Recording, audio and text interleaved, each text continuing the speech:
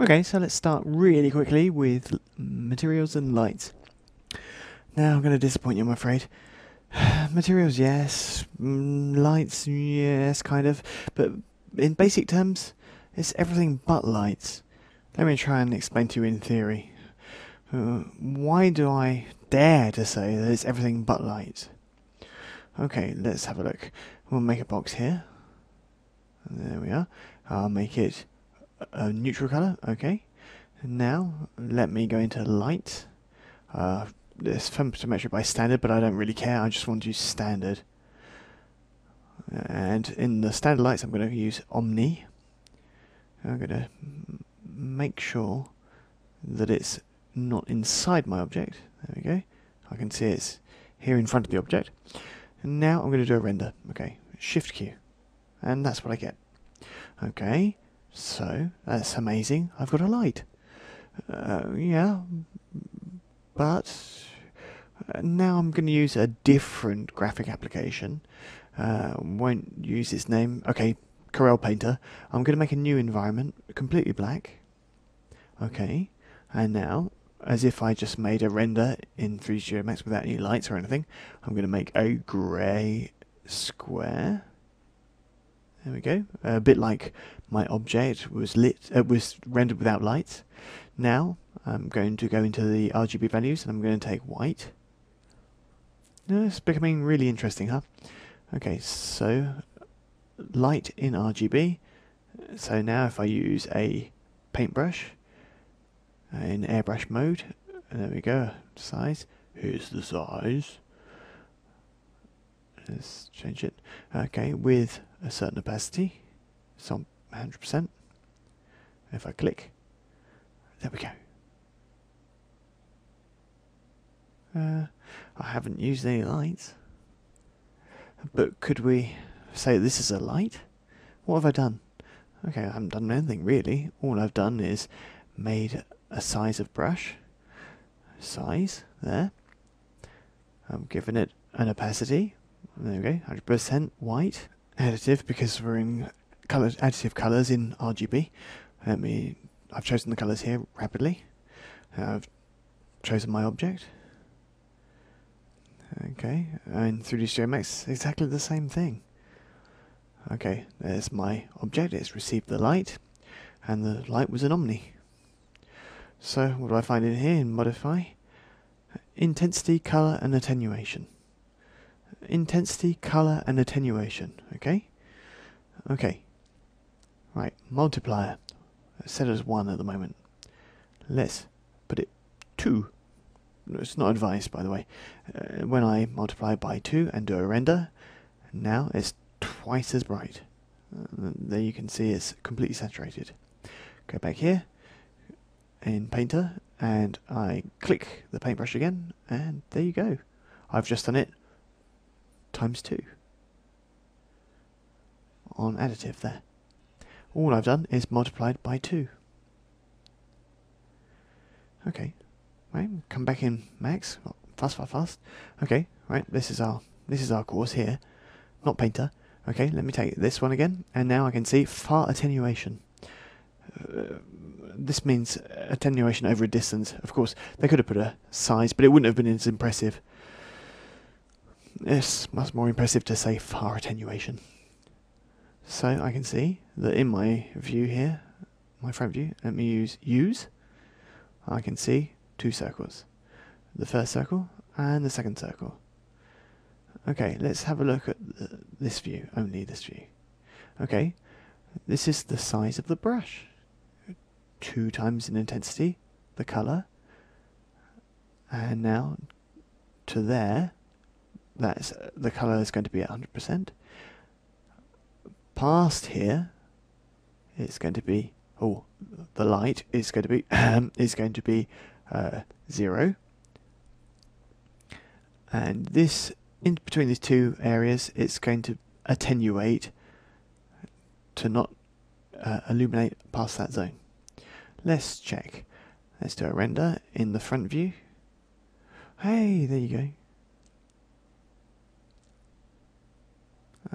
Far attenuation, use. If I click there, I can to choose my colours, RGB, more or less bright, so I can take any old colour. I can take more or less brightness to it, so I can move around red, green and blue, or HSV, so huge saturation and value. So I can move through the circle of colours, I can saturate my colour more or less, and I can change its value. So usually we work directly in here and modify the brightness. So it's incredible the small amount of difference there is between this kind of graphical application. I'm just going through the chromatic circle there and I'm just modifying the colour there, the intensity, brighter to darker, 100% the colour chosen, 100% RGB. There's the size. It's much easier than far attenuation. 1 click, 2 clicks, 3 clicks, the multiplier. It's exactly the same. This is what we call an additive illumination, an additive light. 3/4 of graphics programs use the same principle. Since I'm in a 3D program, the circle of the brush in 3D is presented in 3D, so I get a sphere, or 2 spheres. So that's all there is for the first theory. Let me have a look at the second theory of shadows. Shadow theory now. Okay, I'll make a box and I'll put a teapot on it and I'll make a simple light standard Omni. There we go. I'll move it up. Okay, I'll turn off the grid for better visibility, G, and I'll maximize my viewport, Alt W. I'll just go in modifiers and let me turn on shadows. The shadow is in shadow map mode. When I do a render, wow, I've got a fantastic shadow. Yeah, but it's not really. What is this shadow? This shadow isn't actually a shadow. All it is, again, is just a principle of layers, just like Photoshop, just like Painter, just like any old graphics application. Let's have a look at my first theory. So there's our box. If I copy it, Control C. Okay, here's my selection. I've copied it. Now, let me just stop my selection. Fill that background with a colour so it's a bit clearer, so I can see what I'm doing. Okay, there we go. Right, this bit that I've just made, that I've just had selected, I'm going to just cover it with black. There we go. And now, to remind you, in my clipboard there's my object. So my object is lit with an additive brush, and behind it I copied and pasted, and look, I filled it with black. There's a shadow. If I take the background image and I chuck an effect like blur, soften, there you go. So let me put the blur on here, and there we go, more and more strong. So there's my shadow. Isn't it fantastic? This isn't going to astound anybody. It's very simple, really. The black has got no light, and the white is additive. So in 3D Studio Max's shadows, it's exactly the same. If I come back to the shadows in 3D Studio Max, and I'll explain a bit on how it works. So in the process of rendering, Shift Q, the light, which is here roughly, is going to suddenly transform into a camera. While rendering, this transformation is going to take a picture of this image in the position it sees it. This image is going to be in 2D, and it's perpendicular and parallel to itself. Okay, it will keep this image in black and white in the memory of your computer.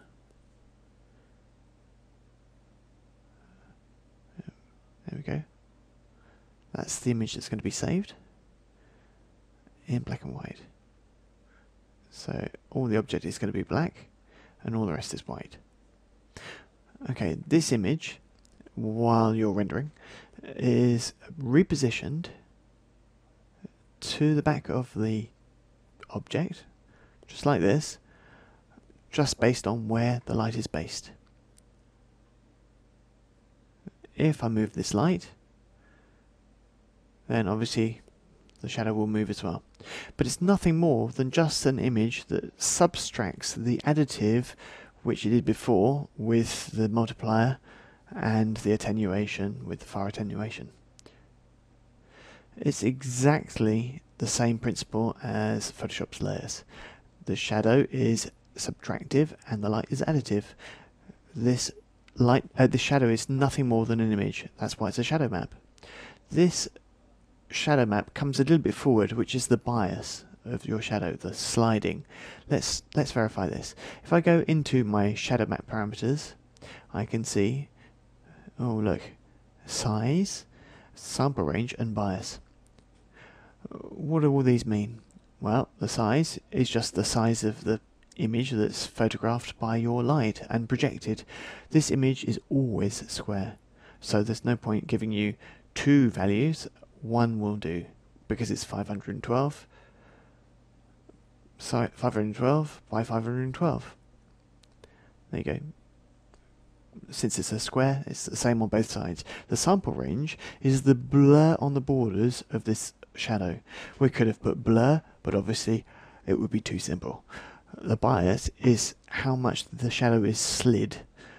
By default, the bias is at 1, which just means that it's just a slight advance, but it's not directly behind the object. It's often this that creates problems in some cases.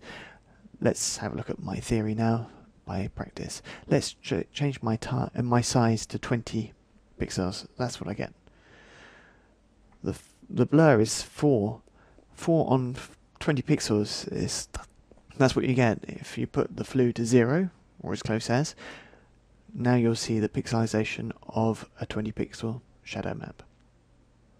So if we go from this principle, if I do an image that's 100 pixels by 100, now I can see there's more definition in the image, which is projected and is subtracted from the additive qualities of light. Okay, right, a little anecdote. Two-sided shadow allows you to have objects that don't have any thickness to have a shadow. We won't bother with that for the time being. Okay, if I put my size to 200 and hit render, now you can see there's a bit more definition, and I'll change my blur to 1. And then you can see there's more of a blur. I could put the blur to 2 for the moment. But if you want the shadow to be really blurred, don't put it at 500 because you'll get more definition. Change the blur value. The blur takes a long time to calculate. If I put the blur at the maximum value, which is 50, the render time is a lot slower. In effect, rendering an image blurred, a big image, takes a long time.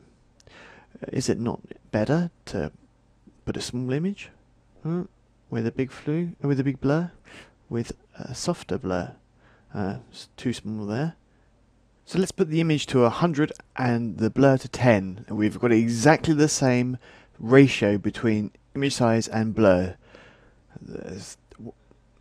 It's exactly the same as if the image was at 500 and the sample range was at 50, except render time is better. If the image is small, but the blur remains big, then you have that sensation of a disappearing shadow. That's quite a frequently posed question, and this is the reason why. Okay, I'm going to continue now with my shadow theory because it's very important so you understand. Let me go put 512 and 4 back as my defaults. If I take my light now, and I'll move it a long way away from my scene. Let me get back to the scene. and do another render. We can see my shadow. Let me just move it even further back. A long, long way away. A lot of people use these lights to make a kind of sun or an exterior light. We'll just come back to my scene to see it. Now if I do a Shift Q again now, and now we can see the shadow. And the shadow is more and more ugly. This is completely logical. It's exactly the same principle as with a video projector. When you move it away, the further you move it away, the worse quality the image will be. For this, you've got to up the image size. And you see, still not enough. And of course it's blur as well. So 2000. And it's still not enough. So 3000. And the render times are starting to mount. They're getting bigger, and we haven't even changed the blur.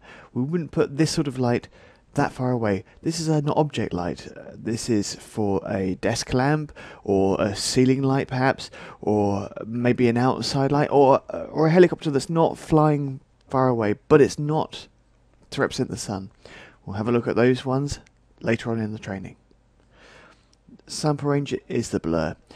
Bias is the slide of the shadow. If I put the bias to 0, I haven't got a problem. If I put the bias to high up, then you can see the shadow disappears. If I put it to 20, and we can see how the shadow is slid. So the more the light is far away, just put the bias to 0. But let's put the light back to close by.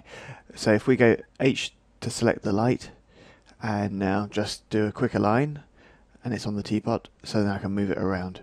It's just a lot faster than just moving it around. So I haven't changed the bias, it's still at 0, and my shadow map size is 3000. Now you can see lots of little errors. This is because of the bias being at 0, and a huge shadow map size obviously. Let's change the bias back to 1, and you can see this is a bit better, but this is far too big, so let's bring it back down to 500. That's better. Be really careful with these values, because like this we can have lots of problems. So there we go, a little bit of shadow theory, at least theory I hope you're going to remember. Let's have a bit of a play to check that we've understood the theory. Okay, I'm going to make a box. Oh, I really don't like this colour, I'll just put it on in grey. Okay, and now I'll make a sphere, and I'll base the pivot on the box, and change it again to green, and turn off assign random colors.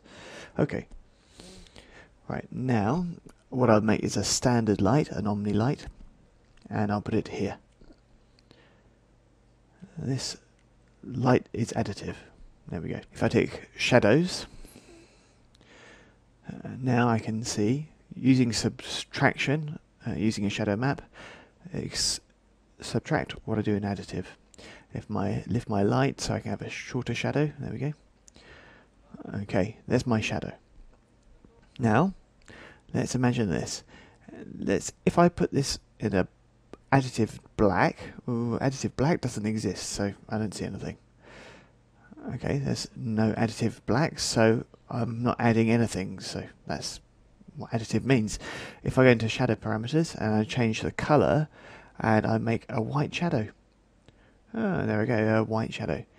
In other words, it's as though I inverted my choices. That's pretty funny. Okay, let's put it back to normal. It's a black shadow and a white light.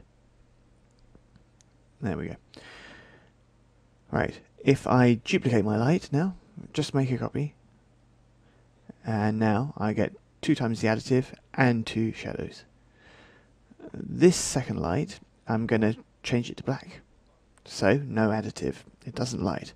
I've got no shadow, because the shadow is based on the light. If the light isn't additive, then we can't subtract what's not additive, unless we play. Let's make a white shadow. And there we go. It's now a luminous shadow. That's Funny. Okay, and if I change this negative, if I change the density to -1, there we go. 2 shadows, but with only one light that actually lights up the scene.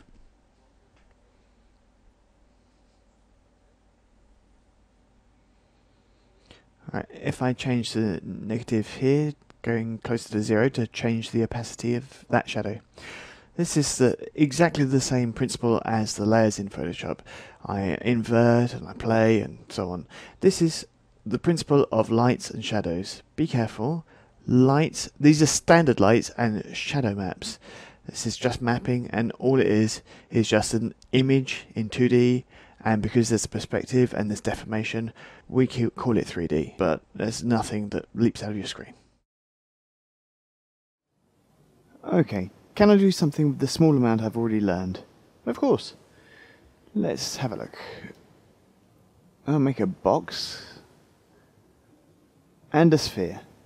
I could do a teapot, but I think a sphere would be more fun here. There we go. This box is going to be a pretty big room. There you are. Like so. And we'll turn off the grid. And here you can see that so far we've used no plug-in except that which is between my 2 ears. And no, I'm not talking about my eyebrows, just my brain. Okay, I'll make a standard Omni light here. Okay, standard Omni. There we go. And just lift it up. This light will be the light streaming in through a window. Bear with me, okay? Just use your imagination, and we'll just imagine that this is the window here. Okay, see? So the light coming through the window is coming from the sun. There we are. And it's going to light our object directly and make a sharp shadow which will gradually fade out in the penumbra of the room. However, this light is also going to bounce lighting information off the walls and hit our object. This is basically what we call radiosity. These light bounces will make blurry shadows fanning out from our object, but won't make specular highlights on the object. Only the direct light from the window can do this. And over here we have the darker corners of the room, where the light doesn't reach, that get brighter the nearer as we come to the light source. Can we do all that with basic lighting? Yes, of course. It's a bit less automatic than just turning on radiosity, so you need to think a little, but you really gain production time. It might seem a bit old school, but are the results any good? Well, let's see. So, I'll go into Modify General Parameters and turn on Shadows. Here's my shadow. I'll make the outside light a bit stronger like so, and I'll come down here to Far Attenuation and turn it on so my light doesn't just light to infinity. There we go. So now I'll change the attenuation. This is the direct lighting zone where the lighting will be equal to the multiplier here, and the end value is where the light runs out. In other words, where the light fades to 0. Now I'll make some more Omni lights. I'll turn on Auto Grid to be able to place them directly on the floor, then lift them up. I'll make one here and duplicate it in instance mode in this case. Now I'll select these 2 Omnis and instance them again to the other side of the room. These are going to simulate the light bouncing off the walls. On the other hand, we can see they're also making spec highlights and overexposing the scene. If I do a render, we can see this is completely saturated with light. I can now just modify one since the others are all instances.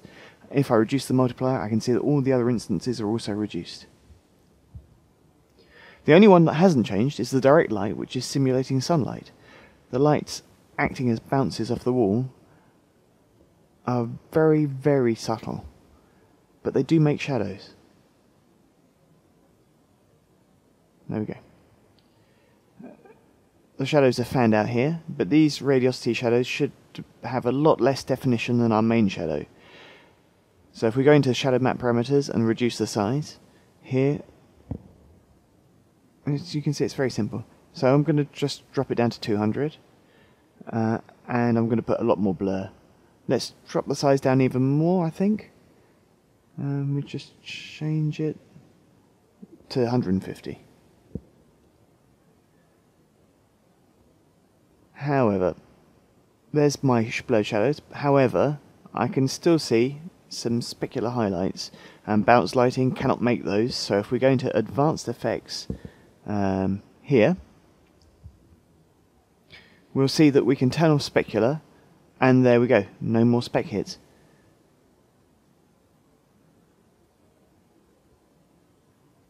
I'm now going to make a different light, still an Omni, and if we do a render, you can see that it adds more light to our scene. But I don't want this light to fight with my direct lighting. No, I want it to subtract lighting from my scene. It's completely possible to change the multiplier value here to a negative number to change the light from additive to subtractive. Let's not exaggerate the effect. Above all, we need to work with attenuation. Subtractive light isn't necessarily great, so we need another theory. This theory says that light means nothing on its own, and that it means nothing if you don't understand materials. And when we talk about materials, we're really talking about shaders, and shaders are how a material reacts to light. And it's impossible to give a course on lighting without explaining materials, shaders to be more precise. This is why you are now in the Bible of materials and lighting rather than one or the other. So we've done our first step now. Let's move on to the second, where we examine just what a shader is. So let's continue your exercise. To go to theory, before we carry on with this, we'll just do hold here, and we'll do a quick reset. Okay. Right, shaders. To make a shader, what I need is the materials editor, so M on the keyboard.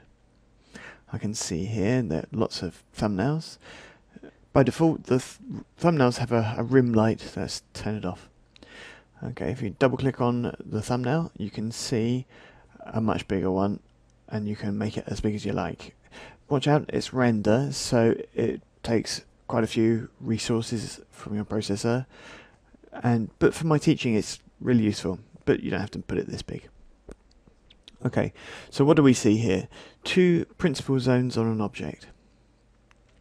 So here, this is the zone that receives the light.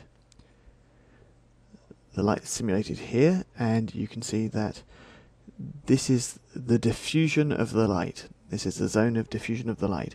So apart from that, it's no lighting. So that zone is the diffuse zone. There you go. The other part of the object is ambient.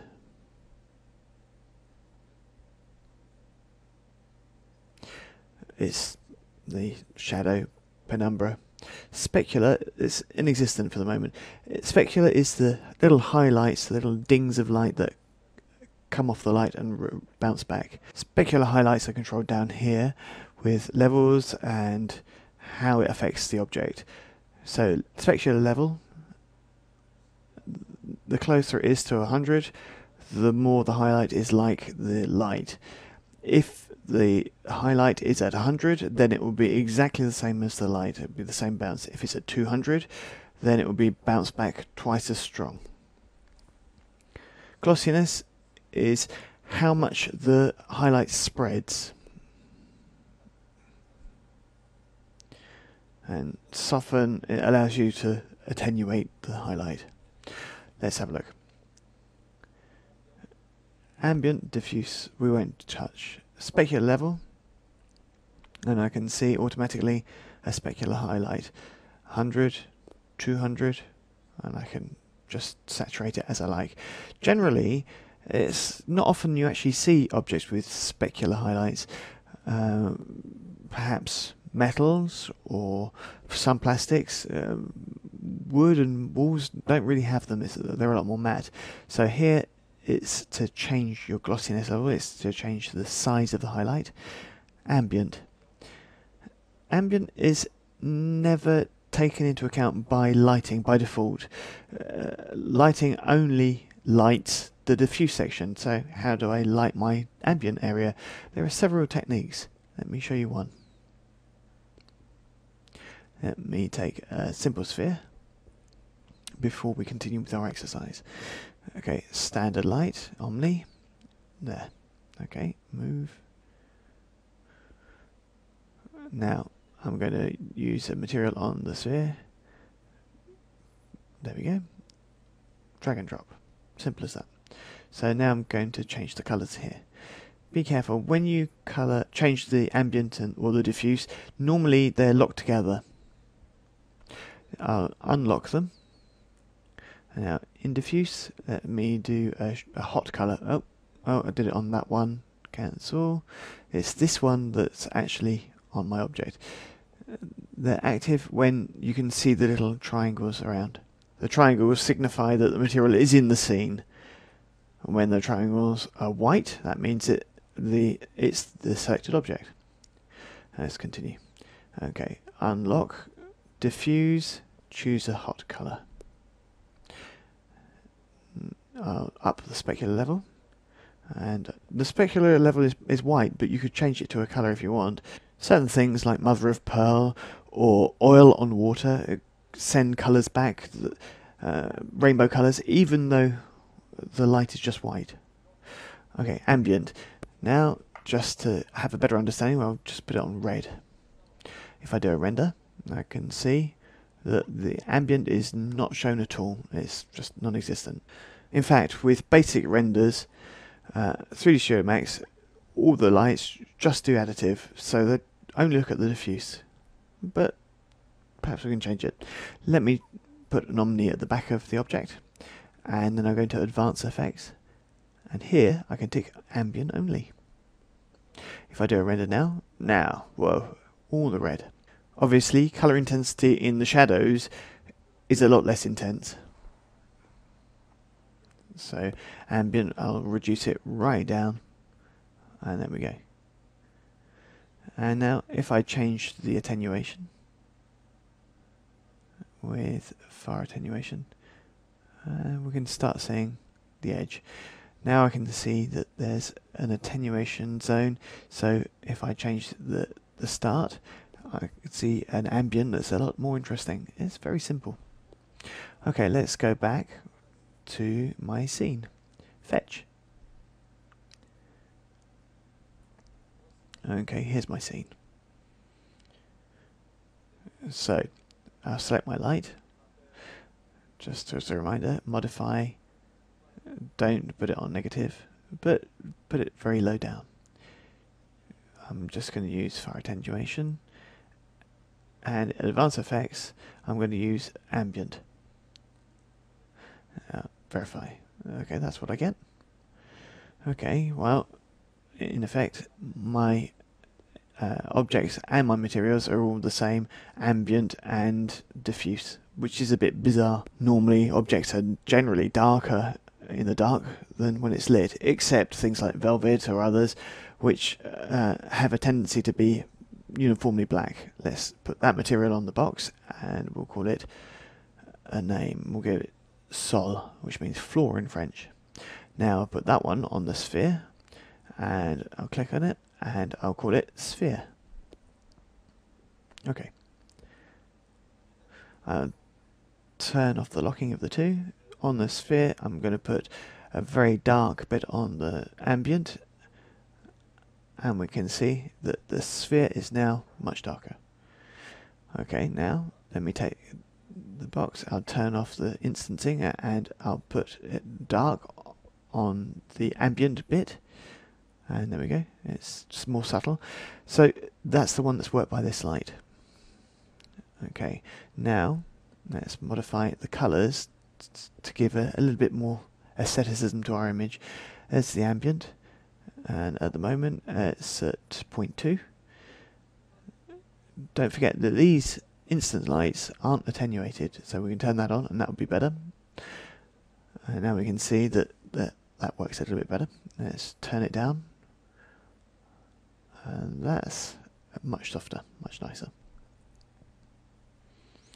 Okay, now I've got my rebound light and my indirect lights and my direct light, and this light only works with the ambient.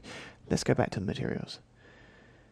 Okay, instead of just black, let's change it to dark blue for my ambient, and the same goes for this material. There we go. Now the floor will be a cold colour. Let me have a look. There we go. And now on the sphere, let me give it a warmer colour and a bit of specular highlight, just for demonstration purposes. And now let's have a look at all the lights.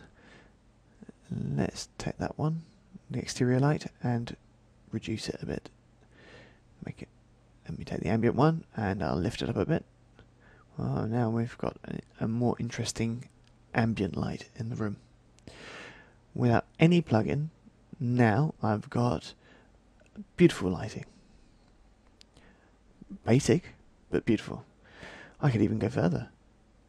Let's select all my lights and make them the child of a point object, for example. Okay. We saw this in the first course on modelling, and I'll put it on box mode, and I'll select all my lights and parent them to that null.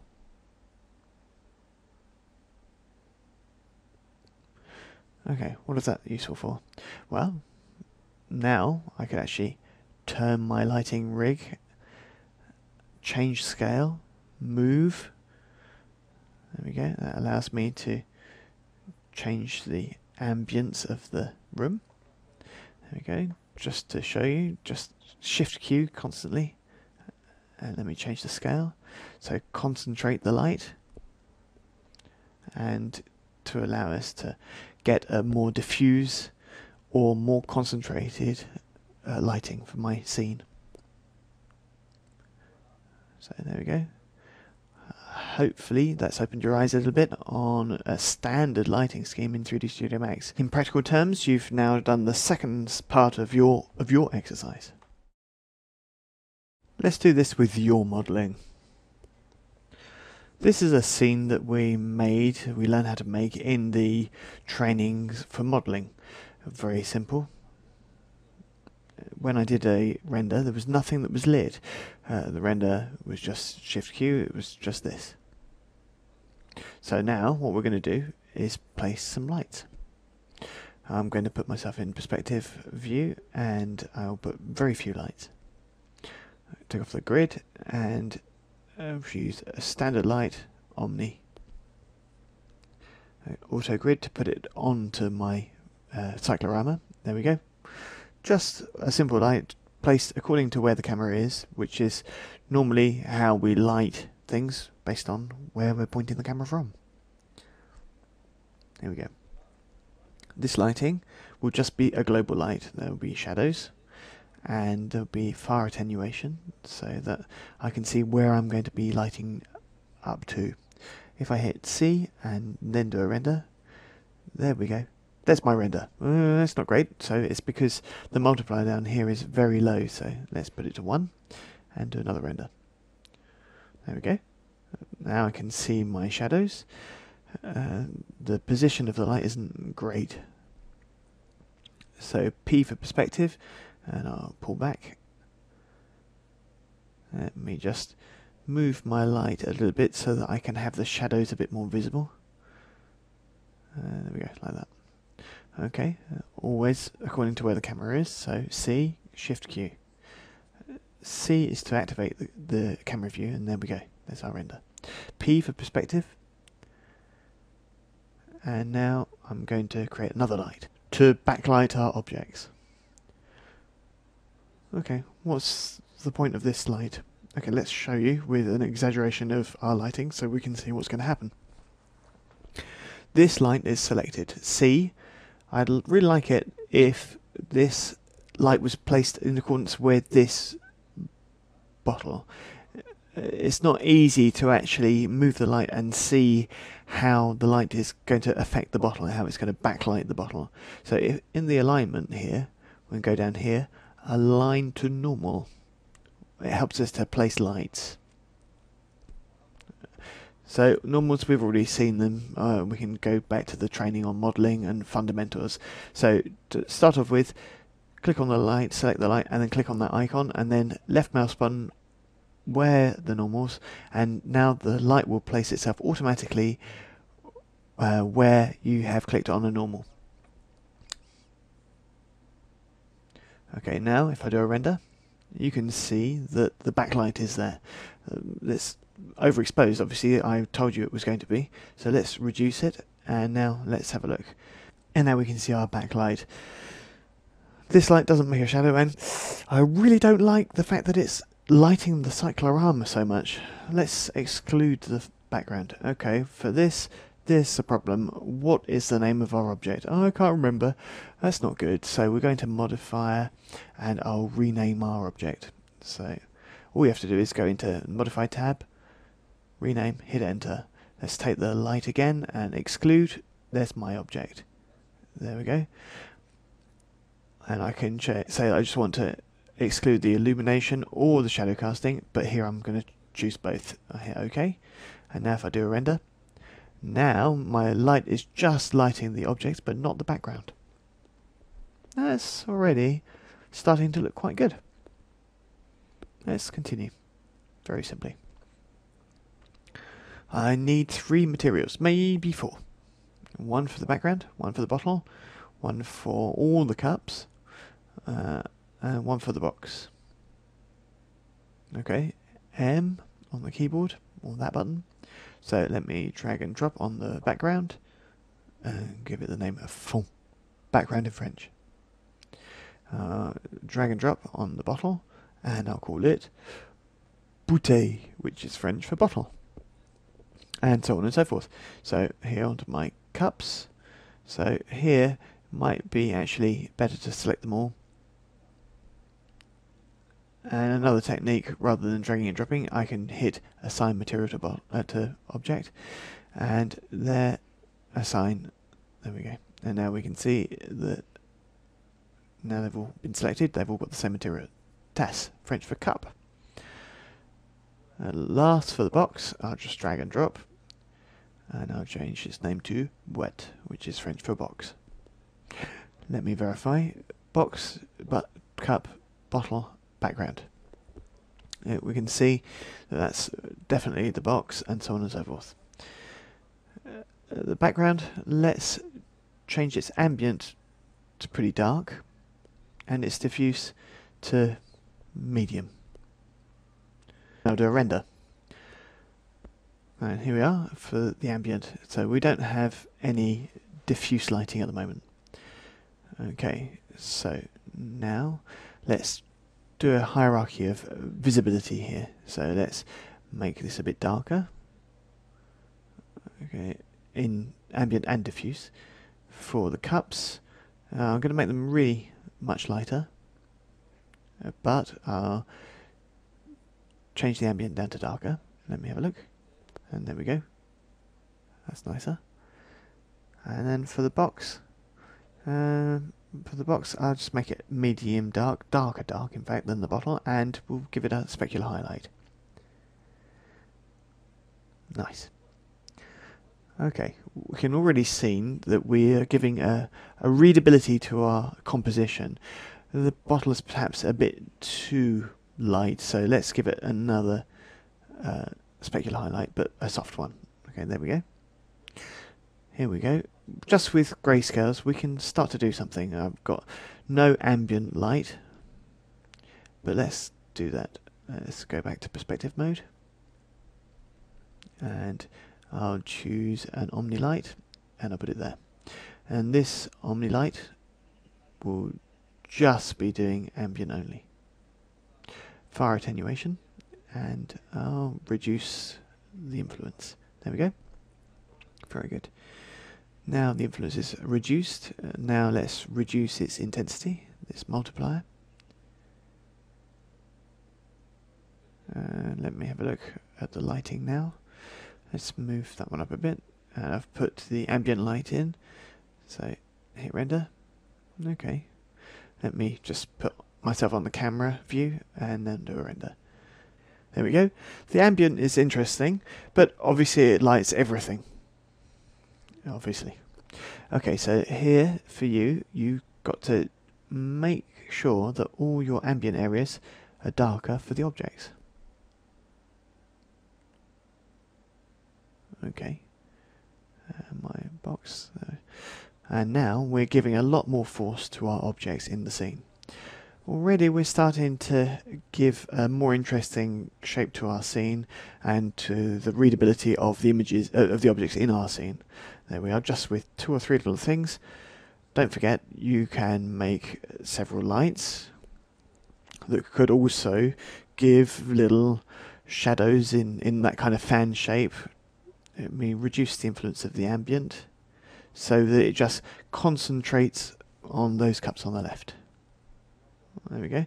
So there's a lot more ambient there. I could up it a bit. And that allows me to have an area that's a bit overexposed or even underexposed. So that's what there is for grayscales. So once you've done all this with grayscales, now we'll give your modelling a little bit of colour. So let's now add a little bit of colour to add a bit of life to our scene. Okay, materials. Okay, it's not complicated here.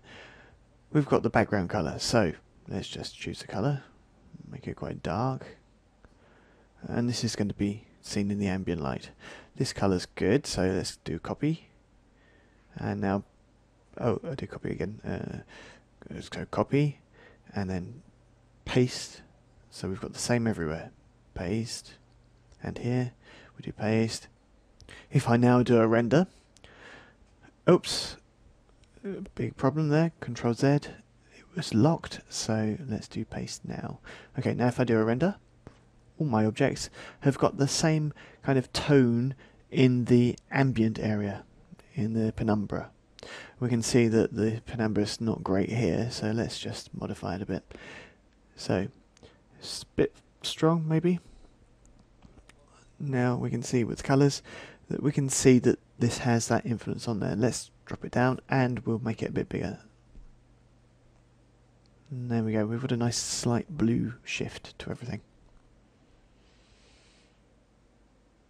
Now let's lightly colour some of the things in our scene. So first of all, I did a hierarchy based on grayscales so that we could see the different geometry. Now let me change the background, so let me put cold tones here on the background.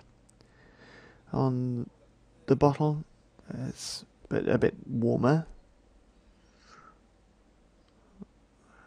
but quite dark, like so. The cups, I'm just going to leave them white, and the box, again, warm, a bit more red, a bit dark. And there we go.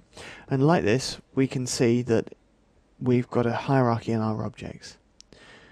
Let's just make that a bit darker, and render.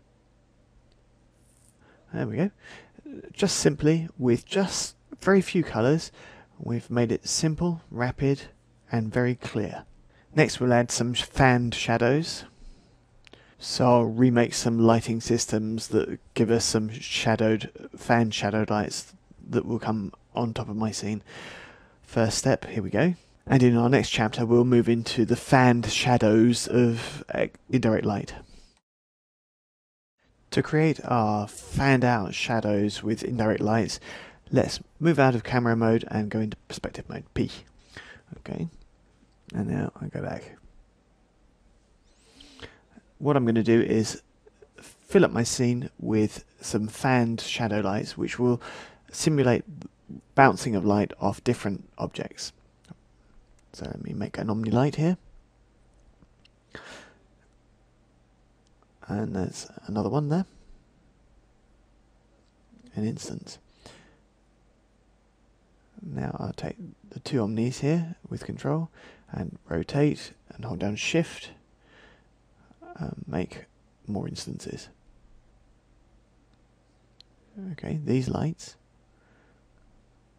will become the child of an assistant, a helper, a point that I'll put here.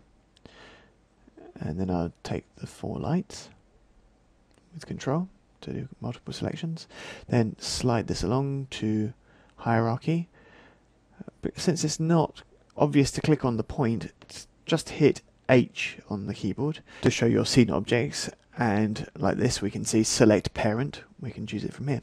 Point, link. Now I'll hit Q to come out of hierarchy and back into select. Select my point and I'll lift it up. Here are my lights. One single light, if I click on it, it will modify all of the others. Change the intensity, the multiplier, turn on shadows, and don't forget to go into shadow map parameters and reduce the size quite a lot, even smaller, 100 or so, and up the blur, the sample range. Now let's have a look in the perspective view. Okay, we can't really see very much here, so let's check to see if it's the intensity that's causing the problem. A bit stronger. It's not the intensity that's the problem, so I'll put it back as it was with Control Z. So instead, perhaps it's the size or the blur. So let's reduce the blur, the sample range. I'll put it to 2. And yeah, it was that. Let's put this back to 200, for instance. So this is the size of the image that's projected for the shadow, and there we go.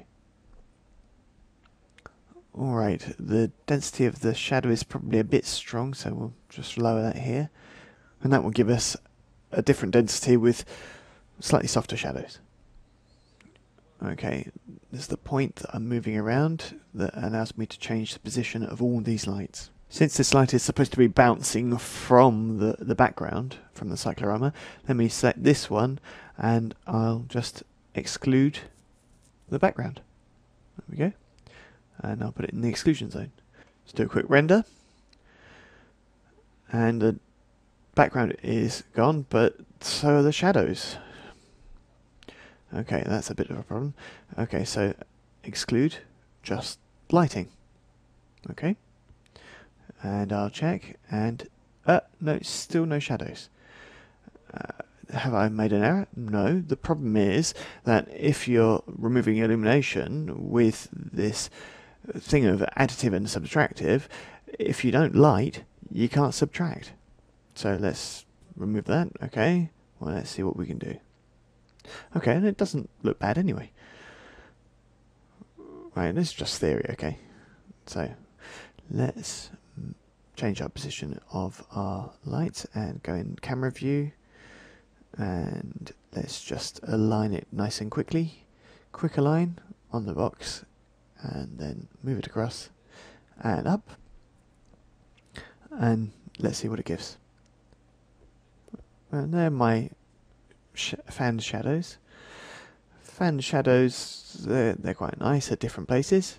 Let's just rotate them a little bit maybe, and concentrate them a bit more and close them in. So there we go. So we can see fan shadows in different places. So let's rotate again a little bit more. So, and let's see what it gives. Because don't forget, the shadows are also part of my composition. These shadows now, let me choose one light and make them a lot more blurry.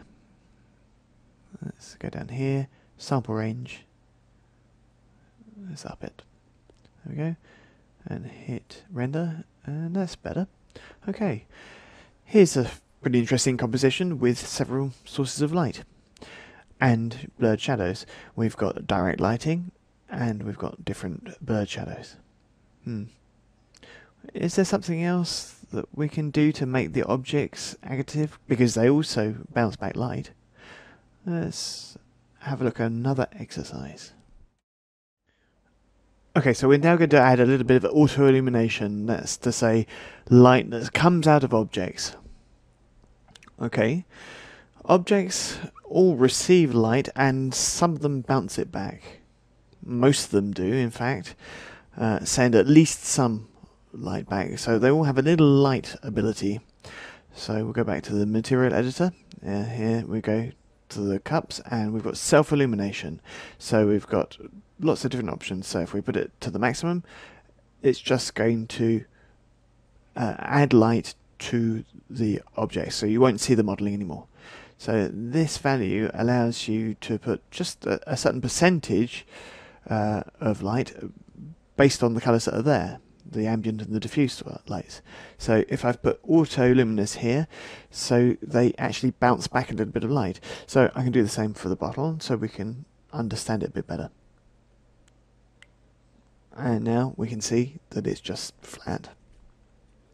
It's auto-luminous based on its own self. So now it's auto-luminous based on a colour. There we go. So let's look at this. If we add a little bit of white, and now I've added a white base to my self-illumination. I can put another colour in there just to show you.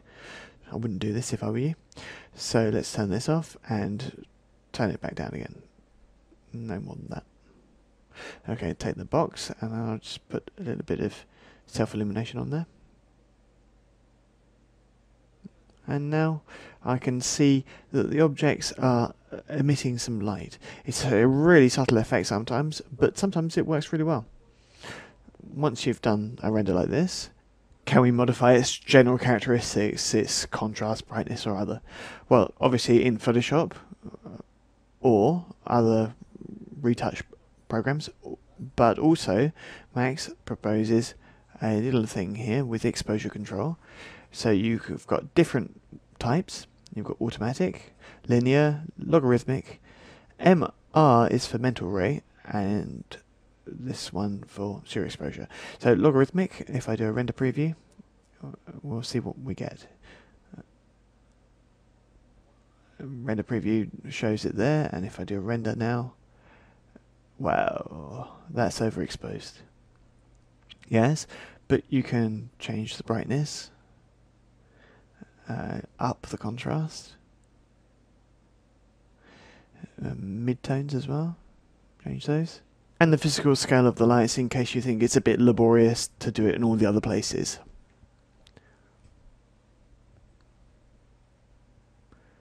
Okay, like this, let's just up the contrast a lot, and up the midtones and lower the brightness. Using this, we can make very rapid tweaks to our images. We can also change the color correction so that, say that it's all bathed in a different colored light. So to obtain a tone that's a bit warmer in total. We could saturate, desaturate, only affect the indirect lights, and all this. We won't look at it now. It's a technique that allows you to use the tool in a different way. There might be yet another manner of doing this stuff. So let's have a look at this other method next. Another way of managing our lights and our contrasts. This is cool. This is exposure control, which is there, but we'll look at that later on. But let's just turn it off for the moment and hit render, and there's our scene as it stands by default. Okay, it's pretty awkward to have to go into every single light that we've got in our scene. Sometimes we don't need as many as this, but there you go. Okay, let's hit back on camera. There's a very useful tool in the Tools menu called Light Lister. And Light Lister allows you to see all of the lights in your scene. So, Lumini 1, 2, 3 and 4. Yes. Okay, so this is why it's a problem if you haven't given names to everything. So you might not find the one you want. So let's go back and let's give names. So that's the principal light for the scene. This one here is the retro lighting. That's the ambient. And the others are instances. So now if we go back to light lister, and we can see the names. And now the instances there in a block of a single control. If I want to go to the controls for each individual light, I just click on this bar here. So multiplier, here it is. So shadow map, size, bias, sample range, which is the blur, remember. Colors. So I could actually give my principal light a color a little bit more yellow. So if I do a render now we can see that the yellow color has penetrated the scene. So let me drop the principal light down and make it quite weak. I'll do a render now. There we go. Now the principal light is a lot softer. So the instant lights, I'll drop them down as well to 0.1. That's the smallest you can do. Okay, retro, that's pretty strong at the moment. So let's colour that to give it more of a depth so it's like the background. There we go. And there we go. We've softened the lighting of our scene thanks to this tool. We couldn't have a simpler example. Remember, this is your scene. Lights. That's what we're going to look at now. The different types of lights that there are in Max. If we go to lights, we just choose standards. And we want target spot, free spot, target direct, free direct, omni, skylight, MR area omni, and MR area spot. And MR stands for mental ray. When I click on an omni, I can see that I've got 5 menus there, just for the creation. If I go into modify, I have quite a number more of rollouts, so there are some specifically for mental ray and some for atmospheres. This is an omni light, which I'll do there, in general parameters. Omni, spot. Spot is just a light that is directed like a desk lamp. The diffusion of the light is in a conic form. Directional is not very complicated. The distribution of the light is not conical, but a linear light. You could make a target, which is just a target, which allows you to direct where the light goes. If I click on the target, I don't have any of the parameters. The target is nothing but something to follow. It's exactly the same principle as a look at controller that I'll look at in the animation training. If I take the source, then I can find all my parameters. So, okay, hang on a second though. That means that all the light types, all the ones that we find here, 1, 2, 3, 4, 5, we could have just put a single icon.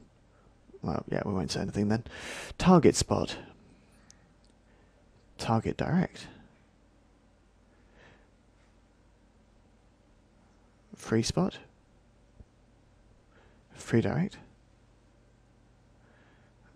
And our friend the Omni. But be careful which view you're making them in. Alright, so in this way we'll find all my lights. So all the different ones. So there's free, target, and let's just get rid of that one, it's just a double, and my Omni. And there we go. So all the different lights, those 5 lights, and they could have just been made by a single icon, and then you could have just chosen them in the general parameters. But there you go. What have they got by way of differences? Spotlight, Omnis, direct. There's not a lot of difference there, except that there are directional parameters here. Here there are spotlight parameters, and the Omni doesn't have those. Omni just works radially, so there's no way of changing the radial function.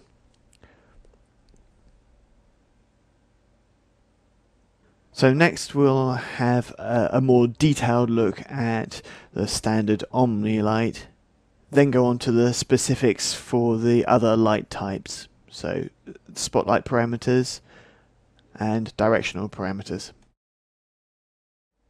Okay, omnidirectional lights.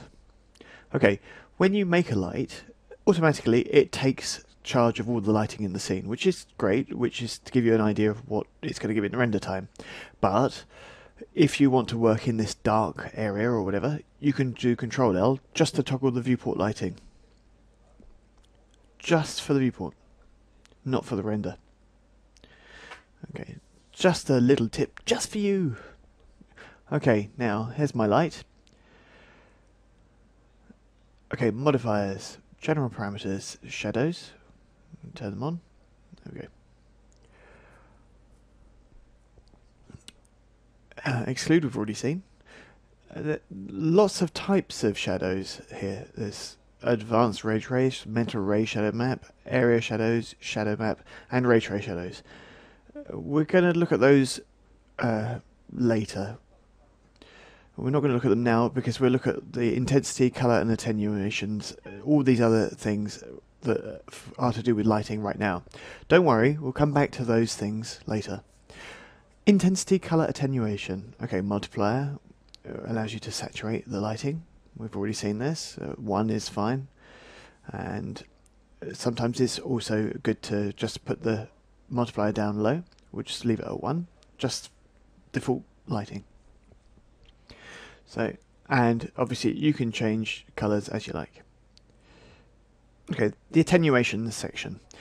Here we can see various different ones. Far attenuation, which we've already seen, we've already used, and there we go. We can see the decay in the light. So we have a show box to tick as well, and we can still see it. But if I select my object, we can still see my light boundary circles. Show always shows the boundary circles, and if you select the object, it's hidden. Often you turn it off because if you have lots of lights, all you end up with is a load of circles. It's interesting to see if your object goes into a lit zone or not, but not. Okay, far attenuation. This is something that doesn't really exist in reality. Here's the lighting here. If I change my circles here, the start and end, all the attenuation is concentrated into that smallest zone. If I really reduce it, make it much closer, I'll make a more sharp circle like a theatre spotlight. Near attenuation. So there's a circle. Okay, well, I can see a little spot there, but what does it do? So the best is to make another circle. Okay. Ah, now, wow, what is this? Okay, this principle here is to allow you to give a birth to your light, if you like. Near is the start.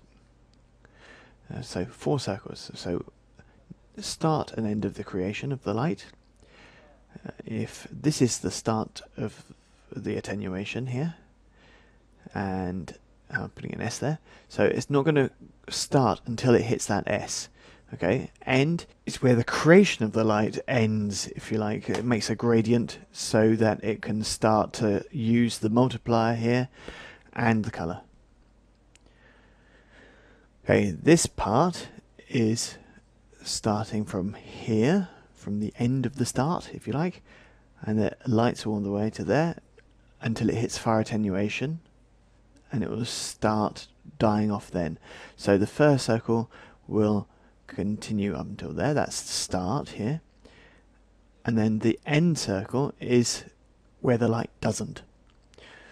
Obviously no real world light works like this. This really shows that it's just like a brush in a graphics package, like I explained in the theory of lights. When you have a light that's positioned like this, normally it just lights in an exponential manner. There's no sudden drop off. It just continues until it can continue no more. That's why these lights are just standard lights. They're not photometric lights. Okay, let me turn off use near attenuation. Okay, we've got another attenuation which is here. Let's turn off far attenuation as well. And now we're just going all the way, the light, and I'm going to use a different type of decay. So here, inverse, or even inverse square, which is slightly more scientifically correct, but it's all your choice. Obviously, it shows you the circle of the decay area. It's a lot softer, and it stops you having to manipulate all these values here. Obviously, it's your choice.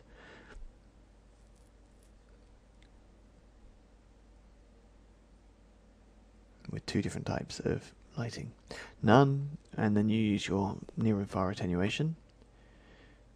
There you go. Let's just move that one up a bit. So we have a nice soft edge. So there's attenuations and intensity, color, and attenuation. Okay, advanced effects. In advanced effects, we can change the contrasts, which a lot of people forget. And the contrast cuts the bit between the diffuse area and the ambient area much more sharply, as we can see here. The cut is very neat. So there's diffuse light and there's ambient light.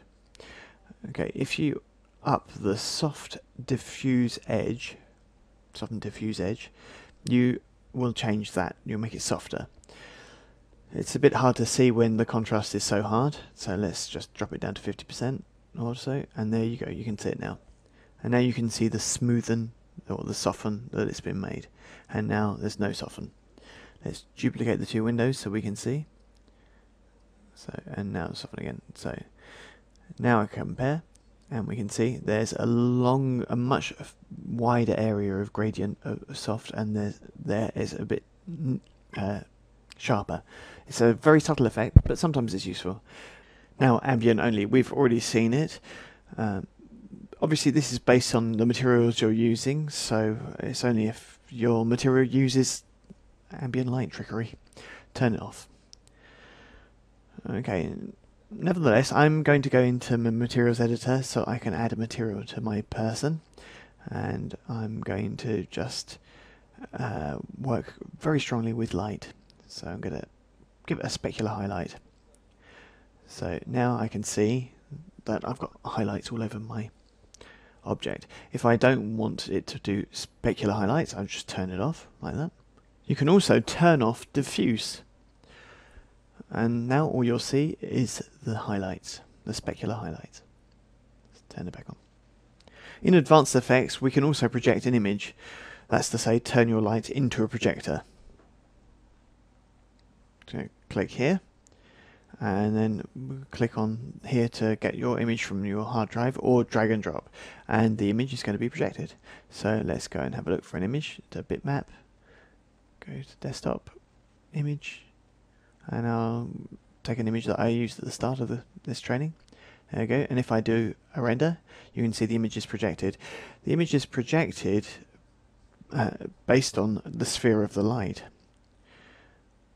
And that's why we can see this knot in the center. Here's the light.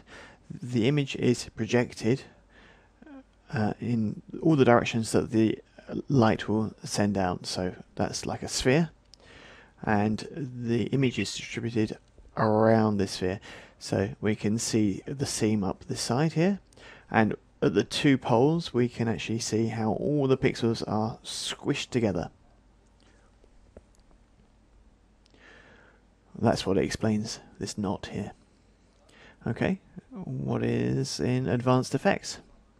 Let's now go on to shadow parameters and go to the shadow section for seeing all the other things.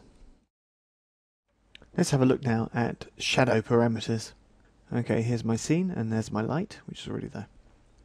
Okay, my Omni light, I can turn on shadows and it's shadow map. So shadow map is an image that is projected. The problem is that with the size of the image you might slow down or speed up your scene, but with a bad result. And we already know how that works. So let me put a particular type of material on my object, that one. Okay, my object now has this material. If I do a render with the shadow, I can see it there. If now, with my object, I change its opacity, I drop it right down, that's the opacity here is the same as transparency. So now, my object is completely transparent. In the scene, of course, you can still see it. When I render now, the object has disappeared because it's transparent, but the shadow is still there. If I change my specular highlights, so bring them up, and do another render. Oops, what's happening here? Okay, here's my object. If you imagine my light is here, the highlights are bouncing off, no problem. That's with the specular highlights I've said. The shadow, how does that work? As a reminder, the shadow is nothing more than just a square image which is projected using the profile of the object seen from the light, and based on the light's position the image is projected. Okay, this image is black and white and it has no interest at all in materials. It's one of the problems with shadow mapping. It's incapable of understanding transparency at all. For this, you need to have a different sort of shadow that we'll look at later. Shadow maps are just going to make black and white images and project them. But going from this principle that it's a projected black and white image, maybe we can do some things that are interesting. If I do a render, this image that's projected here, it reacts exactly like in Photoshop as though it's a mask. So I can actually come in and feed this zone of the image and put whatever I like in it. Okay, video you could put in there, it's probably not a good idea unless you're a misunderstood artist. So here, let me take off the transparency so it's completely opaque and take away the specular, which was a bit too much. Okay, here we go. I'm going to take my light and I'm going to go into its parameters, shadow parameters. There we go. Color, density, and look, you've got map there. If I click on none, then I've got a choice of different types of maps. So I'm just going to use noise, which we've already seen. I'll drag and drop the noise on the material. Instance. Now if we do a render, now we can see the little bits of noise that are on the shadow, but the trouble is it's based on the size of the noise. It's far too big at 63.5, so let's try 5 and hit render. Now we can see the noise that's going on just the shadow, but also on our object. Every time you have a light with shadows, it casts them. So there you go, that's our new word, shadow casting. Okay, this cast shadow, I can actually colour it as I like, colour the black parts or the white parts. Let me see, go in here and change the colours, just lightly. Obviously Belgium has a different idea of light than anybody else, so here we go. So let me change the size again. Don't put it to the minimum because you might crash your machine, but 0.1 is fine. And now we have a very, very fine pointillistic technique, and we could change the fill of this shadow and change the difference between the two colours, and there we go. So now we fill the image like this, that will allow us to just colour the shadow gradually and also to even get some film grain.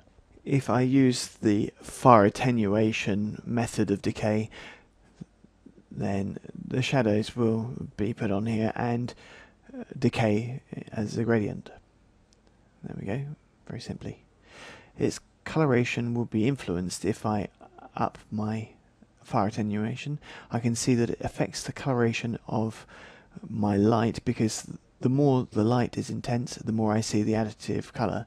So here we can see a colour gradient in the shadow.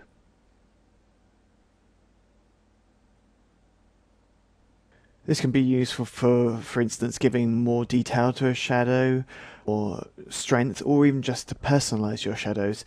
You can also put other things. I've put a noise here, but you could put whatever you like. Starting from the principles we saw in the previous video, I just made a scene here with a box and a sphere, and I will add a light to it now. Standard target spot this time. I'll click and draw it out. Let's have a look at the position of my target for my spotlight. Okay.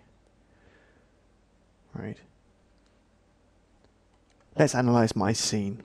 I've got my light here, I've got my target spot, and it's that spot that will be at the center of the shadow that we make. The position here is going to determine the center. If I move the light around, the target spot is going to be there, so the center is going to be over my object. Okay, right. The fact that the center of the image is going to be based around this spot is very interesting, because it allows me to target it. Okay, let's have a look at a practical exercise. Let's do a render. Let me modify my shadows. So there they are. Now, if I have a look at my two scenes, two versions of the scene, I can see that the center of the projection of the light and the shadow is well in the middle of that shadow. It's the center of the image that is projected. Okay. Right. So now shadow map parameters, and in map we'll choose a gradient. M for materials, and drag and drop, make an instance. Okay, here we've already seen gradients, especially in displacement. Now let's take radial, and I'm going to concentrate the colors just by copying 1 and 2. Okay, so we can see now it's really concentrated. Now, if I do a render, what's going to happen? And there you go. We can see the gradient in the center of our projected shadow. So the position of the gradient, the white bit of the gradient here, is right on top of the target for the spotlight. Okay, this is an interesting, funny tip. So if we just, this allows us to simulate radiosity. It's just a silly little thing, but we can have a look for projection of images. So now if I select my object, a ball, and I click on here to give it a specular highlight, and I'll give it transparency. And now, at render time, we've got the sensation that the light is going through the object and is shining through to the back. So we can change the concentration by changing the colors to position. There we go. And by changing these things, we can choose to manage how our gradient looks. Okay, that's a little application of an image for the shadow mapping. Here's a new scene. If you look at it carefully, you know exactly where the omni-light is. It should be about here. And you know it's an omni-light because all the shadows are spread outwards based on a central position. Okay, let me come back here. So let me have a look and see what I can do with my shadow map parameters. Okay, we can see here we've got a map, and we can set density, put a material, color. Oh, light effects, shadow color.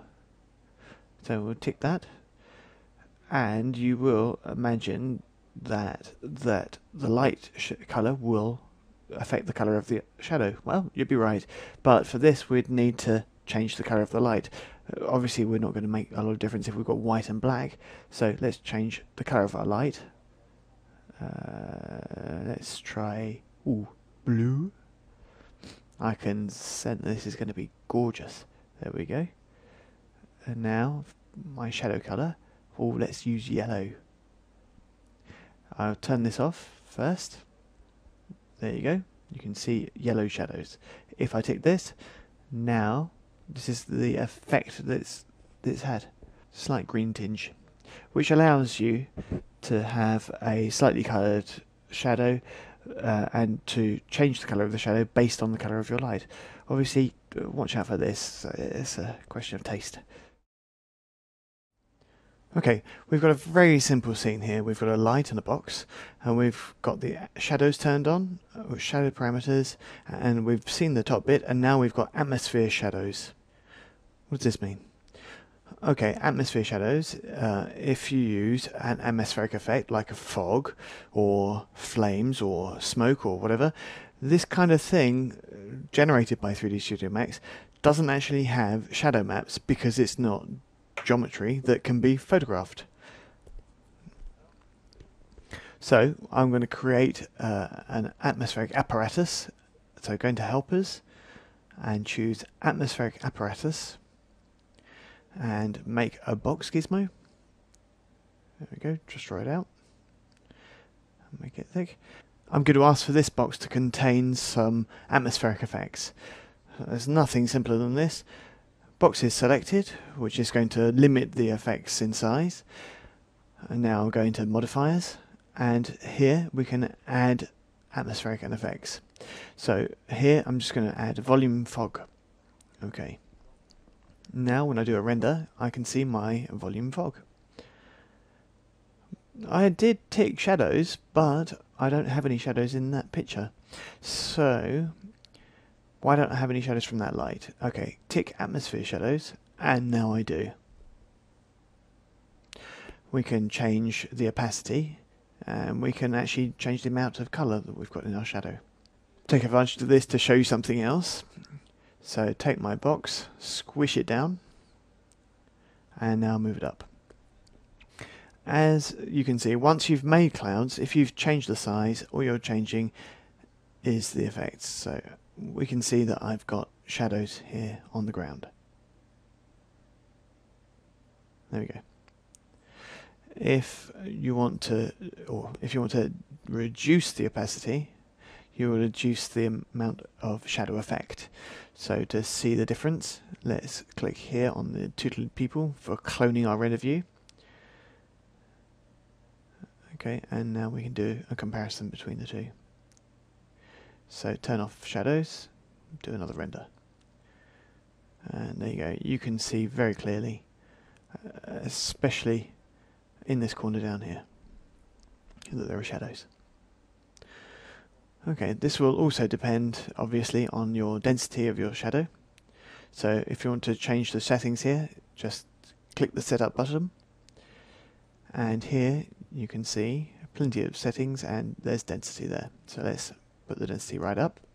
Now do another render with Shift Q, and now we can see the density is much better. We've got lots of different sorts. They work exactly the same as noise. So we've got regular, fractal, turbulence, and all the settings, etc. Okay, here, for further information on the fog, we can have a look more at special effects and renders, etc. The goal here is to show you that when you've got an atmospheric effect, so that it can have a shadow map, then you need to click atmosphere shadows, because shadow map only works on geometry by default. So here we have 3 objects and 1 light, and we'll just do a quick render, Shift Q, and that's what you can see. So I haven't turned on shadows, so let's take my light and turn on shadows. So we can see here 3 shadow mapped shadows. Let me put 3 different materials, M on the keyboard, on the first one, second one, and the third one. There you go. Alright, on the first one, I'm not going to change anything from the second one. I'm just going to change its colour, obviously a very tasteful colour, and transparency. There we go. On the third one, I'm not going to change its colour, but I'm going to give it transparency, and I'll go into here, extended parameters, and I will advance transparency, filter, and if I click on there, then I can give it a colour for my transparent area. So now we'll see the big difference between giving a colour to an object and making it transparent, or making it transparent and giving it a filter for the colour. Do a render, and we don't have any difference at all in our shadows because it's a shadow map. Right, now I'm using a different technique. This technique is called ray tracing. This light, rather than taking simultaneous photos and projecting them onto the ground in subtractive, which is the principle of shadow mapping, it will launch rays based on its type of light. So here an omni. So these rays are going to be launched. When they hit a box, they will not go behind it, except unless it's transparent. Okay, so when this one hits on the side, it will make a very straight shadow.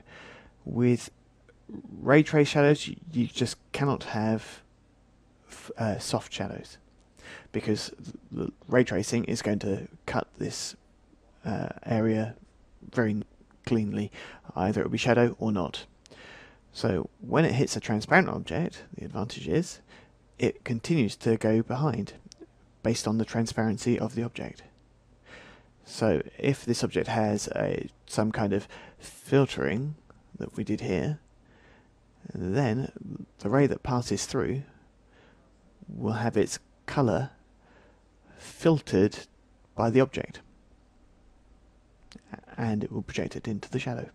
So let's go to the act, let's change from shadow map to ray trace shadows, and hit a render, and now you get exactly what I said. So my light was here, so it sent a ray this way, and it bounced off the front, and it went along the sides, and it made a very straight edge shadow. When it went through this one, it didn't really get coloured, and the ray passed through here and was filtered by the filter we set. Okay, so this is the big theory of ray tracing when it comes to shadows. Ray trace shadows has its own shadow parameter box. So you can see here there's lots of different things in there, and we'll see that next. Ray trace shadow parameters. Okay, we can see there are far fewer than we had before.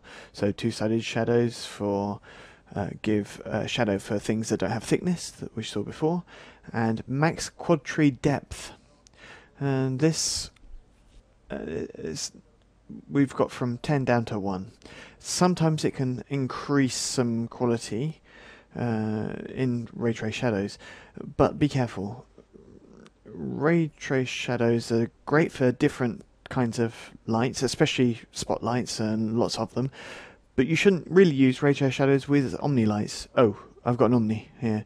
Why should we not use them? It works, but when you've got lots of objects and lots of omni lights, don't use ray trace shadows.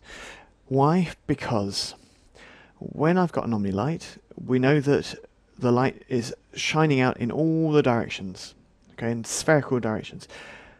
Ray trace shadows work a bit differently. They work with a projection that you could consider planar, so it will send out a number of rays depending on the position of the object, the light in this case. In this case, this light has 6 sides of protection. Let me just do a better drawing here, a little bit smaller as well. Okay, so there we go. There are 6 sides of protection, so it's the same as a cube. The omni light compared to the spotlight, which only has one side of projection, will be sending out this value multiplied by 6. So this is why, especially if you've got lots of objects and scenes with lots of Omni lights as well. Okay, obviously there are other parameters working the same way as I did before. So map, I can drag my noise on there, okay, an instance, and hit render and see noise in my ray trace shadows.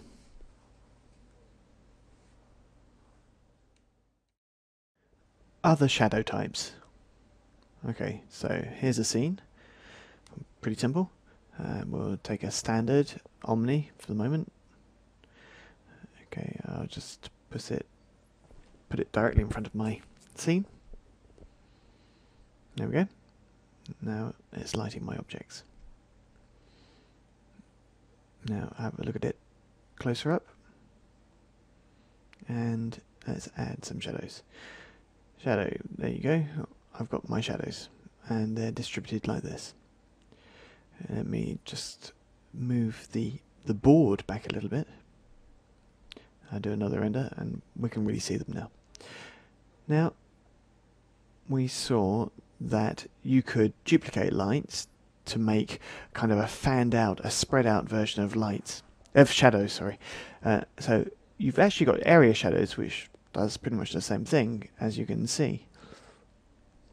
And they're more spread out. So we can see it just about on the plaque, on the board. So let's just scale the board a bit so we can see it more easily. I'll do another render. And now here I can see that the distribution of the shadows is blurred based on the light that's present here.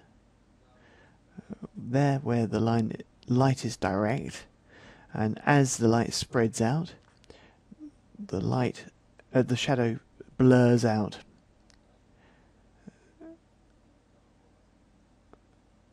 Based on its position. The quality is average at best, so let me take the light and let's see what I can see in area shadow parameters. Area shadows. Here we go. So here I've got lots of different parameters. What's interesting is that basic options, and basic options here, we're kind of simple, where it actually just turns off the area lighting, and it just to give you a test. So what do rectangle, disc, box and sphere light correspond to? That's very funny. Okay, if we go back to rectangle, now I can see that down here, area light dimensions 10 by 10. And well, that's a bit same as the trick. So here's the light, okay? If I choose rectangle light, there's a rectangle around the outside of the light. This rectangle, or square, because we've got 10 by 10, is 10 centimeters by 10 centimeters. Shadow quality, let's see. Okay, so you've got the middle light, you've got one here, here, here, and here. So all of the corners of our square are 10 by 10 square, which give me 1, 2, 3, 4, and 5 lights. Wow, shadow quality 5. Rather than just calling it distribution of lights, or number of lights, oh, why not call it shadow quality? Rectangle light, area light dimensions, well, but that's the same principle. So I'll now do a render, and there you go. And do you remember that when I did the basic lighting theory, I could actually reduce concentrating them by making them part of a hierarchy using a point? So here, if I make the rectangle bigger, 50 by 50 for instance, then all it is I've just enlarged the scale of my object. my parent object. So now you can see the shadows are bigger and more spread out. In this case, let me do an explanation with my little drawings. Here's my light. My rectangle is this big. The rectangle has still got the same 5 lights at each corner. Obviously, the shadows are going to be more spread out. Well, there you go. That's the theory of area shadows. So we've got lots of different distributions, disks, so we can change the default size, 10 by 10.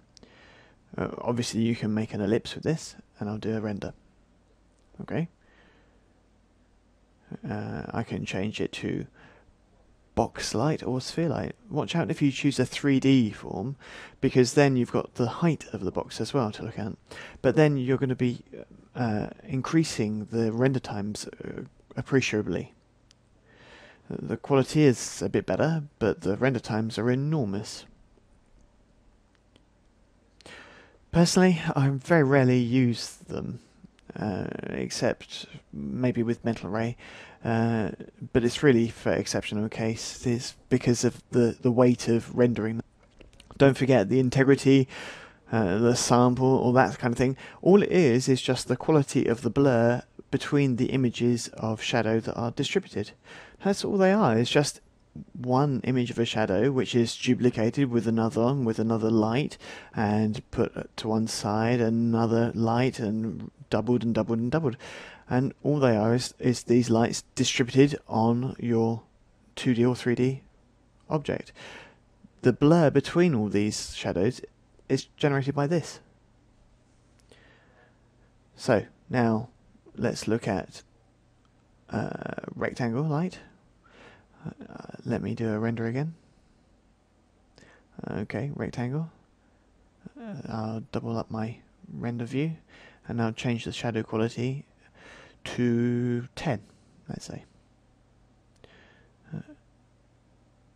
So obviously I've got double the rendering time.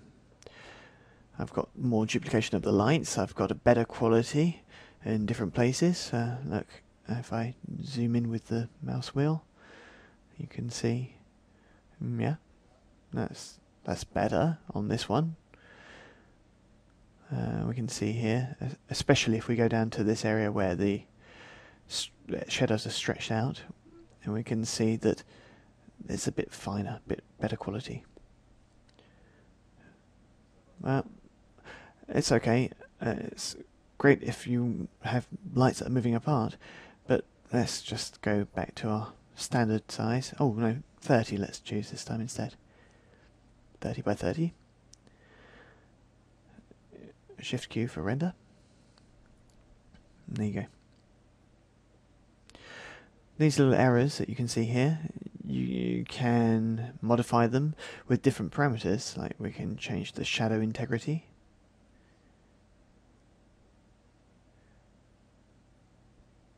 And there you go, you can see they're gone, they're much better, all the artifacts are gone.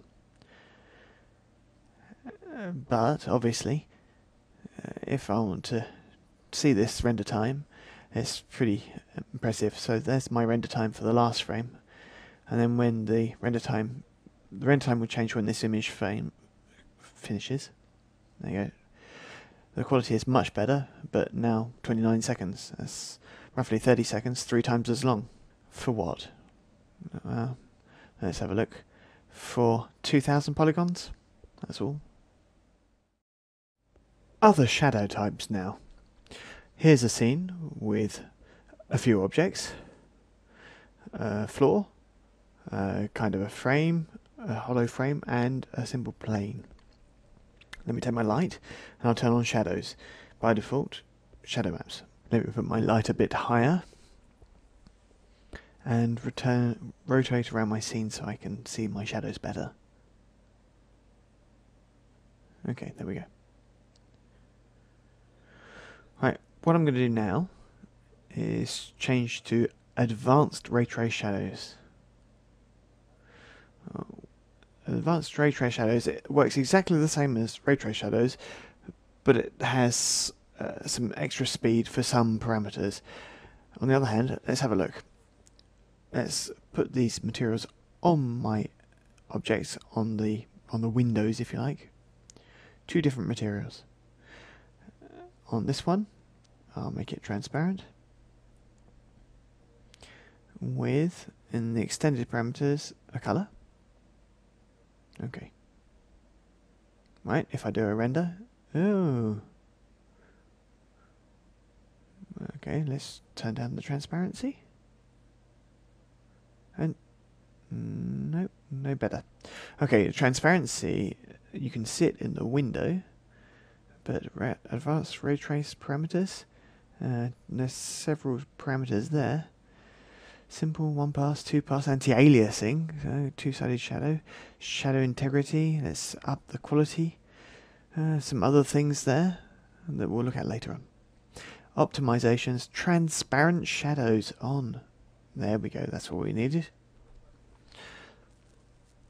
We absolutely have to click this if we have transparent shadows.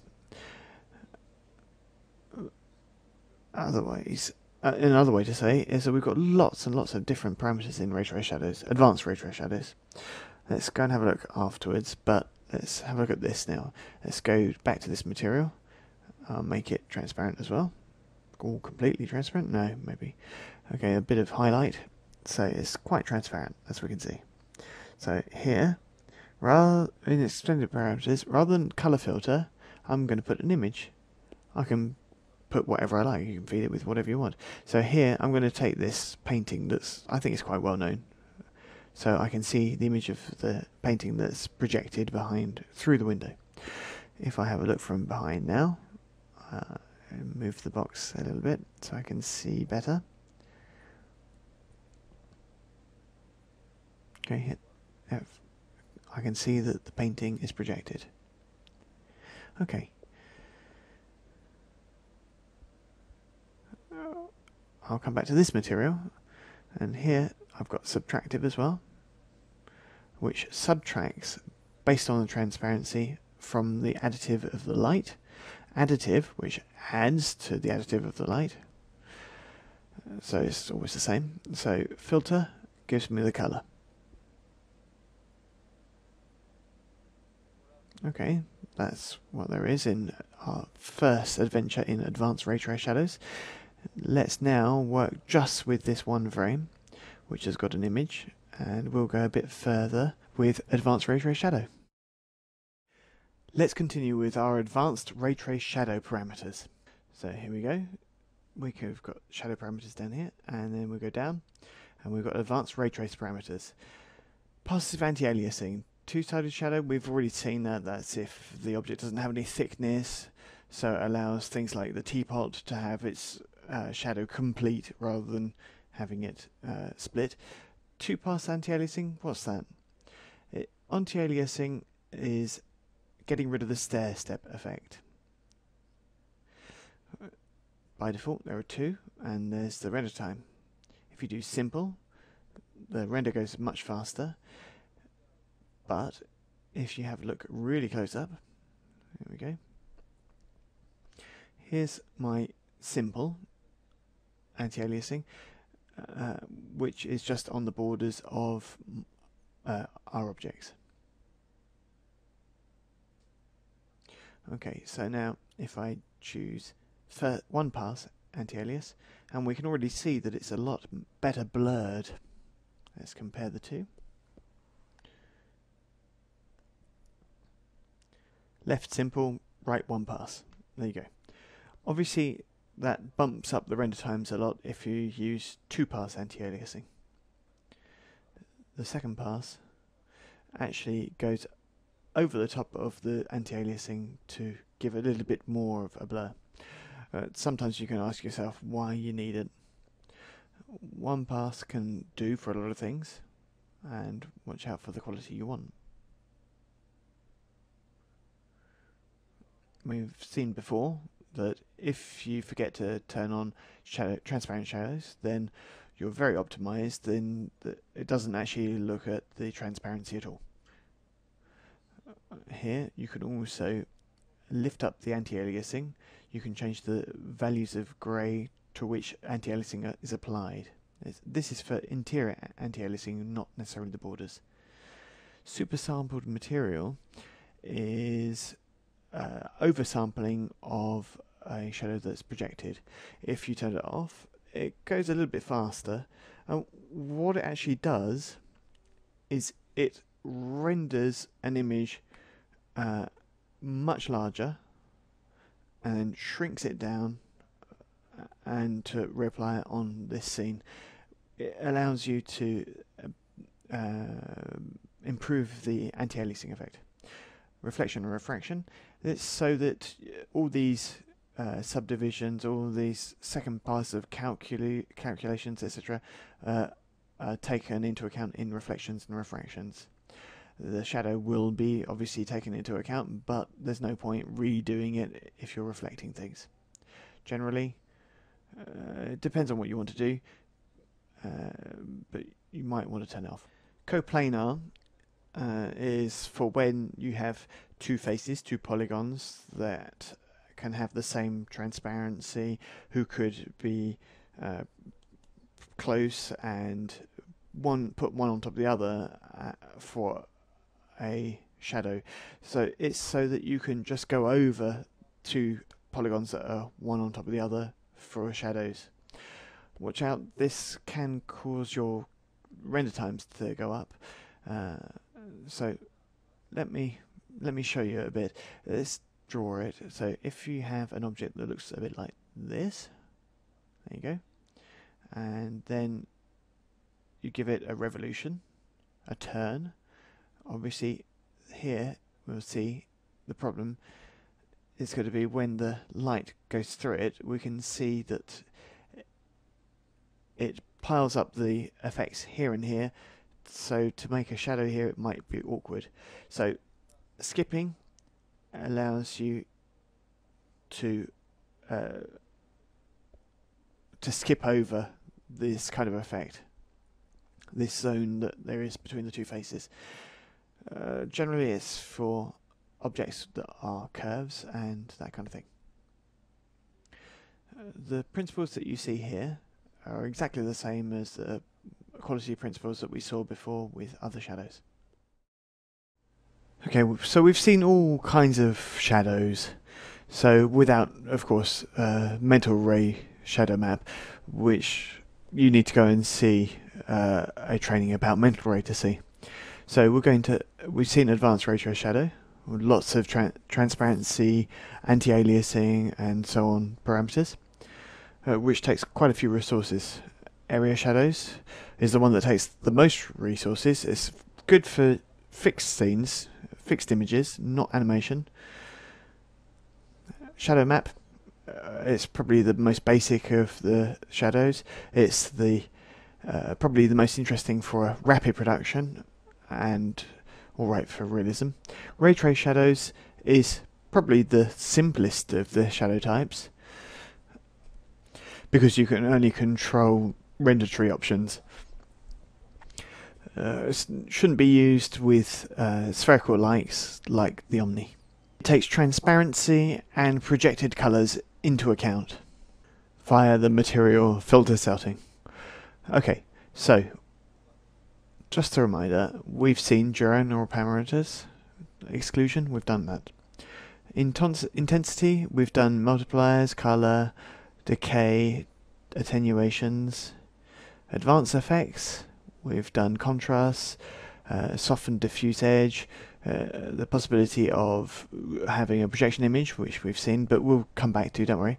Shadow parameters, we've looked at the type of shadow parameters based on which mode of shadow we're using. Now, shadow map parameters, yeah, that depends on the shadow type. Atmosphere and effects. Now, let's have a look in here now. The atmospheric effects for lights. So if we hit add here, volume light is the default one. Okay, if we do a render, you can see that the atmospheric effect takes place in a view. Perspective, yes.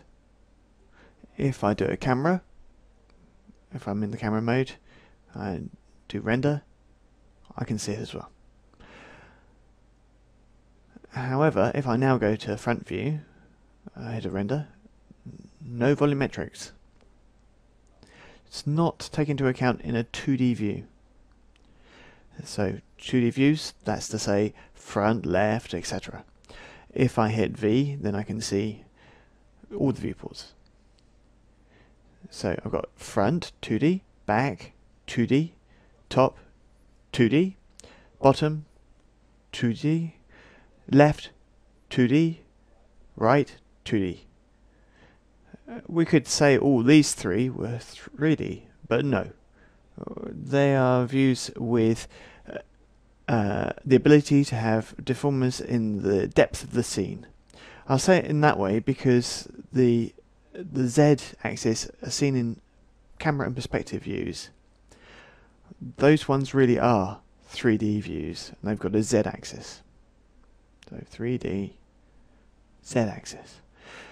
The isometric user view is not a 3D view really, but a 2D and a half, or 2.5D.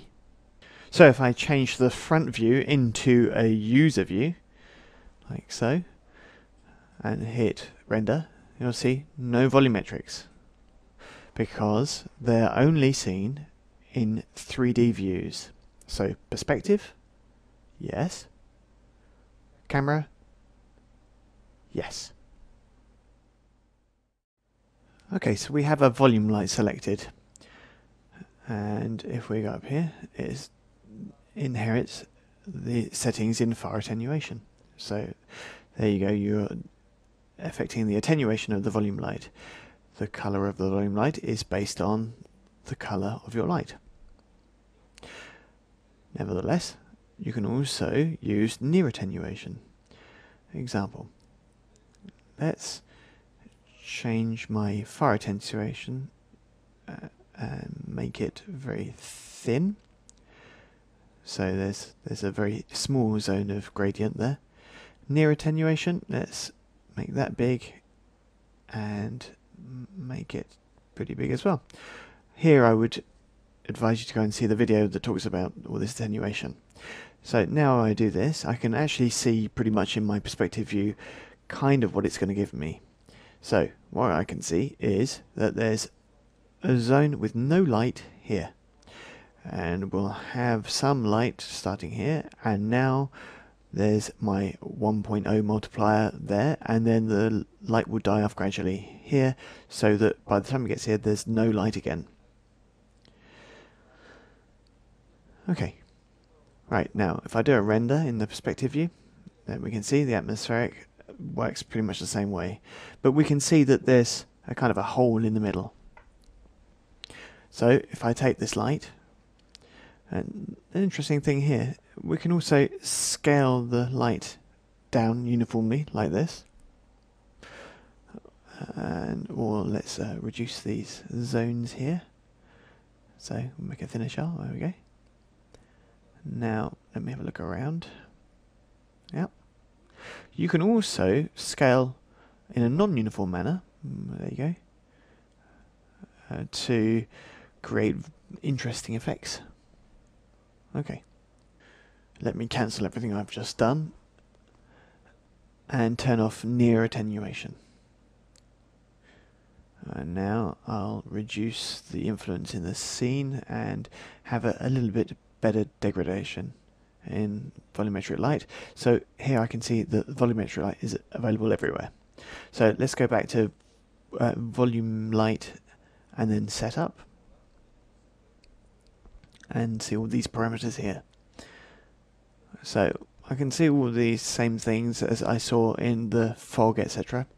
Like density, I can see that the density is at 5. If I reduce density, then you're going to diminish the density of the volumetric light. Okay, I've also got different qualities here that are relative to the shadow. Oh, we haven't got any shadow here. So what happens if I do click shadow? Let's turn on the shadows here. There we go. And the volumetric is taken into account by the shadow.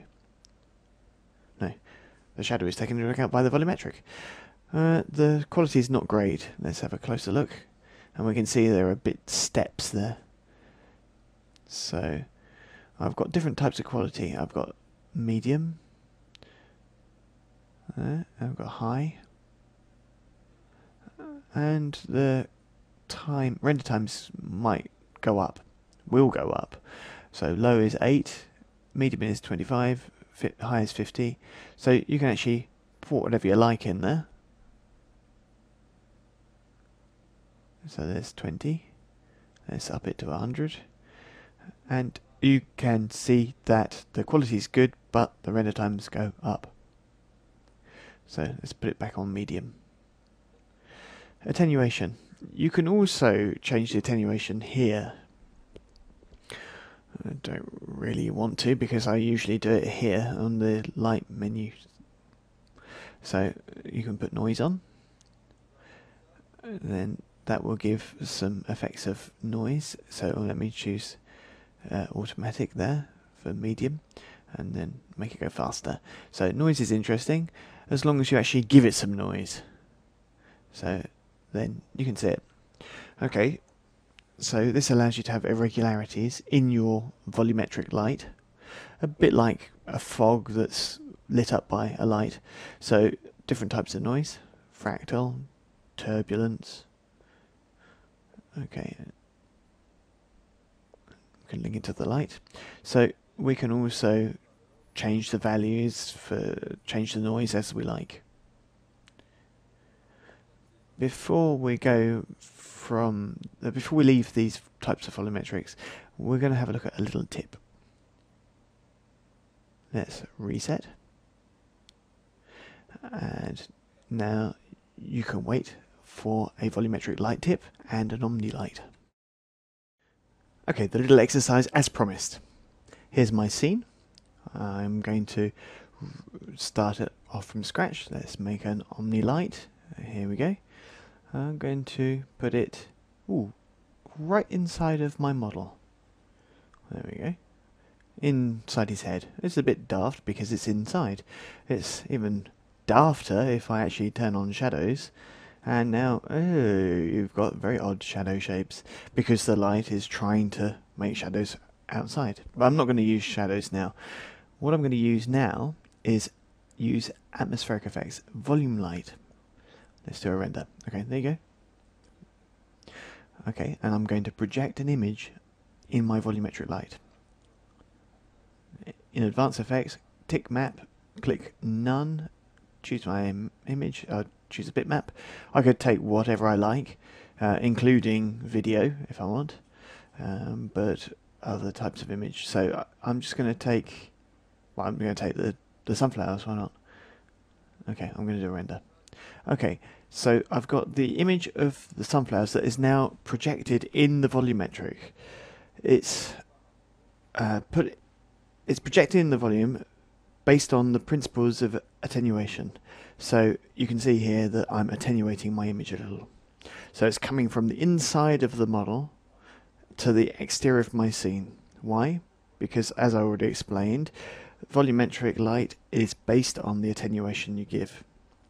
So here I've got the end of my far attenuation, I've got the start of my far attenuation, and from 0 it comes out. Okay, what I'm going to do now is I'm going to reduce. I'm going to reduce the zone in which we see the image so that we only have a thin slice of active zone with a multiplier and with projector map. Okay, let's go and do it. Right, let's use near. Let's bring it up a bit. There we go. So I'm very close now, and there we are. Now the two sizes are pretty the same. I'll give it a little thickness. There we go. Now if I look, this is what I get. So I have no light here, the starting of the light there, full light there, and dying off there. And when I talk about lights, I'm talking about the volumetrics. What does this give us? Well, this. Our light with a shell of our image. Very good. On the other hand, the actual action area, the lit area, is outside, so it does not light our person. So it's not a great final image. So let me go into Materials M.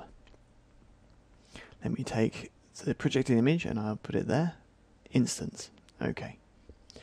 This image is repeated. This is what we call tiling. Each image can be repeated as many times as you like. Tiling, here we go, down here. Images are put into a 3D scene are given terms of coordinates that are a little bit special. We don't talk about X and Y anymore, we talk about U and V. We don't talk about Z, we talk about W. Why do we want to make these things so complicated? Because we need to be precise. Let me explain. If an image is just projected at right angles, as we can see here in my scene I'll draw here, X and Y, or Y and X, are these. Okay? There's no deformation. However, my image wants to follow this sphere, wants to follow a deformation in 3D. It's projected and is stretched out. So we can't really just call it X and Y anymore, because the image is folded and deformed, whether it's spherical, 3D or whatever. So, right, to make this easy, let's say we've got X, Y and Z for the axes. These three letters don't have any intrinsic value, it's only because we all agree that X and Y are 2D coordinates and Z is for the depth. Okay, so why not U, V and W, three letters before, which are used for 3D because these are non-linear deformations that we give. U, V and W are exactly the same as X, Y and Z, except they're non-linear. Okay, that's all. Right, so U, V and W. So let's come back to my tiling. Tiling is repetition, so if you turn off tiling, the image is not going to be repeated, which is pretty obvious. But at the moment tiling is 1, which means that this image is covering our whole object. So if we bump it up, then we'll see that the image is actually shrinking down. If you tick tiling, that allows you to have it repeated everywhere. So let's reduce it in the other sides as well, and like that I'm reducing the size of my image. So my image is now just there, not repeated. Now it's up to you to play on the reduction of the image. The image is not repeated. If you tick tiling, then you can see it's repeated everywhere, as you can see. If you untick tiling, now it's not repeated. And this in famous UVW coordinates, so the famous non-linear deformations. Although, as we can see, my screen is X and Y, or Y and X there. Okay, so just with this little tip, now I can make a luminous screen. I could actually go back to the near attenuation and reduce the first circle, and then like that I'll have a projection of the screen, as though my screen just lit up and became a 3D screen, a bit like Minority Report. There you go. Now its luminosity is a little bit low, let's say, so let's lift up its intensity. So we come down volume light, setup, and intensity is 5%, its density there. So let's do 50. And that's much better. Okay, so now we have a holographic screen, like Minority Report, just hanging in the air, which will light objects that it encounters.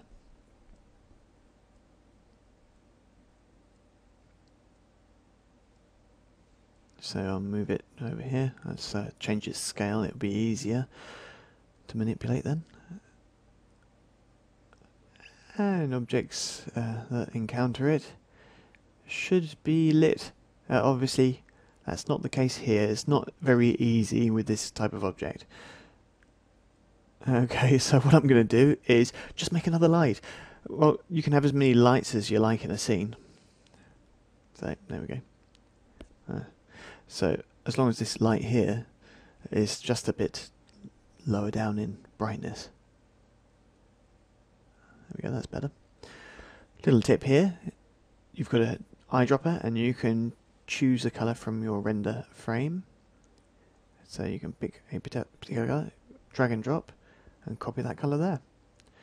And then you can colour your environment based on the screen. And you can understand here as well that perhaps it's interesting to actually have show switched on so that you can move your object around and see where the screen is going to be. So there we go, so we can show our bust in this futuristic universe. And spotlight parameters. Well, let's do those right now. Choose a target spot, go into left view, and let's just drag this down and click. P for perspective. There we go, my spot. By default, spotlights, or any lights, keep the previous settings, a lot of the previous settings. So, okay, so make sure you go back to starts with them. Okay. All the parameters are the same except spotlight parameters, obviously. Now we can show the cone no matter what object is selected. We could do an overshoot, but I don't think I will use that at the moment. Okay, here I've got hotspot. Is this the most luminous part of your light? If the two are the same, well, then you've got a very targeted spotlight. If you reduce the hotspot, there you go, you get a fall off area. If I reduce it all the way down, the hotspot is reduced to its minimum here, 0.5, and hit render. Okay, now I'm going to raise the attenuation so I can see that I get a very, very soft field of view for the spotlight. I'll turn off show cone so that I won't see the cone when I don't have the light selected. Show cones allows you to see the cone all the time, no matter what object you have. So you can see when the object is inside your light or not. Let's bump up the lights just to show you. Let me double it in brightness. Okay, there we go. Light is always selected, so let's just change the hotspot. I keep hitting Shift Q, and we can see the hotspot is really getting bigger. And eventually it will join the fall off area, and now we've got a very targeted light in terms of attenuation. So it's pretty simple. You can actually choose either circular or rectangular. So now we've got a rectangular light, so let's reduce the two aspects and we can see nice square. So two aspects because we can actually change the aspect ratio here, so we can change it around, so we've got a more rectangular shape. But then that doesn't actually need a render to see. You can see it in the screen. Instead of always projecting images, luminous images, we can also project other things. And that's the next exercise that's going to follow this chapter that I hope will be useful for you. See you at the next one. Remember your exercise? I hope so. I hope you've saved it. Okay, so we'll come back here and we'll do a Shift Q for a render. And there we go, we can see our nice render. To give a little bit more realism, I'm going to make a spotlight in here. I'm in the camera view, P for perspective, and I'll come back. More realism? We'll see. Let's choose the front view this time, F, and press target spot, and there we go. The spotlight is going to bathe our entire scene with light. Let me check. Okay. Just to remind you, it's kept all the previous parameters, so let's just change it to 1 there, and now it's a square. Okay, so now I can see there's my spotlight which lights up. which just lights up too much, really. So let me take the source of the spotlight, and I'll go into Advanced Effects, check Projector Map, click. Not using an image now. I'm going to give you another hint here. I'm going to use a checker. Checker is the same as a checkerboard. Proof, that's what I get. Black and white squares. Why is it presented like this? We'll see quickly. If we go into Materials, if I slide it onto my Materials editor and put it on one that's not been used already, and duplicate it in an instant. So we saw in the previous exercise that we can do tiling, that we can do repetition of textures in U and V, which was first exercise with hints and the volumetric lights. So tiling here, if I raise it, now I can repeat my checkerboard. There, where it's black, there's no lighting. Where it's white, it's complete lighting. So it's always the same principle of additive. Okay? Okay, so it's a checkerboard, so we always have a tendency to respect the fact that it's all squares, but we can say no repetition here, no repetition there, so I've then got just a 2x2 square. So if I repeat it there in the U, I've got a load of rectangles. Very good. We'll understand more now about U and V coordinates. So there's nonlinear projections. We can see that it's curved by the curve of our background and all the rest.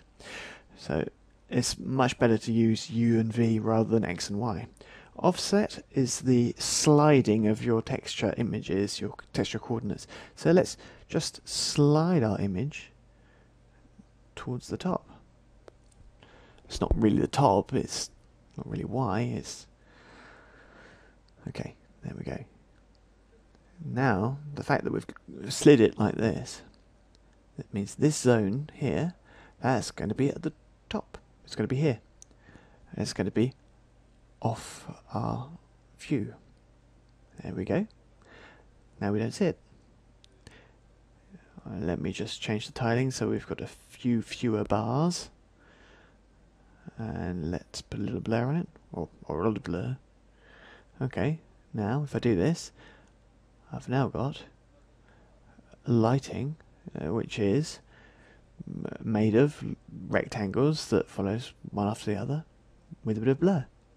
So let's go back to my camera view and I'll do a render. Okay. The whites a bit too much now, so let's reduce them. Rather than going into the intensity of the lighting, and since it's additive, if I reduce the white, I'm also reducing the intensity of the lighting. Okay. Now let's come back to my perspective view and move my light. Let me change the size of the cone, make it smaller, and move my light. To move the light, click in the center, and then you'll move not only the light but also the target handle. And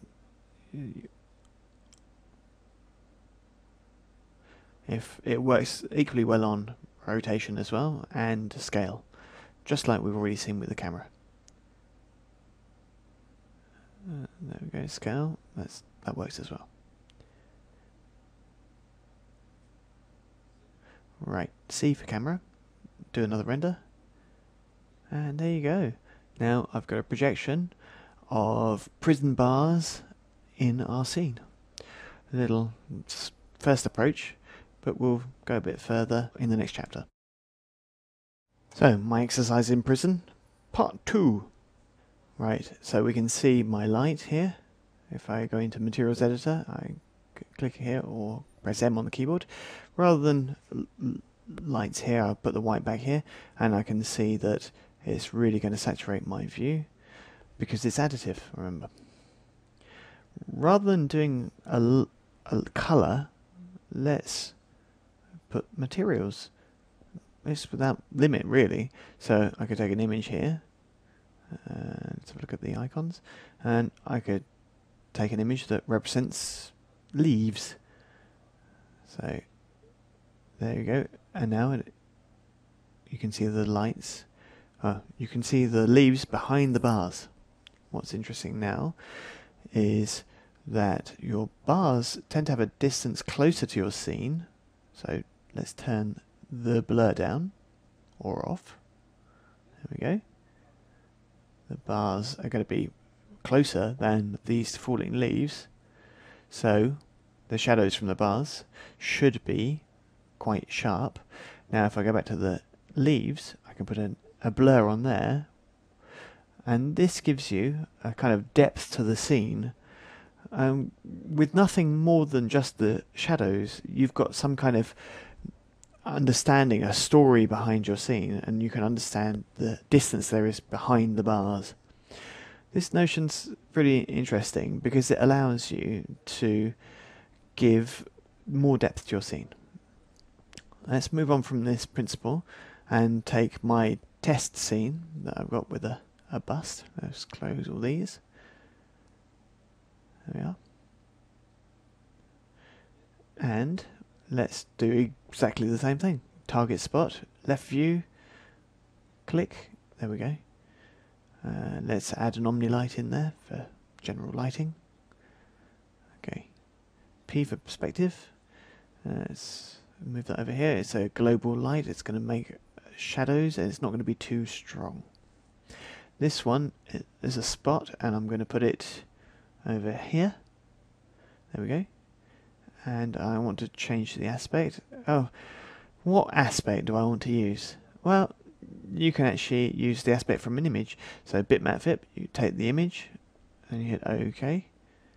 And now the aspect will be positioned according to the size of the image.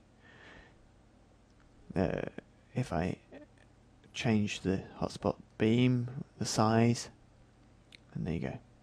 Be careful though, the fact that I've put bitmap fit there doesn't mean to say I've loaded the image, I've just changed the lighting. So, the aspect.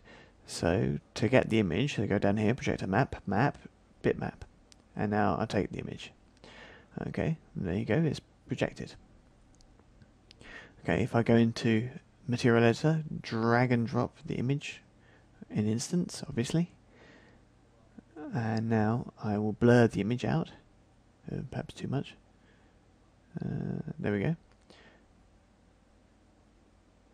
And we can also perhaps colour the image either in Photoshop or directly in 3ds Max. The easiest generally is to colour the spotlight colour projection. Okay, just drop down the lighting. There we go. And like that, we can simulate lighting early in the morning or in the night time perhaps. This lighting, this one here, is lighting the whole scene. I'm going to copy it as a copy, which is going to exclude the ground. Which one's the ground? No? Well, let's give it a name. Sol, that's ground. Let me take my light again. Now I'll exclude the sol rather than the box. Okay. Now if I do a render, this render is going to light up your spot. Going to light up your statue, rather. Okay, very good. Now let's align onto a normal to give them a bit of a cutout in the framing. There we go. Let's light up a bit. And now you've got a nice backlight. There we go, little reminders. And I hope that all this, well, it's going to give you some good ideas. Here's a bit of a feeble composition. There's a big empty space here. So you could actually move a load of objects around, but you don't need to. All you need to do is fill that space. So look at this, we've done that. We've just regrouped all the objects, and all we did was a test in grayscale, and it was exactly the same principles that I showed you before. Project an image with a spot. That's all. That's all. It means it makes you think that you're in a cage, or in an area with a window, or there's a window on the ceiling with a bit of foliage. All this does, it adds a few things, and it also gives some equilibrium to a triangular composition. It doesn't use any plugins. It's really an application of the lessons that we've already seen. Okay, the last light now that we haven't seen in our standard lights is Target Direct. Okay, Target Direct. It's pretty similar to the Target Spot, except that the light beams are parallel rather than conic. You've got directional parameters. It's pretty much the same as the spotlight, and then you can see that the light isn't actually in a conic kind of form. The conic form is actually interesting, especially if you can see it, but let's go on to what's the difference between the target and the free spots, or direct. So target has got a target and the free doesn't. Okay, applications. Well, let's fetch our scene here. Here's a scene where I made a little car. Okay, and I put one light in the scene, which is supposed to be a nighttime kind of lighting. There you go, very dark. Let's colour it up a bit, and you can see it's really, really feeble. Okay, if I take my little lights here, which are just free spots, so free spots, all you need to do is click free spot, and that's what you need to do. Position it, and you can move it, you can rotate it, anything you like really, the same as anything else. But you don't have to change its target to have a target. All you need to do is point it where you like. Let me delete it. Let me take this first one.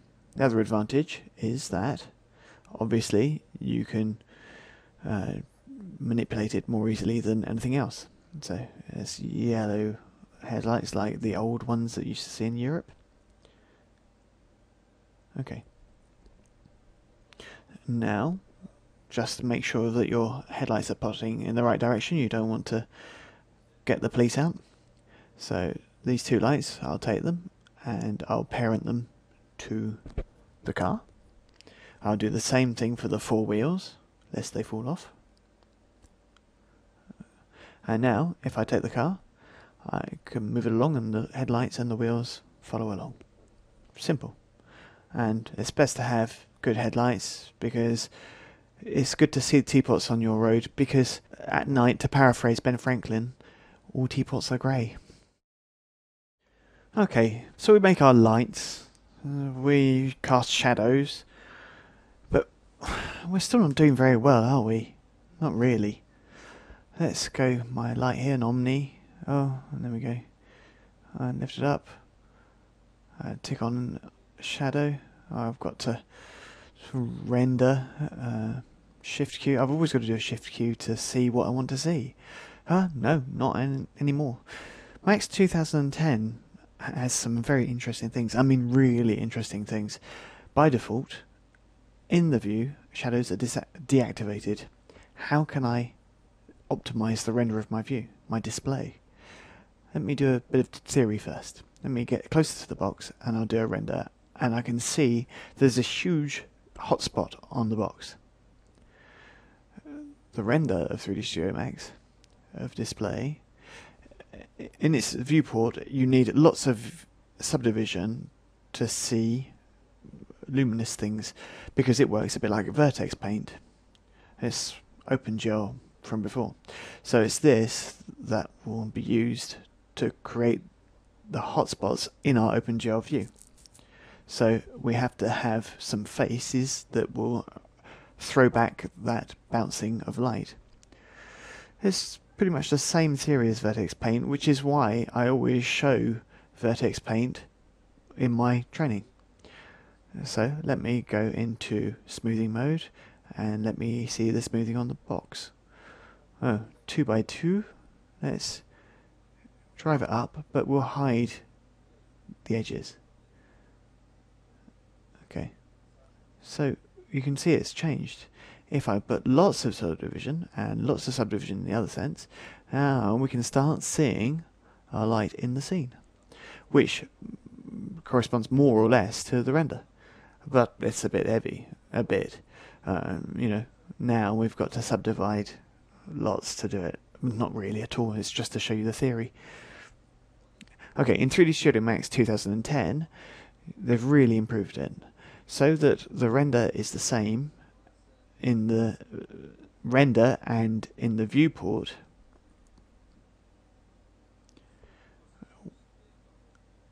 And now they've taken advantage of your hardware, the components of your machine, so you can ask for it in the viewport. The magic shortcut, take note of this, Shift F3, viewport rendering. And there you go. Now we can see my highlight on my box, which is because of the hardware. There you go. Hardware. Now in the scene, in the viewport, you're going to have the same principles as at render time. The hardware now it's taken account of. We can see our highlight on the box. Yeah, but what about the shadow? Oh, don't worry, we're in smooth and highlights and hardware. So if we go down to lighting and shadows, we can tick shadows here directly, or go into configure, and in configuration we can tick enable shadows. I've got hard with no smoothing. When we say hard, it really does mean hard. Look, there's no softening at all. Let's go back into configure and change it to soft shadow. And now look, they're all blurred at the edges, which is fantastic. And now I can see, because of this, I can see that it's not touching the ground. Okay. Let me move around, and already I've got a more interesting viewport, which corresponds exactly to the quality of the render. If I do shift and double up my light, the fact that this light has got a shadow, now obviously we're going to get more shadows, and they're going to accumulate in density. That's pretty good for lighting by default. Light and shadow, configure. Very good. There is another type of lighting up here, ambient occlusion. We're not going to do it for the moment, so cancel.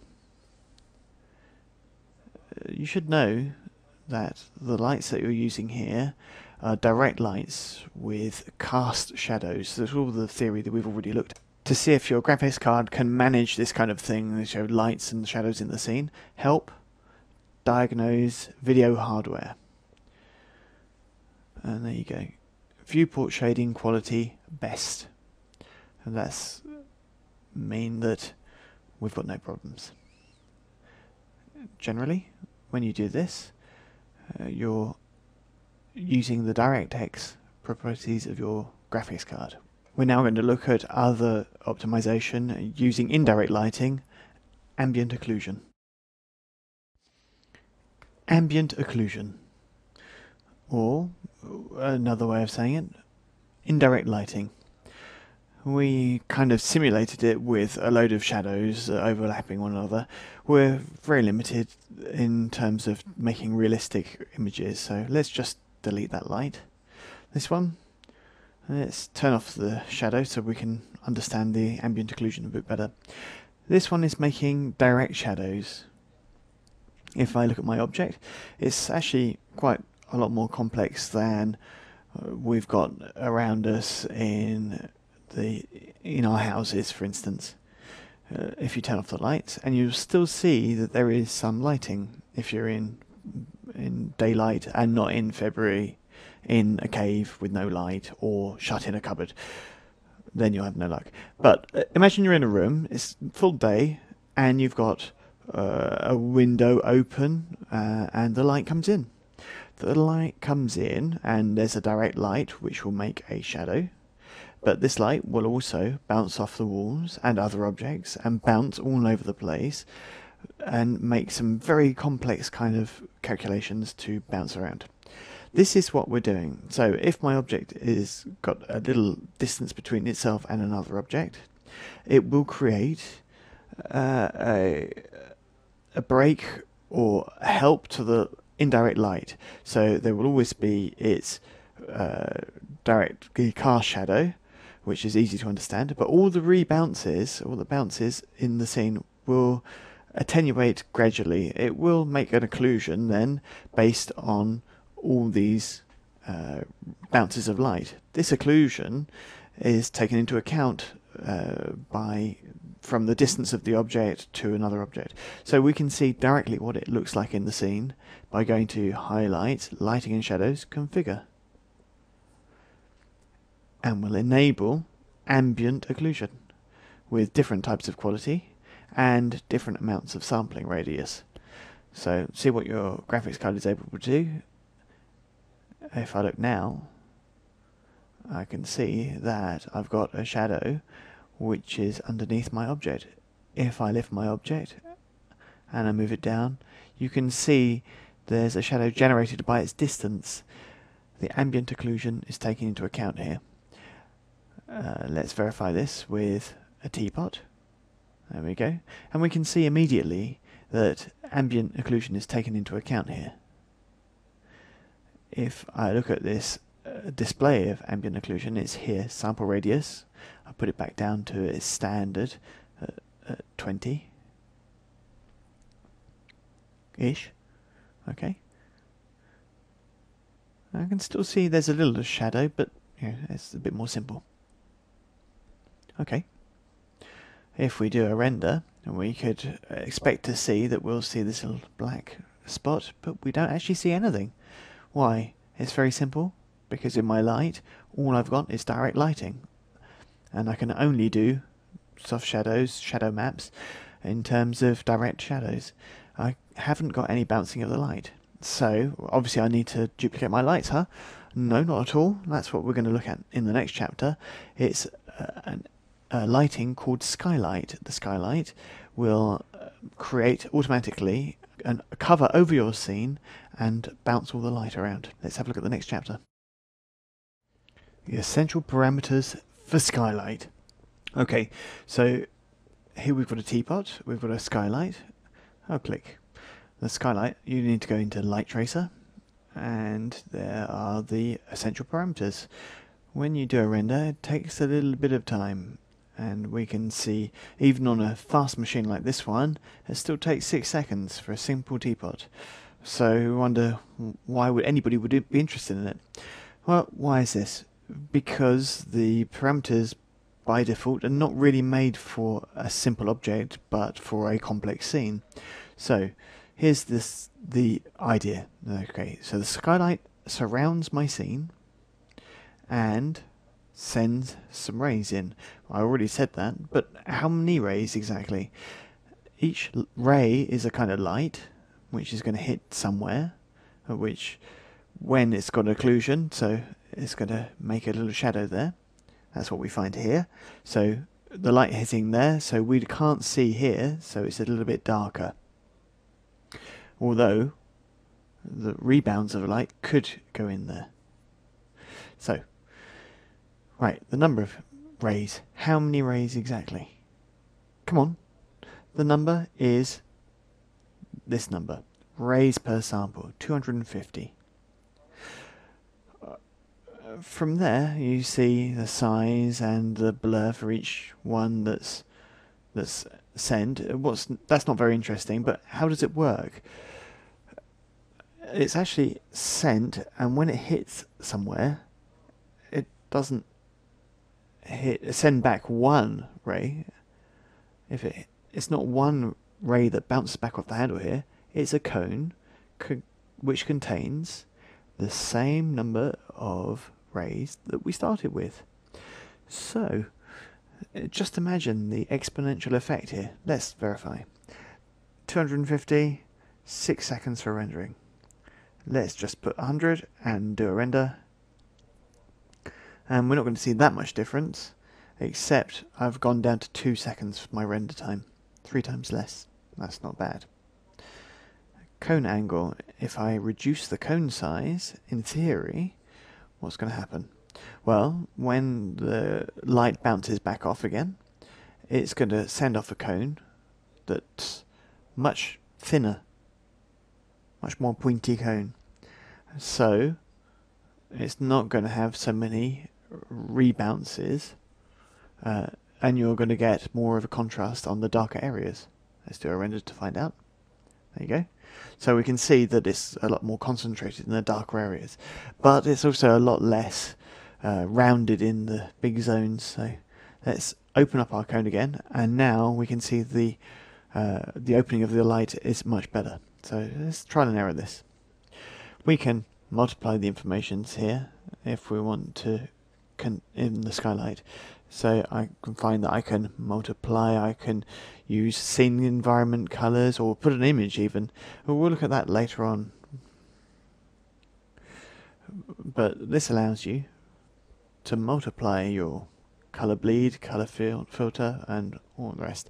If you up the number of bounces, you're upping the number of bounces that your light can do. So I hit once, I hit there, hit there, hit there, hit there. But each bounce, funny little bounce, is going to make a cone, which is going to send the same number of lights that rays that you've sent there. So each one sends out the same number of lights again, or rays. So it's good to have bounces, but obviously you're going to be adding additive information, but you're also adding lots of render time. So here the bounces is at 2, and now I've got 4 seconds. Take it to 3, and obviously I'm going to up my render times, in most cases anyway. It's not exact science, but it's going to depend on various things. One object in an empty scene. So volumes is going to be for taking into account things like flames or the clouds we've seen already. What do you mean take into account? Well, it's because if you put, say, a coloured object underneath this one, the bounces are going to be taken into account from adjacent geometry. So let's take a material here, and we'll make a nice red, and now I'll do a render. You've noticed that the bottom of the teapot and even the sides are slightly coloured. In other words, skylight is also doing radiosity. Okay, I spoke about volumetrics earlier. Why? Well, it's because it's very simple. Because we can multiply this radiosity, so we can use the colour once, and it won't multiply in each bounce. If we make it more red, but we don't want to multiply the number of bounces, we can just change the multiplier there. At that point, the colour of the object will be more important on a single bounce. It's a choice. So, volume is the same. So if I had, say, flames here, or other atmospheric effects, those effects would colour perhaps the teapot. Times twice or times 3, depending on what value we put in here. Okay, let me cut my bounces down to 1 and redo a render. We can see the reduction is to 1, so there's a lot less red on the teapot, but also a lower render time. If I do it to 2, now I can see there's a lot more of the colour information of adjacent objects. There you go. Right. So if now I change my multiplier, my object multiplier, to 5, Now, there's no point adding more bounces because I've got 5 times more red information that's bouncing onto my teapot. Very tasteful. Okay, let's put my object multiplier back down to 1. And colour bleed. Well, colour bleed, if your teapot was a particular colour and the ground was another colour, it's the mix between the two. So if I had a teapot that was yellow and a blue floor, I'd see a kind of a green glow on the teapot. Colour filter. Well, this is if the red colour here, I was underwater. There we go. Waves. We are now scuba diving. Okay, the red colour can be filtered with the colour you want. It's not done automatically, it's you that chooses, it's you that feeds it. And the red can become a bit sort of purpley, violet, that kind of thing. There we go, a little bit for the general settings. There are also some sampling settings.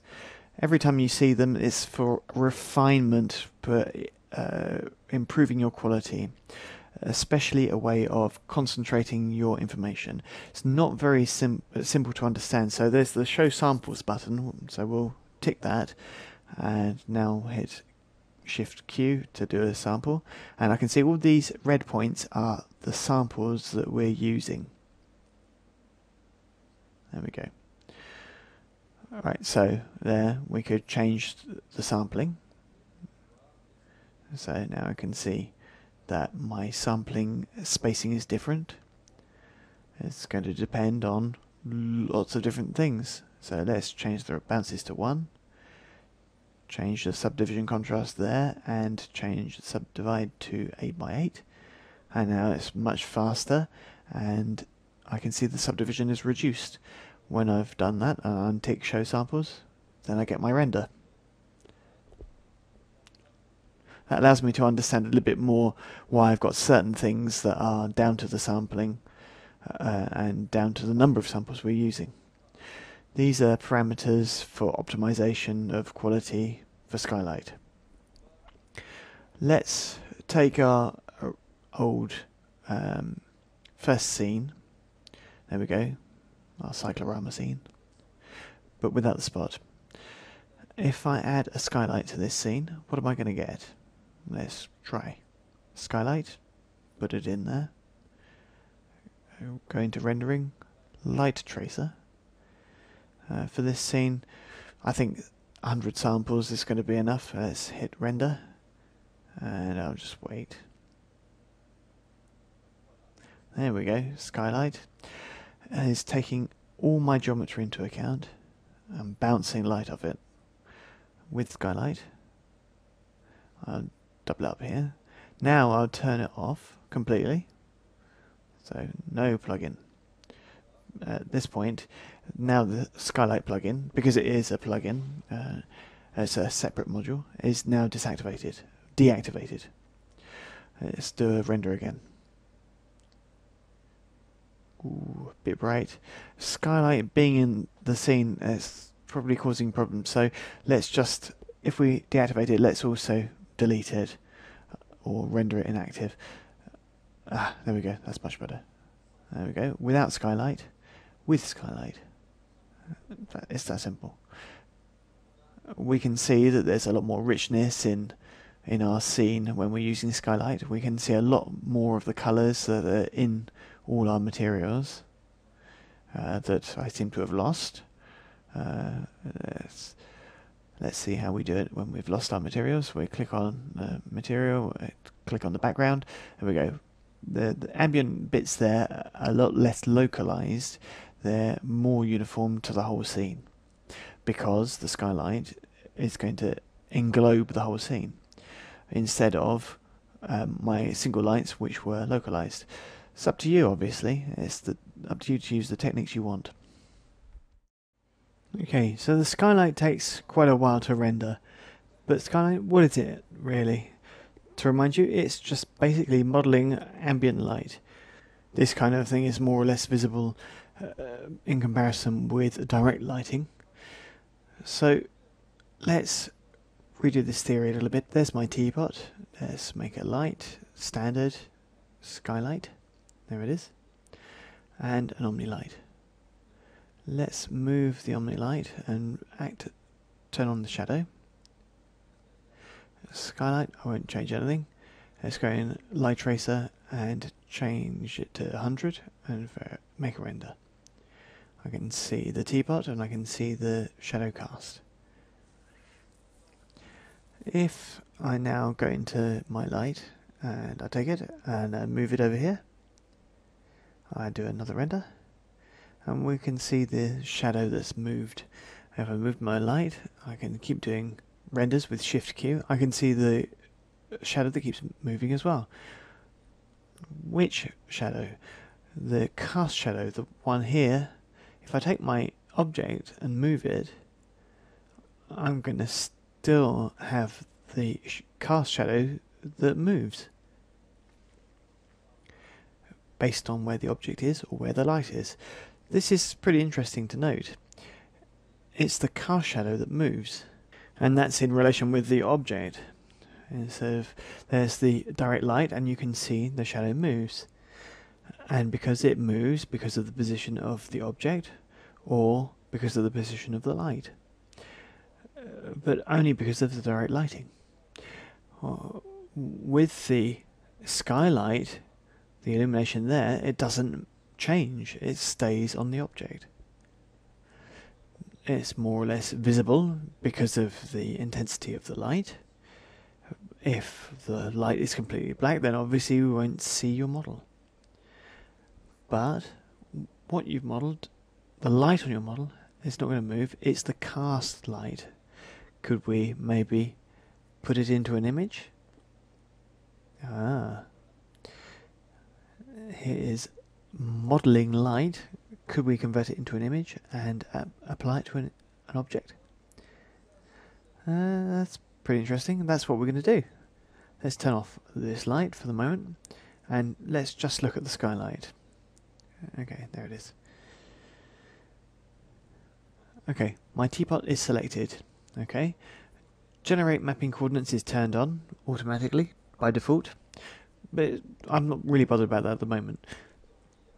What I'm going to do is send you into more developed tutorials on the development of UV textures, but here, the fact that we've got it is great.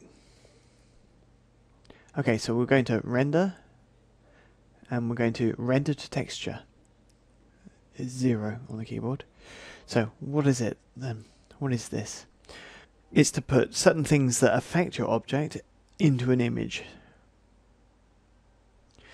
Okay, it's rendering into a texture things that are on your object, like the light highlights or shadows. So here's where the images are saved. By default, they're saved into your user, documents, 3ds Max, and so on and so forth. Here, we're going to just change it to desktop because we're going to see other things. Yeah, look, there's a folder there. There's a folder that's got a very special name. I don't know if you remember it. Yeah, I'm going to put it in there. Okay, so I'll put user JYA desktop, and then that directory name. You know, the one you should remember. Okay, here's the object. It's selected. What mapping coordinates do we want? Use existing channel, or we can automatically unwrap our object and make a new one. If you do ask it to make a new one, you'll have an explosion of your object. Generally, we do that on an object that's already got mapping coordinates, and usually it has them, but I'm still going to use automatic unwrap. Why not? Okay, we can see the channel here. It's number 3. We saw with Vertex Paint that we need to use the channels, but we don't know what they are still. So we're still not going to look at this point, so we're just going to jump over it. But remember it for later. Okay, so I'm going to add what kind of output I want. I want light, obviously, but there are lots of other things that could actually happen to your object, so let's choose which ones we're going to have as our output. Be careful. This menu doesn't exist unless the object is selected. So let's add texture elements that we want. Lighting map is what we need. Add elements. Okay. That's my size, 256 by 256, which is the size of the image. We can choose our automatic size here, or we can actually personalize it as we like. We'll make it a bit bigger. It's going to have this name. TGA is an image extension that was developed by Targa, the company Targa, and it's an RGB image, and it's going to be here where output is listed. So if I go down, I can actually choose a different type of image, like for instance JPEG, and I'll give it a different name. I'll just call it light. Okay, and then I can set my compression, etc. Okay, and now all you need to do is hit render. What's going to happen? Well, let's go back to the menu. When I was up here, when I was on render to texture, this is what came up. Okay, this menu only comes up if the object is selected, so you choose where you want to save. You're going to choose whether you're going to use existing channel or make an unwrapping, which is what we're going to do. Remember the 3. If you've already got mapping coordinates, just use the existing channel, but go to the UV development and you can see more. In the output you probably won't have anything, so click on add and you can take the lighting map, so the lighting that's on the surface of your object, change the size and the type and the name of the file. So click on render and automatically you'll get this window, continue, and what's gone on there? It's exploded my object, and what it's doing is an automatic unwrapping. Okay, so there's my lighting map is made. Okay, so what? And that's it. No, quit that. Okay, we don't need that one, so let's turn it off. So that's all we need to do, and we've now got our image that contains our complete process. So we don't need skylight at all, so just deactivate it, and the image now. Okay, M on the keyboard, put a material and image in diffuse or in ambient, doesn't matter if they're locked. Choose it in ambient, in diffuse rather, sorry, and bitmap, and then choose my picture. Where is it? It's in cgitrainer.com, remember that? And there it is. Okay, open. There's my image. I don't see it. I've got to click it there. Doesn't look right still. Okay, map channel. We remember. Number 3. And now you've got the image in real time of the light on your teapot. And now you've got the process of the skylight in real time. 0 seconds for that render. Now, if I go to an Omni light and move it, now the Omni will light my scene, and I'll just give it a shadow as well. And now we'll see that this shadow cast is going to light our scene properly. Now, so to create ambient light, you have 2 possibilities. Either you duplicate your light, as we know already, and here we just tick ambient only, and there we go. That's not great, we only need it much lower than that, so there we go. We've got our ambient on all our scene and direct lighting. And if it's not, and you can see how fast it goes. This is real-time stuff. Skylight has been converted into a texture. That's pretty interesting. That could help us to actually make loads of effects that, which we'll see a bit later on, to help out with our render times. Let's go over some of the things we've learnt now. Okay, so here's my object. It's already got its UV coordinates done. So we can go straight onto the lights. So if I go to Skylight, and now I'll go to the rendering menu, and now choose Light Tracer, and set up as I like. So 100 rays, I think, and drop down the angle a bit. Quite considerably, really. And I'll put the bounces to 1. Okay. Now I'll take my object, go to rendering, go to render to texture. Keep the same place, however, I'll show you something else here. I know that my object's got UV coordinates, so I'm going to use existing map channel. I'm not going to change anything there. I don't want to have that there, so I'll add an output, and I'll add a lighting map. The way the light hits your object. So I'm going to leave it as a JPEG. I'll give it a name here, bust, and I'll put a slightly larger size, and I'm going to choose just shadows, just direct light, just indirect light, or any combination of the three. So everything's good there. On the other hand, what is interesting is that I can actually ask it to put it in a particular target map slot. What does target map slot mean? Slots are these. It's the materials, and in here you can put your materials in different places, so you don't have to go looking for them like I did before. So I'll go put it into the diffuse color. If I do this, then the render will go automatically into the diffuse map slot. Okay, let's do a render. It's baking textures, and my object will be will take the unwrapped form it already had, and it will take where the lights are hitting. Let's see, a few little errors here on the ears, the back of the head, but the aim here wasn't actually to show you a perfect map. We can see that we've got the shading and the lighting where we need it. But don't worry, there's some excellent training to come up about using the UV mapping coordinates. Okay, so there we go, it's done.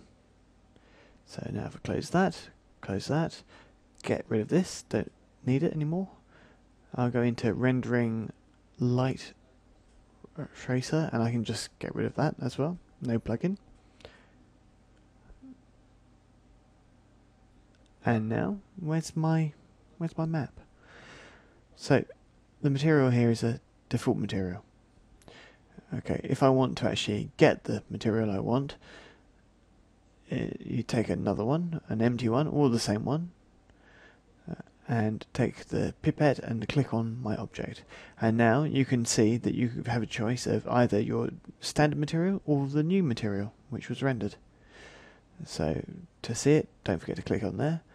Let's check that, and now we can see it in the viewport. Before it was like this, and now we've got the texture there with all the... oh, we can see all the problems on the ears and the back of the head. Not very good. But never mind, that wasn't the goal here. Okay, we can see where the light's hitting here on the neck and the shading. Excellent. Okay, let's go back up. This is the shell material. This is a baked material. Baked material, there you go. It's the baking of material 13. That's your default material. In the viewport I can see the 13 that I did, and in the render I can see the old material. If I can do a render, I don't see my skylight textures anymore, so I can actually say I want it at the render time as well. So now I've got it there as well, and now it's displayed on the material thumbnail. So on in the viewport you can actually lighten up by just asking for the original, and at the render time you can ask for the skylight. It's up to you really. This allows you to keep the old material if you want it. It's a kind of a safeguard. Now this is done. Now when I make an Omni light with shadows, let's move it up. Now I'll have the cast shadow, like so, which will be seen on the object. Okay. Now you can either put another light in there as an ambient light. With the process we already showed, advanced effect, ambient only, but making sure that you don't overexpose, because indirect lights are much lighter than direct lights. So like this, we can see that our model is far more interesting. This process is always taken into account with the hardware rendering, which is inactive at the moment. Shift F3. Like this, we have the hardware render, which will allow me to see the shadows as long as I actually turn them on. Enable shadows. And of course we can go in and to make sure that the shadows are nicer by turning it to a soft shadow. Now that would be softer, and that will allow me to see that my object is still not well aligned. There's my direct lighting with my shadow casting, and I've got my ambient, which is put anywhere in the scene you like. Let me put my direct lighting over here and the ambient over here. This way you can make the ambient more local. Now we know the principle. Let's reduce the amount of influence for the ambient, and now we can't see the material so well, which is lit up here. This is so you can localize where the ambient is, but if you don't want to localize it, just delete it, and if you do Shift Q, you've got your environment correction, and you can go in here and you can change an ambient light for the whole scene. And at the moment it's black. If you put it up a bit, just slightly, now you're putting ambient in the whole scene, which stops you from needing to do it locally, and it will also influence the display of all the material menu.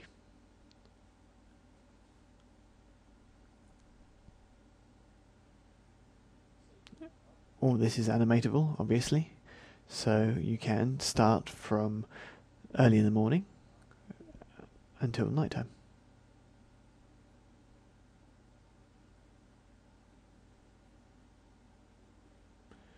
And like this, you'll get the ambient lights you want very quickly. Obviously the shadows will be coloured, and you have just one ambient light control setting in the environment menu, which is why it's in the environment menu.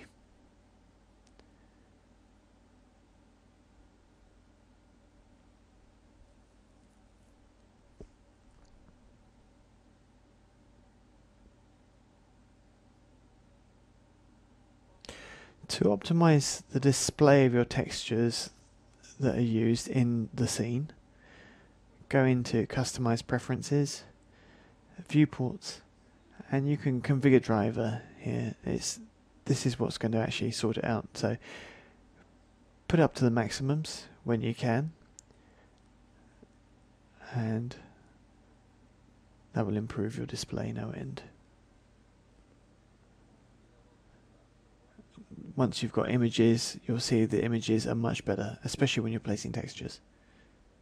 So there's a nice little recap on what we've done with Skylight, a nice exercise to do with sorting out all of texture rendering, Skylight, shell materials, bait materials, and so on. Okay, Skylight, even simpler. Is it possible? Yes, it is. This scene doesn't have any light, doesn't have any colour. It was my first scene in grey tones, remember? It was in the modelling training. Okay, here are my objects. I'm going to make a standard skylight now. I'll click there. Okay, in rendering, we go into Light Tracer, and we mess around with all these little things. Yes, we could do that. So let's change it to 100 there, and hit rendering. And there we go, here's our skylight render, and it's very nice, obviously, and now we can add extra lights, etc., etc. But all these menus are a bit heavy in terms of the number of settings, etc. that there are. Oh, look, I can see that this cup is floating, so let's move it down a bit. There we go. All right, so this menu is a bit much, okay? So we'll do something else here. We'll select skylight. We'll go in modifier. If we see the light texture is active, if I tick it off, tick it on, it's pretty much the same as doing no lighting plugin. I usually use no plugin, but if I disactivate here or deactivate here, I can see there's a new menu here that's manipulable. I'll change it to no plugin. Do I understand what I'm doing? Yes, I know I'm doing. Well, at least I think I do. Okay, so if I do a render now, skylight, it's completely flat because there are no shadows. Cast shadows.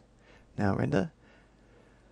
When you do that, you'll see that it takes a very long time.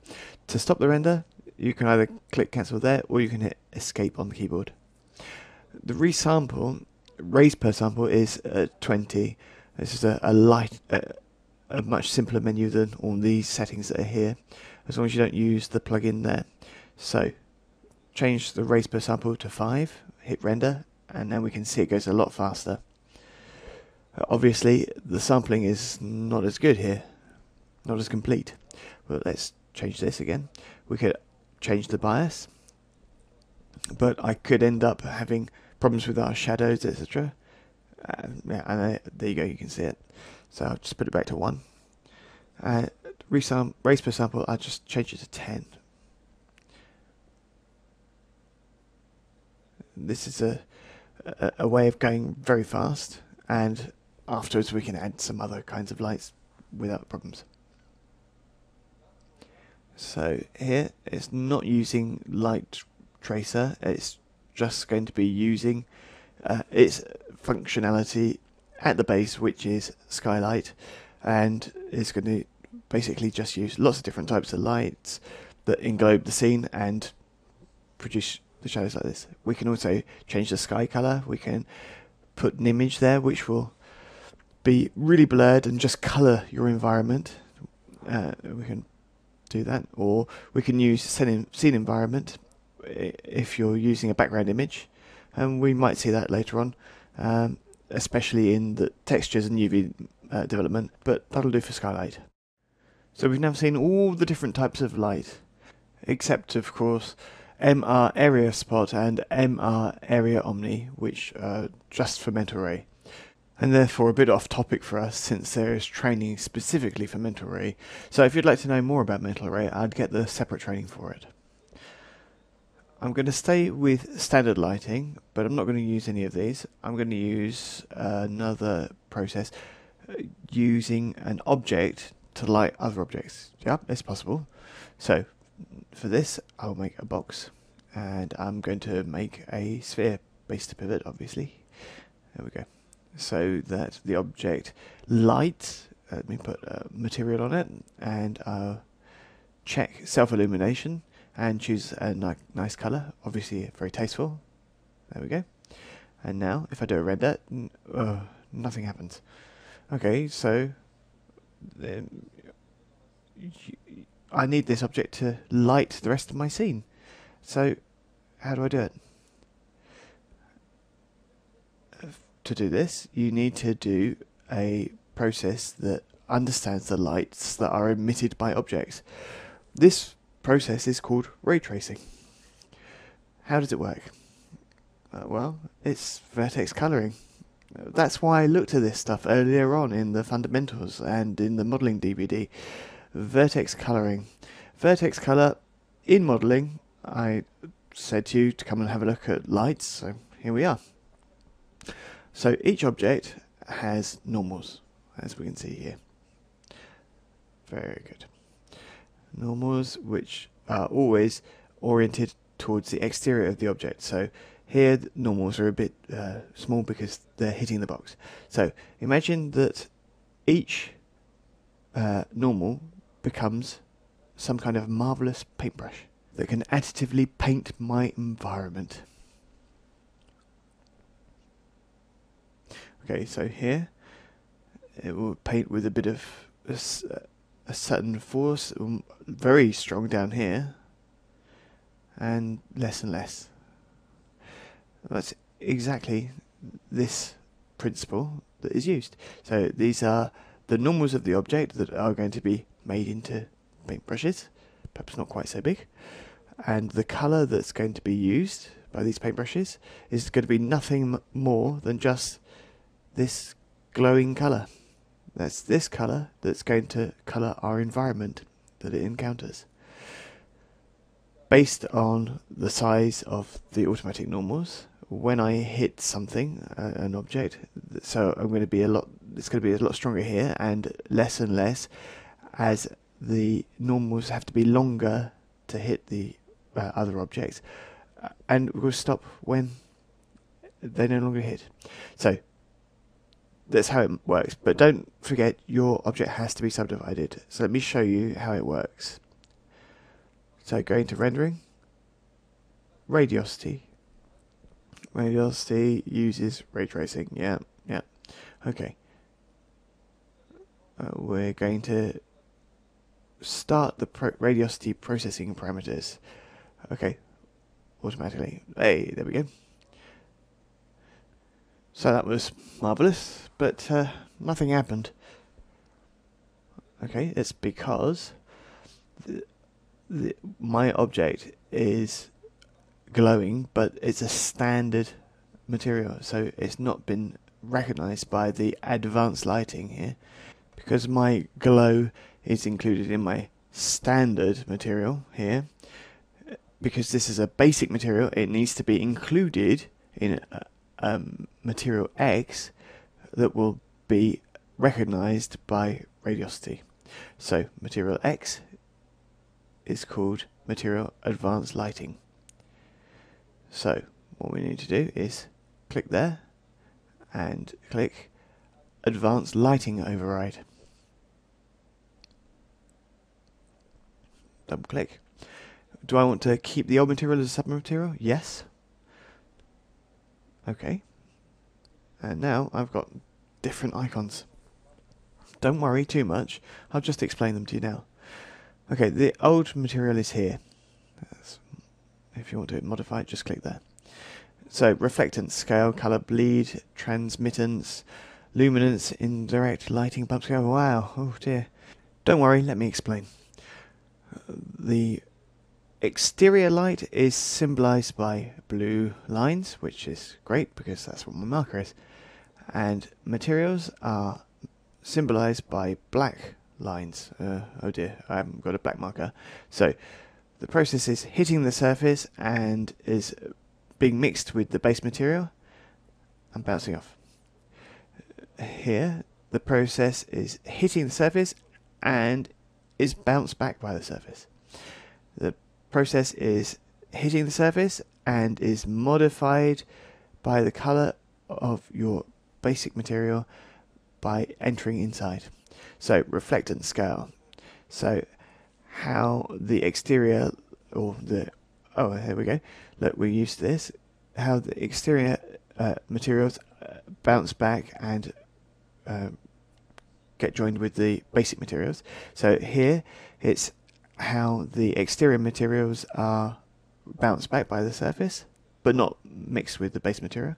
And here, transmittance penetrates the object. And here it's how the basic material bounces out light.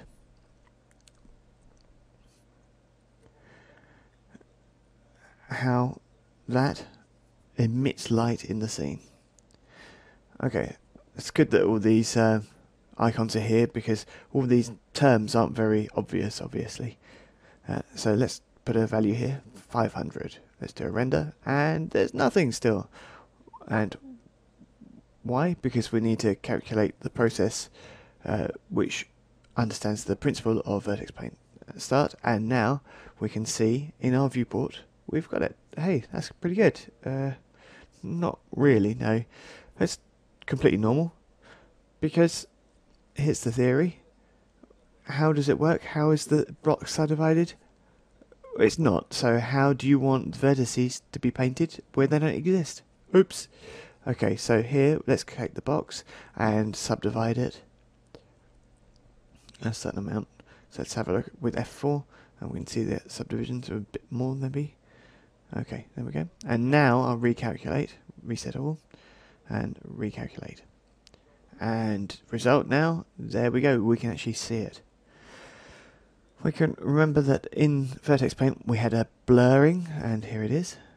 I can raise that value and see that the blur is expanding. So obviously don't put that big of blur. It's exactly the same thing as Vertex Paint, and it's exactly the same process. It's really good for objects that don't move, that aren't animated. You can't use this principle with animation, but it's made for background elements. We'll go further now with Ray Tracer, that uses this ray tracing process for vertex painting that we're going to call here radiosity. Okay, let's carry on with radiosity.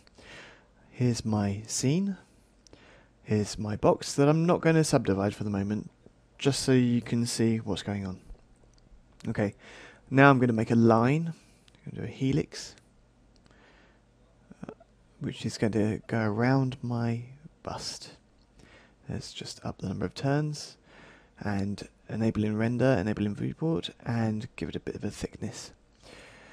This line, number of sides 12, that's a bit much, because don't forget this is going to be a neon tube, and if we have lots of segments then that means more normals, which means that's going to slow down our radiosity calculation. And this is only an exercise after all. Let's move it around a bit. Okay, let's put a basic material on my object, a bit lighter, another one on the box, again a bit clearer, and one on my neon tube to be on my spline. I will now do self-illumination and use a cutter here, green, there we go. Alright, don't forget this is just a standard material, so it won't be taken into account by the radiosity, so I will do a submaterial of advanced lighting override. So I want to keep it as a submaterial. My luminance scale, how much it will influence it will have on the scene. I can see that it's 2 black arrows that emit, so I'll put it to 500. Okay, the render now will be done through rendering radiosity. Say yes here, and do start. Now we can see in my scene how it's going to work. It's calculating the radiosity solution based on the complexity of the geometry it encounters. As you can see, it's not bad for the statue, but only average, but for the box it's terrible. Let's do a reset for resetting everything, and I should have subdivided. So subdividing a box is not very difficult. All you need to do is just up the number of segments, but for the statue I'm not sure how we could bump up the mesh except a turbo smooth, but turbo smooth is actually going to soften my geometry. So what can I do? Well, you've got a modifier here for radiosity called subdivide, and when I add this modifier, obviously it's going to subdivide the geometry. But I'm going to turn it off and turn it back on again so you can see, and actually I'll delete it because I didn't mean to do it on the statue. I meant it for the box really. So click on the box, now choose modifier radiosity subdivide, and you can see by changing the size you can change the subdivision. The subdivision is not going to be done in a uniform manner, but it's going to be done based on the change of angle in the geometry that will require the subdivision. So let me turn off the wireframes and start again. The box will now be painted correctly because it has subdivision.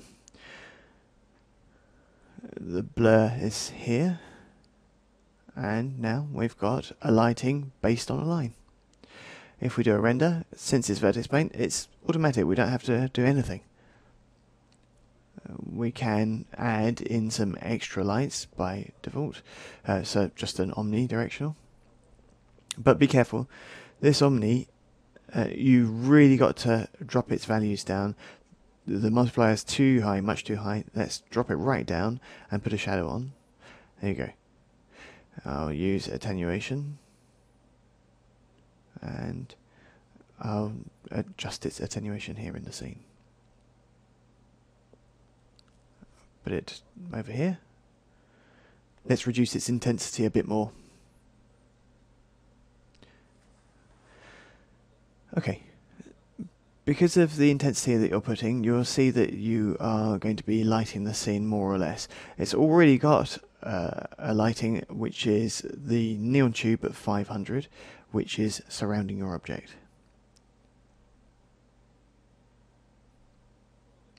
We could actually take this light into account for radiosity.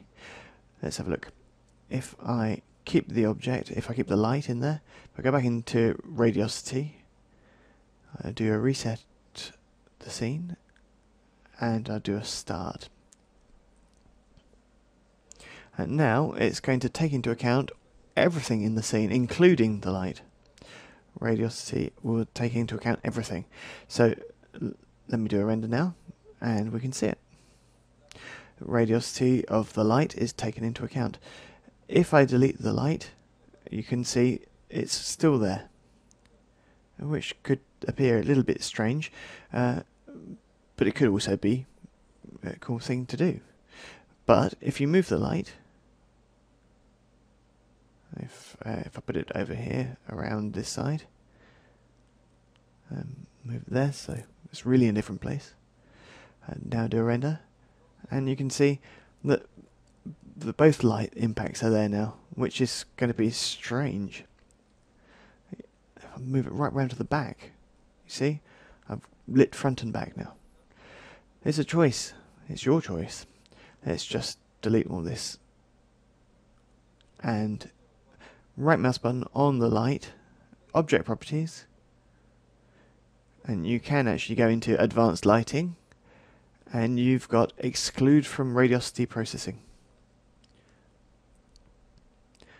This means now when you render, that's the basic render, if you start radiosity processing, the light is not going to be included in the process, in the solution. So if I do a render now, back to what I had before, but the light isn't included in the process, so as I move it around, you can see that the lighting changes. And like that, we can have some level of interactivity. Radiosity is something that doesn't move here in Max, so if I'm exaggerating it here, it's only to show you that direct lighting can still have its own shadow casting. Radiosity scene optimization. So here I've got my scene that I've put some subdivision on the box. Teapots are okay. This is a renderable spline with just 3 segments. Let's just bump that up a bit. And these are just boxes. Boxes don't have any subdivision for radiosity. We could add on there like that, but I don't really want to do that right now. I'd really like it if all the boxes were not taken into account by the radiosity. You have the choice. You can go object properties, advanced lighting, and then exclude from advanced lighting calculations. You can cast shadows, receive shadows, and so on. Okay, just to remind you, I'm going to work differently, very differently. Okay, what I'm going to do is layers. Remember layers? Yeah, see? We went back to the fundamentals there. Okay, so there's my floor. So, rename it. Sol, floor in French. My teapots, my actors in the scene. So I'll make a layer, and I'll call it acteur, which is actors in French. This is the light, which I won't touch at all. And these are my elements that I'm not very interested in. So here, I'm just going to put their name. Aucun intérêt, no interest at all. Right. Okay, elements are selected. Object properties by layer now. But advanced lighting is based on the layer. So now, like this, I can just untick the radiosity. So I hear you ask, exclude them from radiosity? What's the point there? Well, obviously we can discuss, but imagine you've got a scene with lots of details and curtain rings and so on and so forth. So you obviously don't need to include these curtain rings in radiosity, so we only actually want the details that are the hero elements of our scene to be radiosity illuminated. So there we go. That's the explanation for radiosity. So now if I select objects, that one, and now go to radiosity, and it says a camera exposure control. We'll look at that afterwards. Okay, so now we go to materials, and I'll just put a standard material on this cylinder, and obviously a beautiful colour. Okay, and now we'll add advanced lighting, and we'll keep the old one, and let's change the luminance scale to 500. If I do start now, I'll see in the scene there's going to be some brightness, and I can see that all my objects are taken into account except the boxes. Very good. Obviously it's your choice, but you can see at least what it gives. If I put another light in the scene, a standard, an omni for example,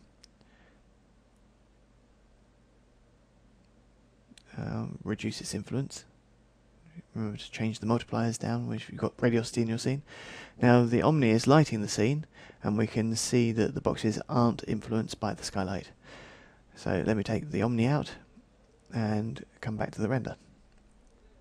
Remember there was the thing about camera exposure controls. So if we click here and we go here, exposure control, we can control it here, render. So it's pretty interesting here because it allows you to just affect indirect lights, which is interesting for here.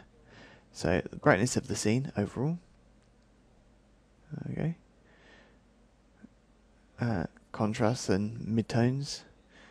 And what's very interesting is the physical size of the of the light.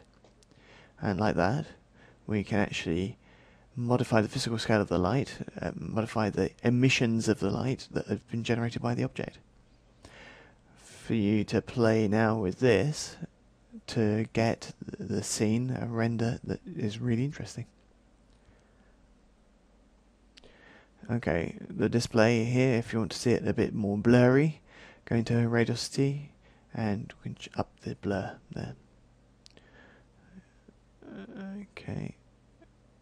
And there's indirect light and direct light filtering that we can do.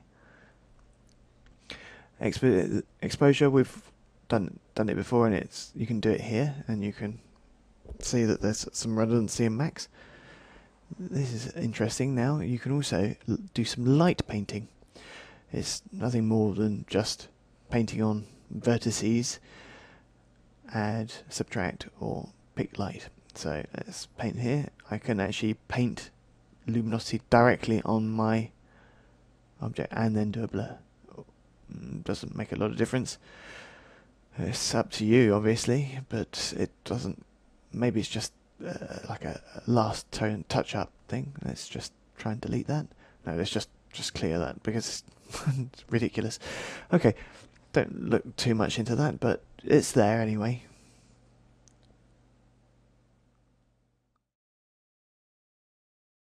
Okay, so let's go over some of the things we've learned now with a revision exercise. Okay, I'm going to make a box. Here we go. I'm going to rotate it and duplicate it. There we go. Make a copy and make it -90. Okay. Now I'll move it over to here and up. Okay. And now take these two boxes and because they're poly objects, then let's just add subdivide the radiosity modifier. Let's just reduce them a little bit more. Okay, I'll turn off the wireframes. Okay, I'll make another box, and this is going to be our television, believe it or not.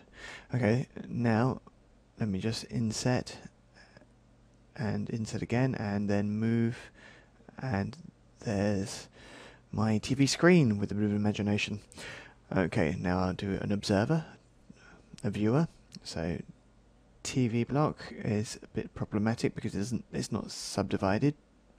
There we go. Now with my viewer, I'm just going to reduce it a little bit, like that. And now I'm going to play with materials. M on the keyboard. Let me drag materials on the walls and the floor. Another one, basic one on the teapot. Maybe I'll do a little bit of highlighting. There we go. On the TV, I'll put that one, which is going to be a colour, which is going to be sky blue. But on the other hand, I'll take the TV, I'll go into editable polys, face, and I'll take that one there, which is going to be the screen, and I'll drag and drop that material on there. Okay. Now, let me have a look. Now, that's alright. So, self-illumination, I'm going to take colour, but instead of there, I'm just going to choose bitmap. And let me choose this picture of a film. Okay. And we can see that this film is in self-illumination and it's colour. So this material is going to be considered a sub-material for an advanced lighting override. So let me put the luminance to 1000. There you go. I've done nothing else in my scene here, so I'm just going to hit radiosity now. Rendering radiosity, come back to that, and just press start. And there we go. That's my TV. It's lighting up now. Let's just up the blurring a bit. The TV is now lighting my scene. If I now do a render, there we go. We can see Casper, who is lighting up the teapot. It's not good to watch TV in the black, so let's add a little bit of light extra. So let me go back to the material down here, and I can look at the material in the scene. It's already ticked on, so it should be seen in the scene, but it doesn't want to do it. I'm not sure why. Doesn't matter. Okay. Okay, since watching TV in the dark is not very good, let's go back to see my rendered frame. I'm not going to do another render. I'm just going to go back to see my last frame that I calculated. And I'll click on environment, and I can see in preview there. I can lift my physical scale of my light from the TV, and so you can see that the light is coming out a lot more. Watch out, it's the source here. This is the source of light, as I said before. So if I want to up the brightness, it's the whole brightness of the image. Change more contrast, obviously, so we can change the change the midtones, change the global luminance. This is the kind of thing that goes really fast. We don't see Casper anymore, so let's drop our physical scale down so we can see Casper. Okay, so now we can see how we can manipulate our scene and how I don't actually have to keep re-rendering all the time. That's really fast. That's really good for objects that don't move. Okay, now let me put a luminous tube there, so some text, enabling renderer, and let's type my standard text. Why not? Always the same thing. Okay, I'm going to put it here. I'm going to reduce its size a bit. Oh, not too much. There we go. Okay, and let's check it's not too far into the wall. There we go. And now I'll give it a material. Colour. Obviously tasteful. I promise it's not like that at my house. We're going to put the material in the advanced lighting override, put a luminance scale, and restart the, whoops, wrong one, start the radiosity again, recalculate it, Now I'll start a new radiosity solution, and it will take into account the new objects, the TV that was already in there, and so on. Okay, so in the text that's there, it's going to light up the wall. Not very nicely. Okay. Wow, okay, we can see a bit overexposed. So let's go back into our radiosity thing, and we can see my physical scale has been taken into account, and we've got to change this so that it's more correct. Okay, if you think this is still too strong and the rest is okay, come back to the material, change its luminance scale. Let's try half, let's try 200. Okay.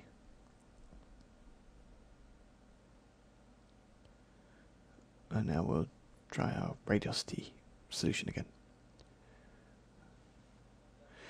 Quality, we can lift it up or drop it down. Be careful, if you lift it up, it can cost more render time. If you drop it down, it's great for test renders, for instance, 50%, no problem. And there we go. And that's, I don't know if that's much better, but at least like this, you can see your scene directly in the viewport. So we can change the indirect and direct lighting filters to blur our visible light. Okay. Okay, when you do a TV, you say, there's always, it casts light, but there's no light cast here. So let's make a target spot from the top view. Make my light over here, which lights up the scene. Okay. So target spot, change the spot parameters. It'll be in rectangle, obviously. Let me select the center of the target spot and lift it up. This target spot is obviously going to light our scene. And with a shadow cast. Okay. So, tick shadows. Now it's going to exclude the TV, the last box I made. Okay, if I do a render now, we can see that it's lighting up. If I want to keep the Casper image as a projection, you know exactly what to do. Advanced Effects, bring up my materials editor. I can just take my bitmap here, and this is my image of Casper. There it is. Drag and drop, and now you're projecting the image of Casper. You can lift up the intensity so we can see it a bit more clearly. You can change the fire attenuation.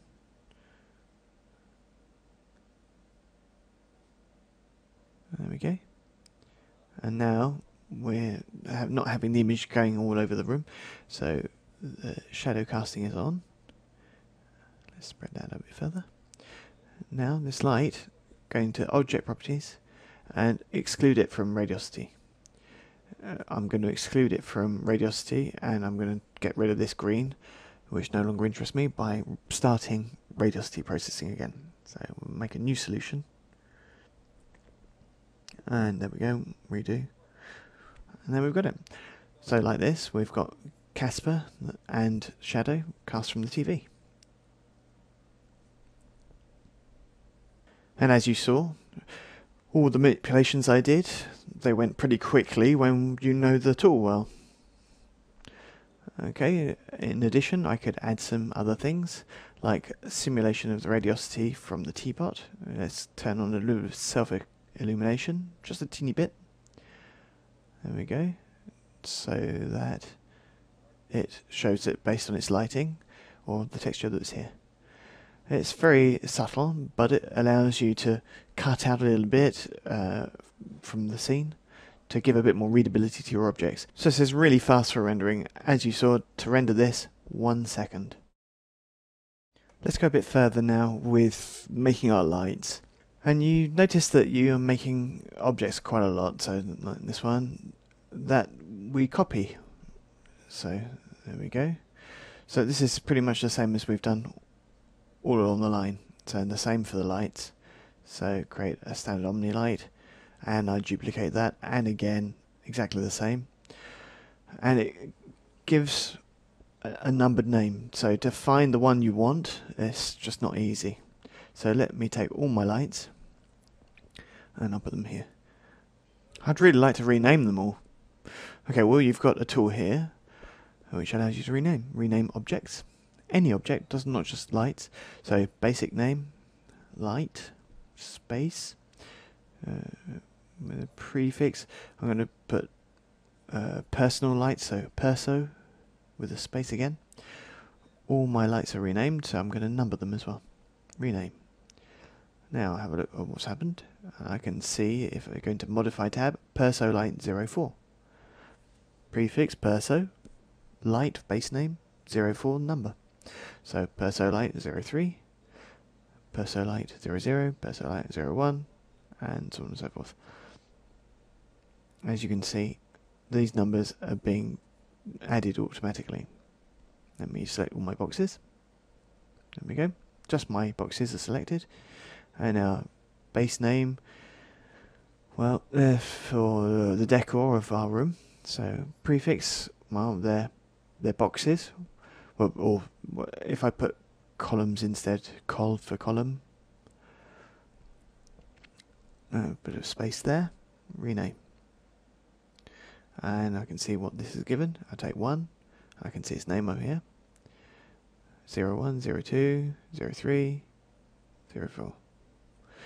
So this is quite handy. You could put other things, obviously, just for trial and error for you. This is very handy when you've got a complex scene to be able to rename by batch, if you like. So tools, rename objects. Another handy tip, rapid manipulation of certain types of light. So let's build a target spot, an Omni, and a target direct. And I'm going to activate the manipulator. When you use the manipulator, it will give you different operations for your objects, so that will allow you to just directly turn a light. That's a bit boring because it's just a cylinder, but it allows you to rotate it like this. If I go on to my spot, I've got other manipulations. I can turn the spot. If I change it to a rectangle, so we can see it a bit better, let's change the aspect. So now directly I can just click to rotate 90 degrees, or hold the handle to rotate a little bit. I can change my parameters for the hotspot and the fall off to modify them directly in the viewport. If I click the object here, I haven't always got the same thing for everything. For the Omni light, there's not a lot for the manipulator. If you turn it off, then you'll come back to standard manipulations. Right mouse button, select manipulator toggle there. Yet more handy tips and hints. Here's the scene. I'll make a target spot and I'll put it here. It's not obvious how the spotlight is lighting our scene here, so what I can do here is do V on the keyboard, and I've got front, back, blah, blah, blah, and so on and so forth. And there are some that are missing. If I click here on front, now I can see lights, spot. Let me show you again.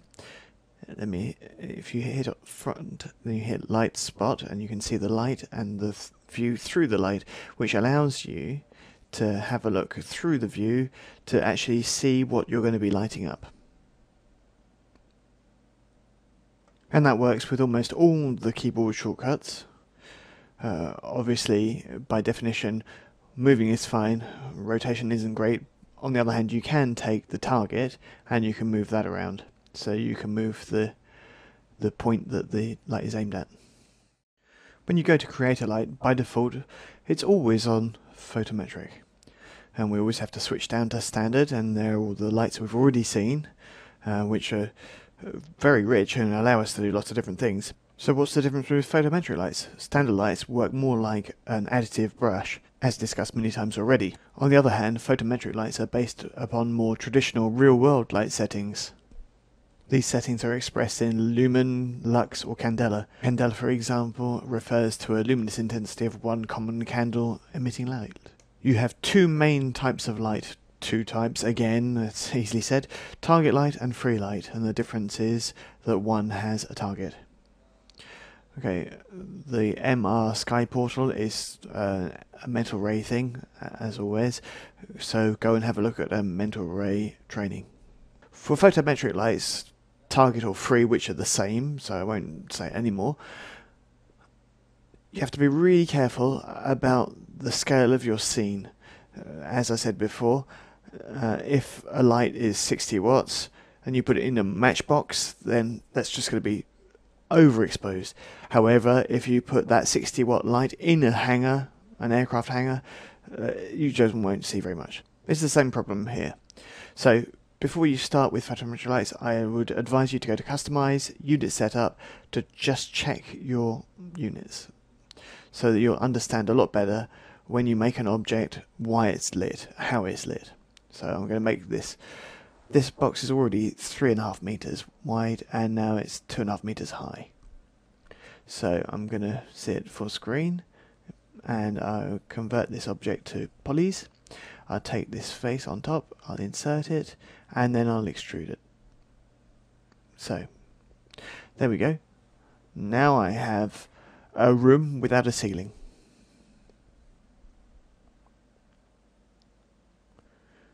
Now I'm going to create a photometric light, target light, and as you see it says if you want to change it to logarithmic exposure, and you say yes, why not?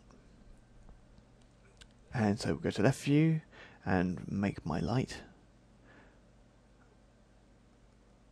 and then P for perspective, and drag my light in with the middle line, so I get both the target and the source. With this sort of light, and with all lights, use Shift F3 to be in hardware render. It's much better. Now we can see the result looks a lot more like a final render. So, which is so much better when you're working with lights. Like the light at the moment here is round, is just like a point light, like a anomaly light. If I go into modify, I can see that I can go down here and change its shape here. I'm not going to look at area shadows for the moment, but here we'll look at the shape.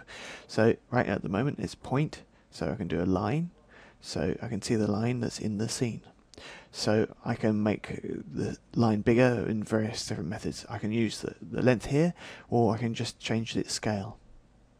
There we go. What's going on? What is it? Now the light is exactly the same as a neon tube. So if I just move my tube a bit over so that it's between the walls properly, if I go towards this wall here, now I can see the light is just like a neon tube. Let's have a look at the render. Exactly the same. Remember when Max proposed a logarithmic exposure control? It's here. Okay, if we preview, we can change the parameters here as always. Okay. Right, we've got other mode types. We've got line, we've got rectangle, disc, cylinder, sphere, and cylinder.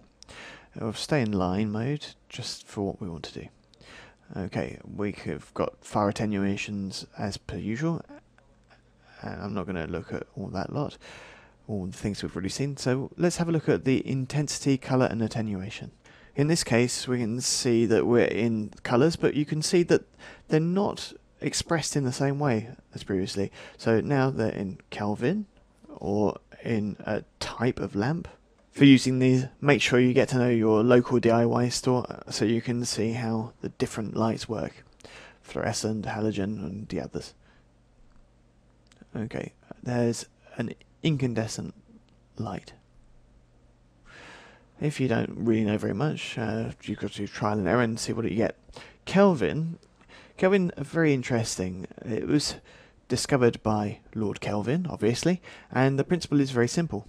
He noticed that depending on the components that you burned to make light, you had a different colour. If you burned one type of object, it had a completely different colour to a different other one. So, especially depending on the temperature. So, the more you put the temperature up, the more you change the colour. So, it's exactly the same here. So, there's the temperature at which we're burning. And now, the more we go up, the more my light becomes blue, and the lower it gets, the more it becomes red. So, like this, you can see all the different kinds of ambience you want to make. We can change the intensities expressed in candelas, lumen, or in lux, with possibility of fall off in the scene, obviously. I think you're beginning to see that this kind of light has a lot more possibilities, more than the standard lights. Whether you need these possibilities or not is another matter, but at least they're there. Okay, you can work with other parameters for fall off, for decay. Shadows, always the same, so all the same types of shadows that we saw in the standard light. And now, light is active or not, target or not, that's exactly the same as we've seen before. Now we can also select a template. These are lights that are already made that are in the shops. This is obviously your choice. In the next chapter, we'll look at light distribution types. The light distribution type. By default, it's uniform. Uniform just means that, depending on the shape you've made, the light is uniformly emitted. Okay, so down here, we've got also uniform diffuse and uniform spherical. Uniform diffuse, when you do this kind of thing, it will diffuse only towards your target. So the line is here and target is down here, so all the light is diffused uniformly towards the target and not spherically. You could really actually call it uniform diffuse spherical. Now you can directly convert your light into a spot. So we've seen uniform diffuse and we've seen uniform spherical. And now if we go to uniform spotlight, you can see that it's completely changed and it's become a spotlight. And now you need to redo everything exactly as you did with a standard spotlight. If you use photometric web, this is a particular kind of setting, and I'll do a chapter particularly for photometric web. But don't think just because it's got web in the name, you're going to go on the internet. Okay, right, so let's go back to uniform spherical. And now I'm going to set a particular thing that's interesting. Shadows. I said that shadows are the same with standard lights and photometric. Yes and no. Here I actually suggest that you use area shadows. Although area shadows are made as a blurred shadow map, as I explained to you in theory at the start, which could be awkward with standard lights. With photometric lights, it's quite well optimized. Let me click shadows, area shadows. And there we go. Okay. It's a little bit simple or a little bit easier to manage. We'll see if it's all that easy. Okay, how does it work with shadows? Right, remember, I let the render do. And now, let's explain. Okay, I've got a line. Right, create shape, area shadow here. So, the shape that's created is here, it's a line, and there it's length. And at rendering time, shadow samples. Shadow sampling is at 32 at the moment, which basically means that along that line I've got 32 little lights which distribute shadow and make the blurs between them. if we turn it down to 2, you can see that there are only 2 highlights on the wall and the shadow is blurred based on that. If I do 128 lights, it's a bit longer to render, and now we can see there's a distribution of the light on the wall and the shadow is cleaner, if you like. Let's put it back down to 16, and that will do for this kind of scene. The management of area shadows is more or less the same always. So we can see here all the basic options, the anti-aliasing options that we had before. So let's put the anti-aliasing up to 5 so that we can improve the blur in the duplication of the shadows. Let's put the shadow quality up as well. And now we're starting to get something that's quite clean, quite nice. It must be said that area shadows are well managed for photometric light.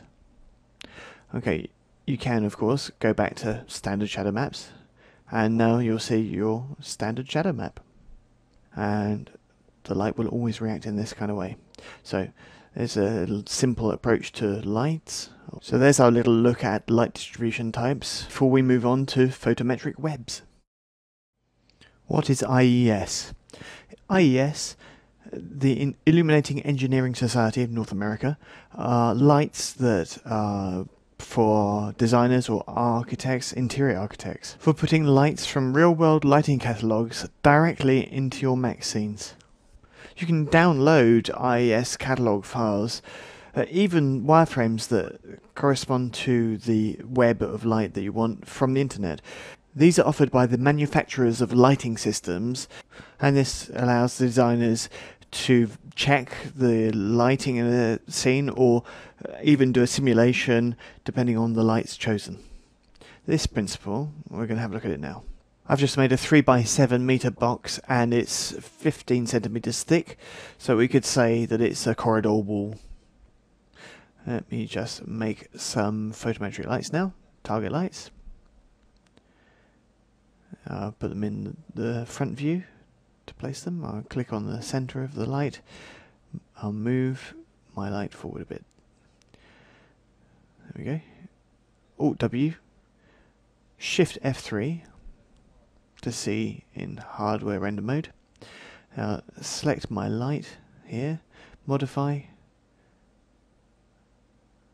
Let's open this out. And I'll choose light distribution type, photometric web. Okay, now I'll choose photometric file here. And here in file types you can see 7 different distribution formats. IES, there are others. The IES files, you can find them on the internet. By default, they're in the photometric folder. Your photometric folder, that is users, JYA, documents, 3D Studio Max, scene assets, photometric. Yeah, maybe, but I haven't actually got any. So where can I find some? Well, Max actually gives you some in its installation directory. So if we go back to the hard drive, go into Program Files, go into Autodesk, 3ds Max, and then in here we can go down and see Scene Assets and Photometric. And there's a bunch of IES files. So the drawing that you can see down here is shows the distribution of the light with the attenuation and its values. Let's open. Okay, there we go. Now we can see that the design of our light, the type of light, is actually done automatically in our viewport and on my renders. If I put it closer to the wall, so you could actually have a saturation because the light's too close. So let me change the target and move my light out a little bit. There we go. That's better. So the path, I'll put it up above and I'll lower my IES file. Let me take my middle path and I do some copies like so. And there's my wall, all lit up with my IES lights. Let me duplicate the wall copy, and I'll make a ceiling for the thing. So I'll turn by 90 degrees. So, well, no, okay, well I'll do it like this instead, and lift it into place.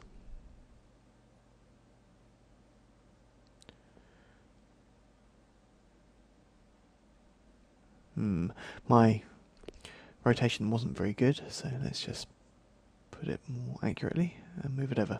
There we go. Now, if I have a look at the principle here, I can see that my lighting is right with no trouble. Nothing to do. Okay. I could have actually worked differently, which I perhaps forgot to do. Oh, it's real time, so let's do it again. Let me take this one. I'll do shift, move it across, and I'll use instances this time, which is a bit more interesting for what we're going to do. So now in instance, I can just take one, and now I'll modify it. I can change its colours, Kelvin colours. Let's lift it up a bit, and so I've got a more interesting ambience for my corridor here. So let me take all my lights, and I'll move them along a bit, make them more central to my corridor. And now, like this, we can see lights lighting up our ceiling. Obviously, you can add more lights, and you can add some standard lights even. There's no problem here at all. Let's do free light in photometric. Hang on a second. No. Let's choose photometric again. There we go, free light. Now I can create a light up here, put it rapidly, there we go, on the ceiling. Okay, modify. Choose the light type, so rectangle now. So I can now see the rectangle in my viewport, in my scene.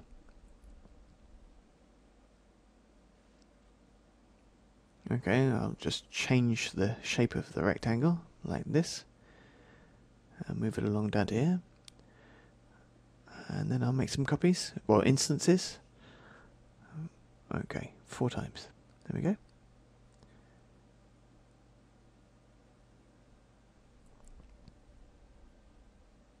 Okay, now it's starting to look like a corridor, very simply.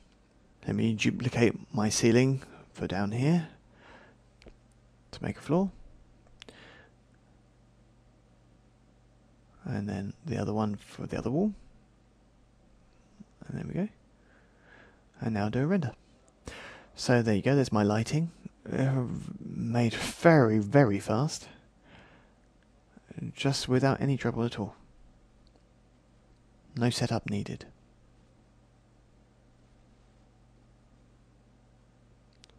To modify the intensities, I could go to the rendered image, I can go into the exposure control, I do a preview, and I can actually now modify my brightness, contrast, and so on and so forth, like usual, the midtones, and correct the colour. Okay, like we showed you before. Change saturation, okay. We can see directly in the scene what it's going to do. Oh, another interesting thing, let's cancel that and close this window. Know that when you correct colours, you'll see them directly in your viewport, which is pretty handy. You don't have to look at this tiny little thumbnail.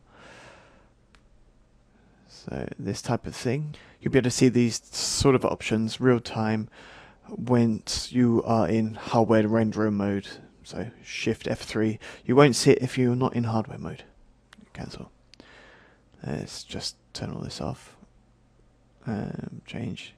And now we can see it all in the viewport.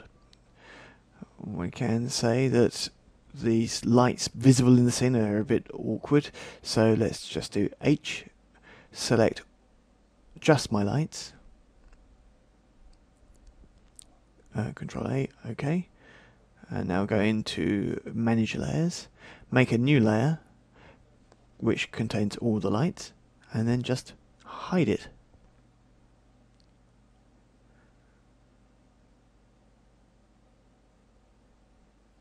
And so there we have a simple example of working with photometric and IES lighting. Lights are important, but shading is just as important, perhaps even more important. But in any case, shading, or shaders, are how objects are going to react to light, and it's very important.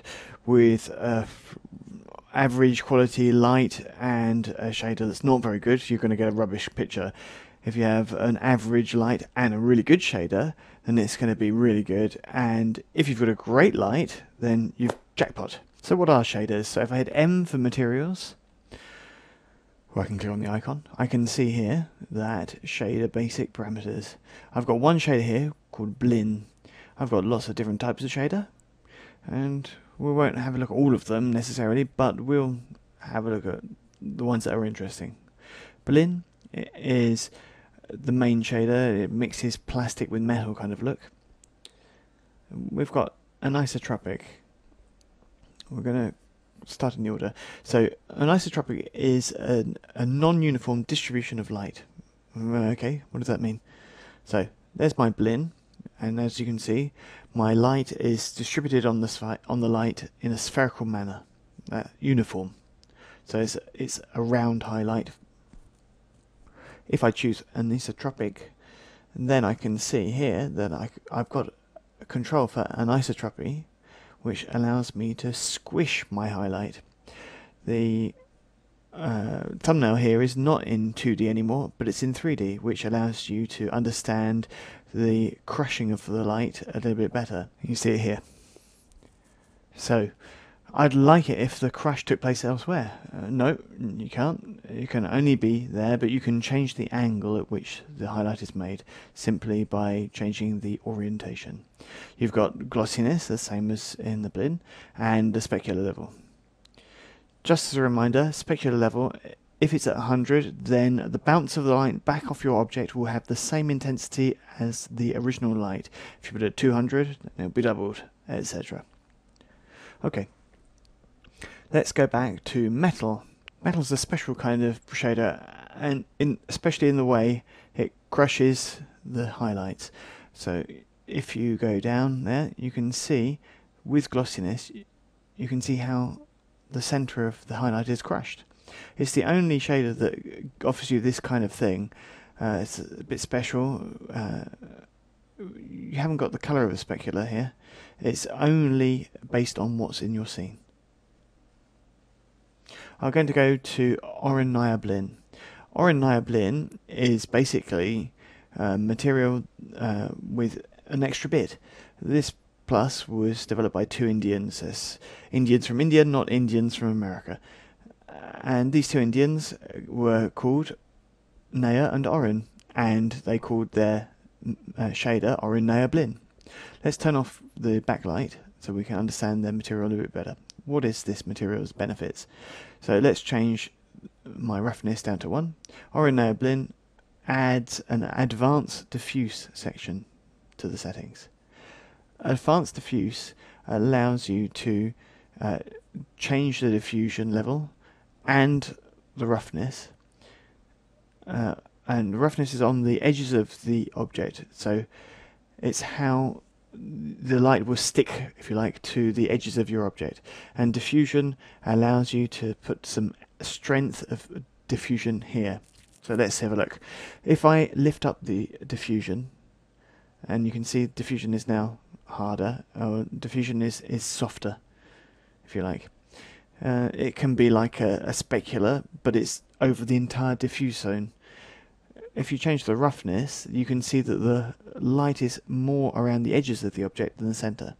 Like this, we can actually create special attenuations, a kind of matte surface on your object, often used for certain types of cloth or even skin. Fong. Fong is a bit plastic, and it's a bit limited. It's a bit old-fashioned. It was the choice of the day, but now not really. Strauss gives you a kind of a glow and a metallic kind of effect with an absorption of the light in the diffuse zone. Translucent shader is not very interesting now because it works very badly with shadows with transparency. And obviously to have translucency you need transparency. So we'll have a look at that for later on. So let's come back to multi-layer because I didn't look at it before. What is the multi-layer shader? The multi-layer shader allows two specular layers. You can see one here, and it can be anisotropic if you like, and you can change its glossiness and so on. If it's at 0 then there's no anisotropy, etc. And a second which can have its own anisotropy, can be made completely differently. Okay, very good. And it's got the same thing as orinoblin, so it's got the advanced diffuse levels and roughness. So we're going to ask ourselves, we've got to ask ourselves, in other words, in the multi-layer I've got what? I've got blin, I've got orinoblin, and I've got anisotropic. Okay, right. So that one, just going to forget it completely. And I'll tell you why later. That one's interesting. This one's pretty old now. Maybe we'll look at it, maybe we won't. Strauss, maybe it's interesting. We can do a lot of things with multi-layer, but maybe we can do some other stuff with Strauss. So, what is there left? So, metal mainly, and multi-layer. These two are the only ones that are really different in the way that they treat light on a surface, and there I gave you a definition of shader. Okay, let's have a look at this more clearly. Okay, if I open the shaders that are offered by Max, if I keep in memory metal on multi-layer, orinoblin we don't need, translucent definitely not, that one that's too old, so Strauss perhaps. Okay, so result is that we'll work with these two shaders and maybe that one as well. We'll see. But mainly metal and multi-layer are the most interesting. All these shaders have the same basic parameters: ambient, diffuse, self-illumination and opacity. And we've also got extended parameters that we're going to have a look at in following chapters. There you go for the definition of what a shader is. It's the reaction of a surface to existing light. A bit of shader theory and application now. Okay, so materials. All I've got here is a plate and 3 fruits of the very circle. Let's just put a shader on the plate. Let's give it a name. Plat. French for plate. This one I'll delete. So I'll put it on a sphere, which I'll call, funnily enough, sphere. If I copy this one over to this material, I'll change its name to sphere 1. And I'll put it on here. And duplicate that again. And call it sphere 2. And put it on this one. Okay, in theory, I've got identical shaders everywhere. Okay, let's keep the light, but let's knock it down a bit. There we go. Okay, let me come back to the plate. Okay, on the plate I'm going to put a multi-layer material. And let's have a look in the viewport. And I'll add some reaction to the light. There we go. Let's make a very big reaction to the light with some anisotropy. We can see that really the anisotropy isn't actually in the render view, even though we're in hardware. Already we are kind of at the limits of what we can do in real-time graphics. Okay, anisotropy is here. Let me reduce it a bit, and this is why I quickly got into the habit of hitting Shift Q for a quick render.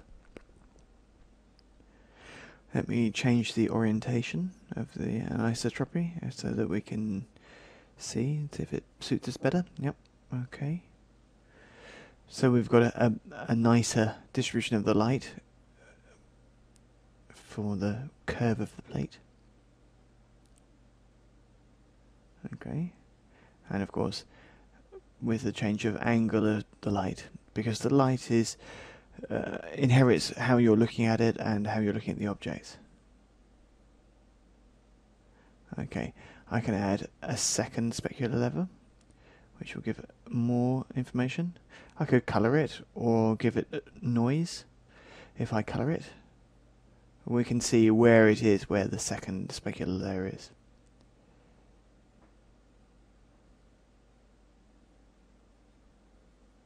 And that's the anisotropy. Okay, I'll lower the level of diffuse so that it becomes more matte. So it becomes more like porcelain. So let me just up the roughness on the edges. Now it's something of its own. Now let's take the first sphere, and now I'm going to put a material metal on it, a shader, metal shader. Without much surprise, I've got a more metallic look to this sphere. So for you to play with how you want it to look, change the specular level, the glossiness. On the second sphere, I'm going to put Strauss on there, and I'll put a little bit of a specular highlight on there, and an effect that's a little bit metallic. And the last one, I'm just going to leave it in Blinn and just add a highlight to it. There we go.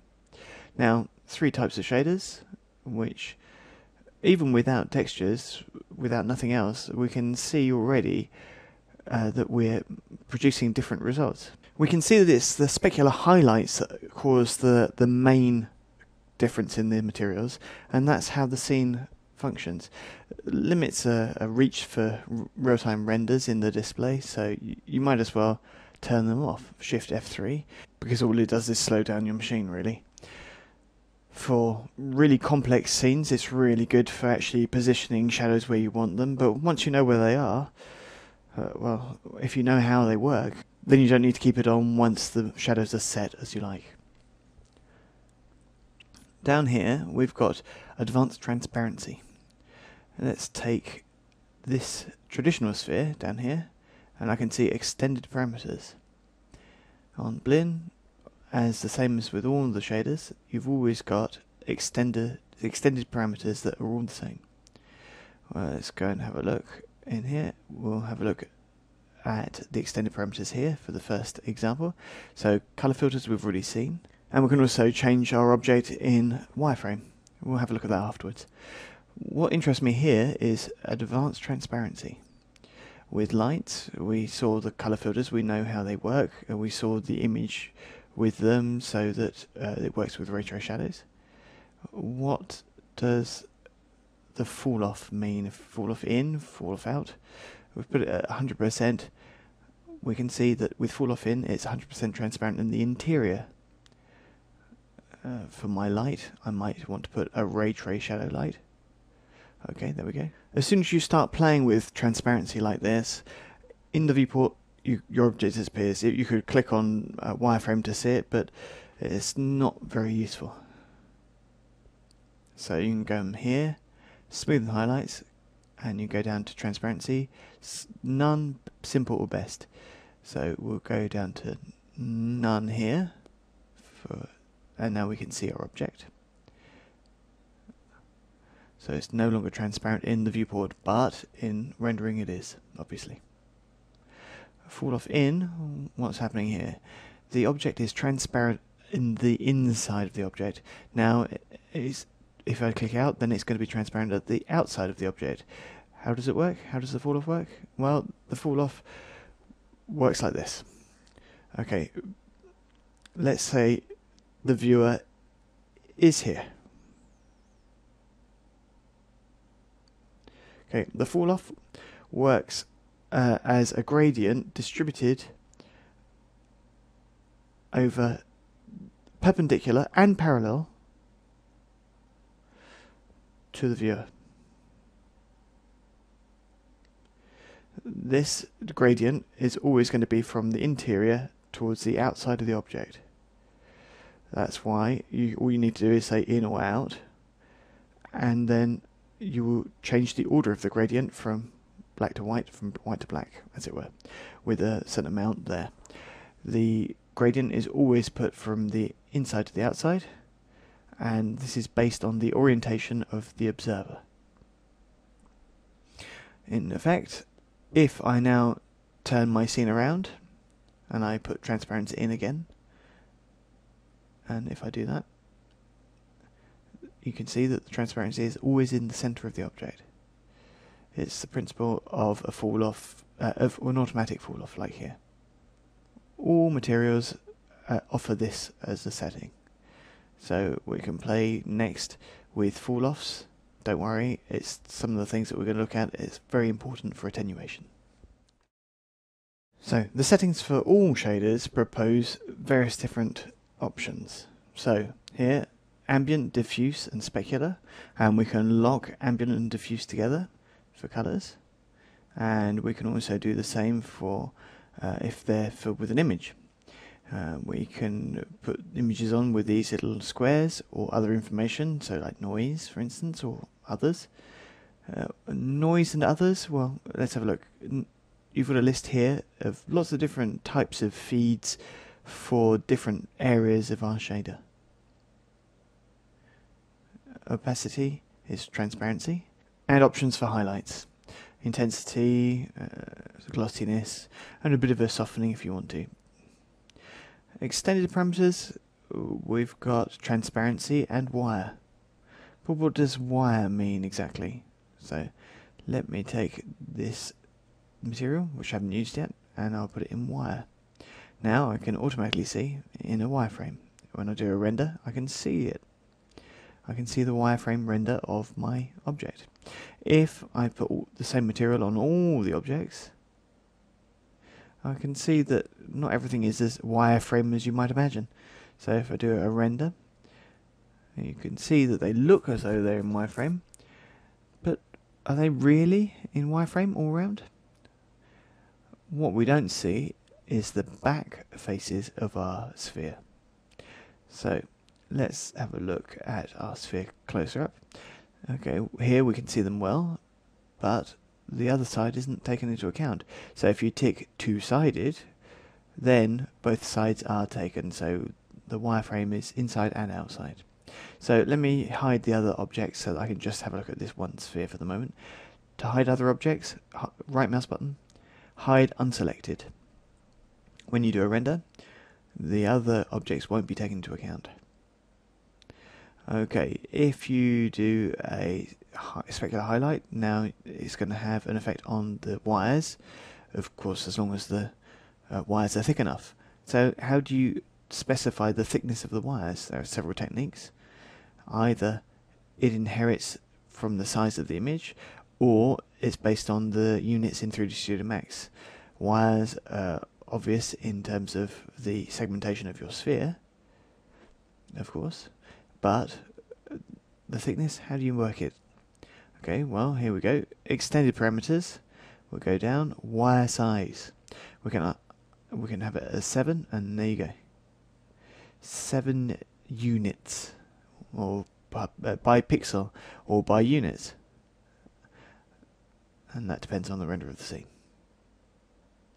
And by pixel, it's in relation to the size of the image that you've calculated. If the scene has certain types of units, it's better to use units. However, if it's just for the size of the image you're producing, you should choose pixels. Two-sided is interesting for doing by object, when your object is hollow, which allows you to avoid little problems like, a piece of paper, since if you look at the other side, there's nothing. Okay, let's check this out. Let me just make a simple plane in 3D. There we go. Okay, I'm going to align it rapidly with the sphere and just move it up. Okay, if I do a render, now I can see the plane, no problem. If I rotate the plane to look at its back side, and do a render, there's nothing, and it's not taking into account a render time. Basically, the plane's normal is inverted for the scene, so it's pointing the other way. So the light doesn't have any impact on it other than in the other sense. If you hit two-sided on a plane like this, there we go, assign it two-sided. Now both sides should be taken into account in the render, and there you go. We can see here blend basic parameters. We've got shaders there, wire, two-sided, faceted, or face mapping. We'll have a look at that later. There are other things down here. The extended parameters, we've already seen them.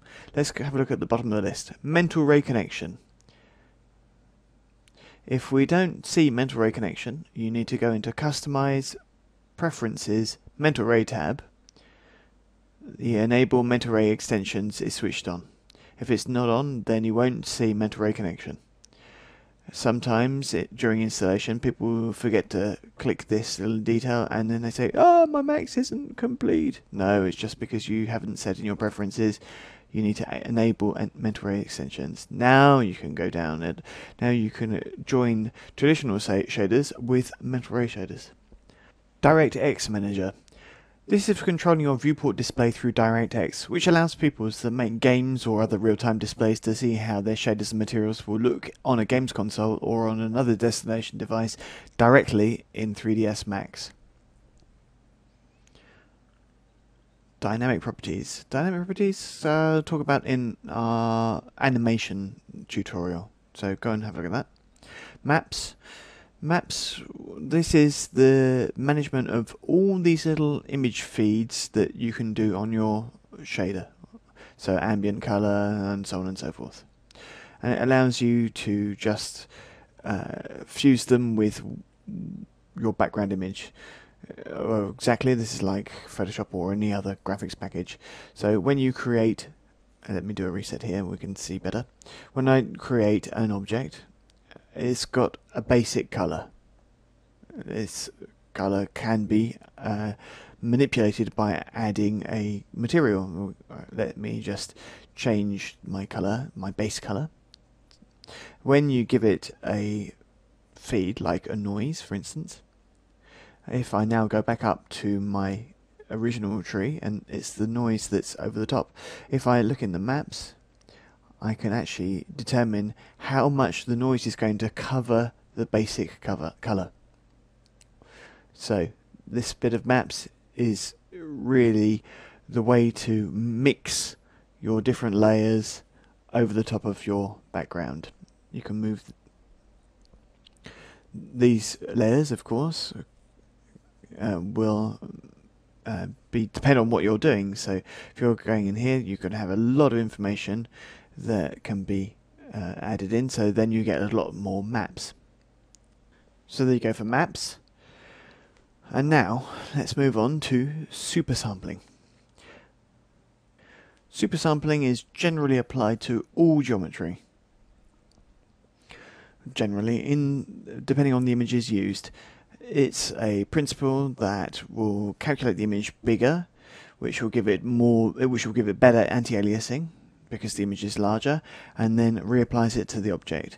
It's the system that is using global settings. Global settings now. Global settings, where are they? We're going render setup, and we can go in here, and we get D down here, C down here. There's lots of different things to do with rendering.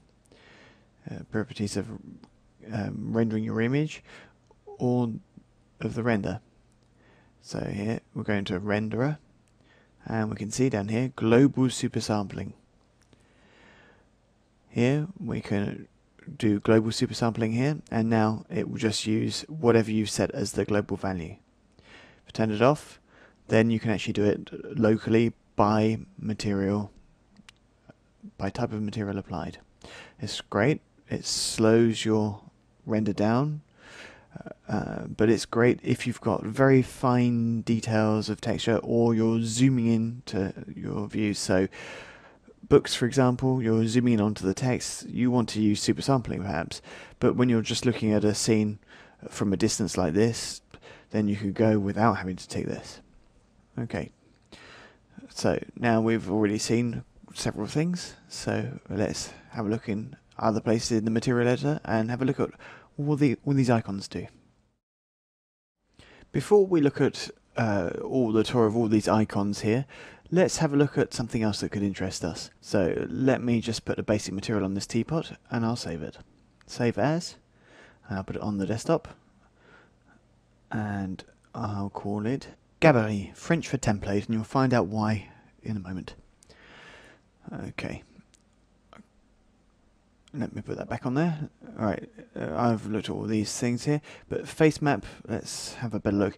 If I do face map on the teapot, now the textures are going to make them by face. So if I do faceted, now I'll see there's no more smoothing, and then if I go face map as well, we'll see that our material is duplicated for each single polygon, and it ignores the object as an entity completely.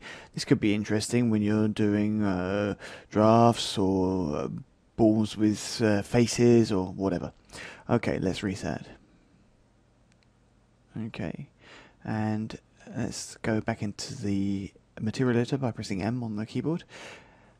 So the editor of materials, it's got lots of little examples of your textures. We can subdivide our display a bit here as well. This is the most that we can show. And people always ask me, don't you think this is too few samples? No, because all this is being rendered, and then also you really need to understand the materials in 3D Studio Max. So 3D Studio Max materials, they're considering this a bit like a palette of an artist. You know, the thing with the hole where you put your thumb in? Okay, so you've got different bits of colour here. Like this, I will feed my scene with certain elements. But of course, I know that somewhere else I've got my little tool chest filled with different paints, which are arranged very carefully. This coffer is the hard drive, and this is the palette. How then do we get new materials from the hard drive into the palette? That's a big concept here. The advantage of this technique of 3D Studio Max is that it's much simplified, because all this is rendering, so we don't want to weigh our machine down. It was a good idea in the old days, but now of course the machines can go a bit further. Okay, but here we go. This is why you've only got this many. So how do we create a collection of materials? Don't worry, I'll show you. Before anything else, let me show you that it's possible to see things other than just spheres. Clicking here, you can see we can have a cylinder, we could have a cube. Of course, if you have a shader here that has got lots of specular highlights, how that's going to react if it's a cylinder, not exactly the same. And if it's a square, even less the same. So if it's a sphere, we can see automatically that it's a lot more aesthetic, if you like, pleasing to the eye. Can we change this shape? Yes, of course. So right mouse button, options. In options, you can see here, you can see, change down here, custom sample object. So click here and go and choose your 3D Studio Max file. Remember, Gabarit template with my teapot. If I do open, now I hit OK, and now you can see there's a little question mark. So if I click there, I've got my teapot. And now we can see that if we've got 3x2, that's enough. And that allows me to see the material reacting directly on my object. Obviously, don't use a complicated object here, just give an idea so that the material can be placed correctly. Generally, why not? Let's make a teapot here. Okay, normally we just drag and drop. We can also, if we want to, have a look at how it works. So you can hit right mouse button, drag and rotate. And now if you drag, rather than dragging and dropping, you're now turning in the viewport. Okay, so you can see it from all sides how your material looks. Reset rotation. and then the right mouse button. We'll go back to drag and copy and drag and drop. Allows you to personalize the display of your materials, especially when you've got things that are slightly different to cylinders, spheres and cubes. So let's go a bit further into the material editor. Okay, so when I'm in the material editor, I can see automatically that there's this backlighting, so I can turn this off, or I turn it on or off, as I like. When I'm working with transparency, it's a bit difficult to sometimes understand the transparency of this on a grey or neutral background. So here I'm going to put a kind of a checkerboard thing. Double click and you'll make your sample a bit bigger. So sometimes it's annoying to see this kind of thing, so you might want to personalize with a custom image map. We can see that later. Okay, look, what you can see here is whites, blacks, reds, green and blue, obviously. And we always work in RGB.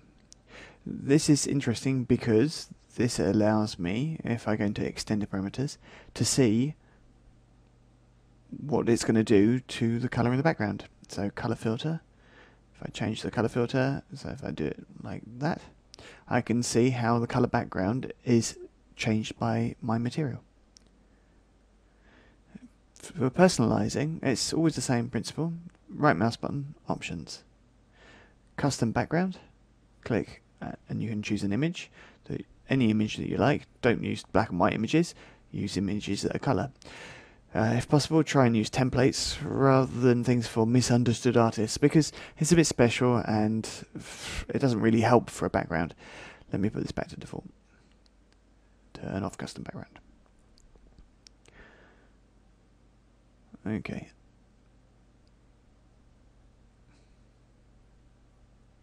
This icon, simple UV tiling, it's for distributing your texture differently on the thumbnail, but it's sort of old-fashioned these days, so it disappears a bit, like this one afterwards. What's this? Okay, let me take this material. I'll delete that one. Let me take this one and make it react to light. So there we go, make it react in red, okay, and let's have a really strong highlight. Let's turn off backlighting and I'll tick this one. Okay, this is for a video color check. A video color check? What is that? Okay, so if I make the specular red as well, don't forget that specular is additive, so I've got red and I'm adding more red to it. So I've got a red that's at maximum, so RGB values. Oh, it's not complicated. Red is at the 256 levels and the 255. Nothing for blue, nothing for green. So I'm at the maximum of red. But now my specular highlight, I'm adding more red to it. So I'm now going to have red on top of red on top of red. It's more red than red. So in other words, it's really saturated here. And the TV hates saturated RGB colors. If we click video color check, we'll see a black spot here. And that's where we're too saturated. So now we'll have to reduce our specular levels or change the specular highlight color to stop the saturation problems. Otherwise we will see it immediately. The problem is that this TV color check, this video color check, which sort of TV is it? What do you mean?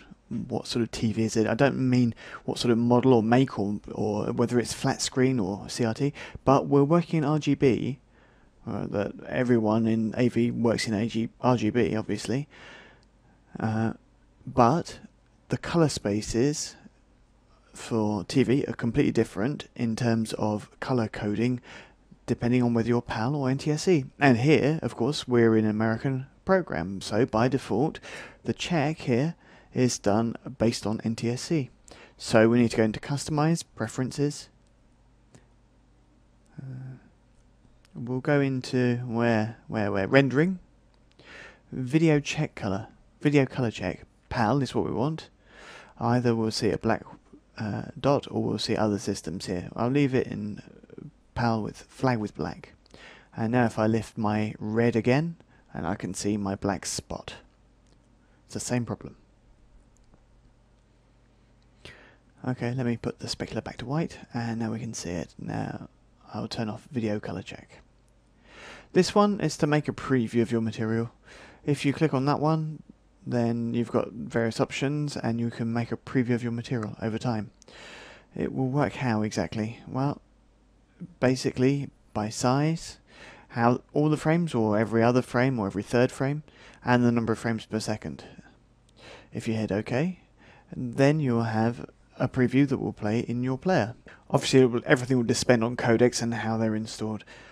Here I can see that my codec isn't really very well installed, because it's not a problem. If I just refresh the screen a bit, it's not a system that I like a lot. If you want to see a preview of your material and animation, I would suggest, rather than that, choose render map. Obviously I've got not a map here, but let me just put an image, noise for instance. Okay, now right mouse button, render map, and now I can still do the same thing, but I can choose what sort of file I want and with whatever file type I want, which is much better than an automatic system. I'm on a 64-bit system here, and while it's great for stability, video codecs aren't all there just yet. Okay, so there we go. For me personally, I prefer right mouse button and do a render map, and we'll have a look at this in hints and tips later on, what it's useful for, and it's useful for a lot. Options. That's exactly the same as if you did a right mouse button on a thumbnail. There you go, options. Okay, with right mouse button you've got magnify, which means make it larger. Double click, it's exactly the same. Select by material. Well, allows you to select objects by the material that's on them. So you've already seen often that I navigate through my material editor by climbing back up through this list here. So noise, or here, which is really laborious sometimes. I've done it so that you can see how it works, because we hadn't looked at the material editor properly. Normally I don't work like this. This is the top level, so let me just call it top level. And here I can see I've got my map number 1, which I'll call bump. Not bump, noise, obviously. Okay, delete that. There we go, noise. I can see top level, and now dropped. Oh, I can't. Oh, I've got to click back here. Okay, I'll go back up. I see top level, and I could. Oh no, oh. Okay, stop. Okay, that's the problem there. I don't like working like this. I can do a lot more if I click here, Navigator, which allows me to click where I like, when I want. This will show you your materials hierarchy, just like Windows Explorer. Larger, with samples, just the samples, or bigger. As you can see, the workflow with this is a lot more fluid, and so you can work much faster and navigate through your material. Okay, so don't do that anymore. Okay, remember this, you're going to use it a lot. Now let me go back to what I was talking about earlier with the material editor. And what I'm talking about is considering the material editor as a palette from a larger toolbox on your hard drive. So here I'm just going to work on an object here, a sphere, and I'm just going to create a material that interests me. So drag and drop. Okay, so I want a multi-layer material. There's my specular. I want some anisotropy on here. Let's have a little bit of a turn there, and I'll make it a bit blue. Let me have a look. Oh, it's really subtle. So let me put that one down a bit. That's better. Okay, now give it a colour, and I'll give it a warm colour. Okay, it's just to show a difference between that and the other. Okay, I'm going to leave the shader as it is. I'm going to put more roughness on the light. Okay, and I'm going to turn down the diffuse level. Okay. Right, That's pretty good. In here, I'll just put a noise, maybe. Yep. Now, I'll just reduce the size of the noise a bit. Change its colours. There we go. Is there more of a ready thing? Okay, there we go. Now, noise, I like to use this and go back up to default. It's going to be in the maps, so we can go here, so we can reduce its amount on our image. There we go, now it's very subtle. That's good.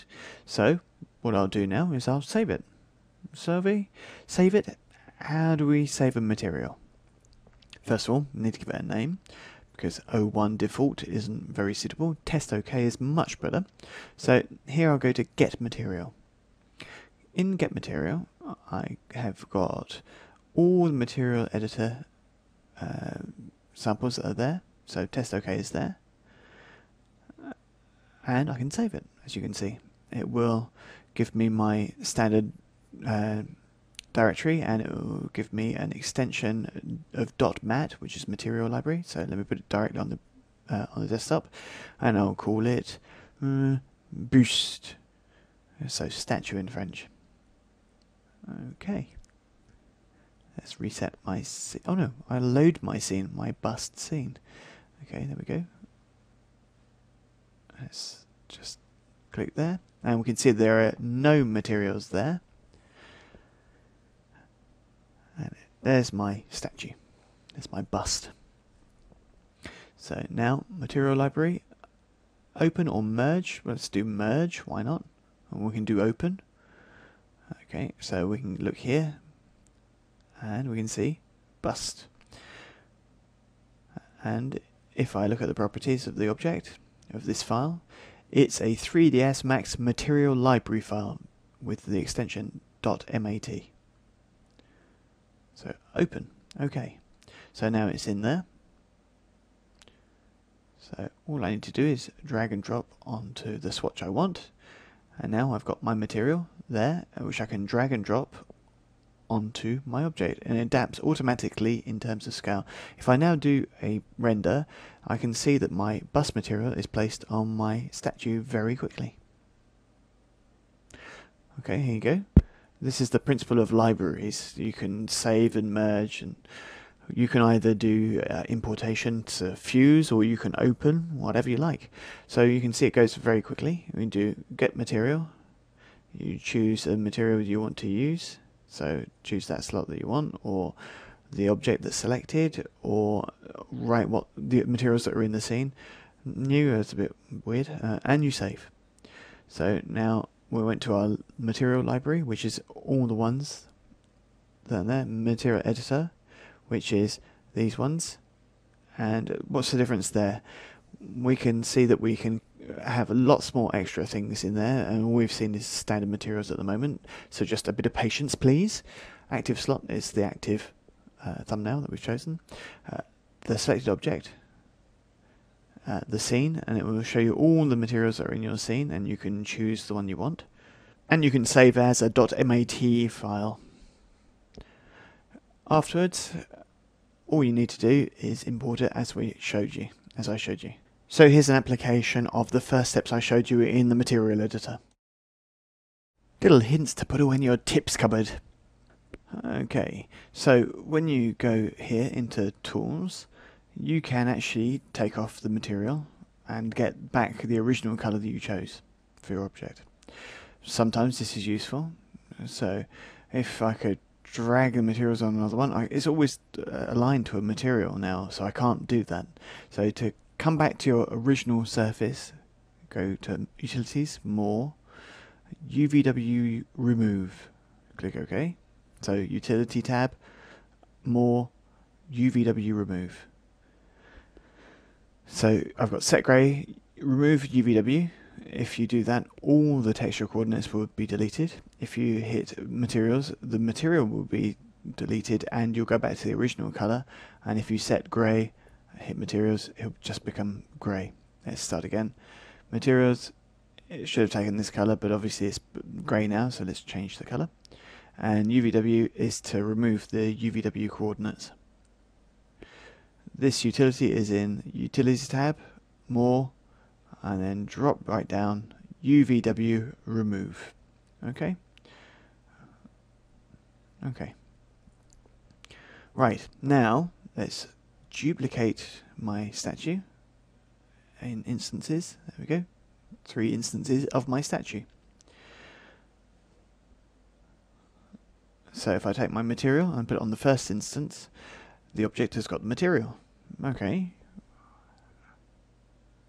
But now if I go to the options, propagate materials to instances, I drag on there, then all the instances will have the same material. You also have some utilities here, which is select objects by material. You can choose clean multi-material.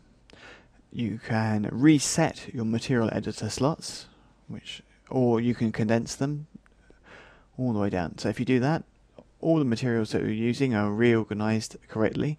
So all the empty ones will disappear, and all your materials that you're using will appear in your list. If you reset material slots, then you'll reset the slot altogether, but not the scene, obviously. To get your materials back, you take your pipette and you click on. So automatically you'll get it back. So let's put it back in the right order. Condense. There we go. And another one is restore material editor slots. At this point, you'll just get back the original material editor slots that you had in the scene. So those are obviously choices you can make of organization for your material editor with 2 or 3 little tips. I hope they come in handy. Okay, so materials and shaders. What's the difference?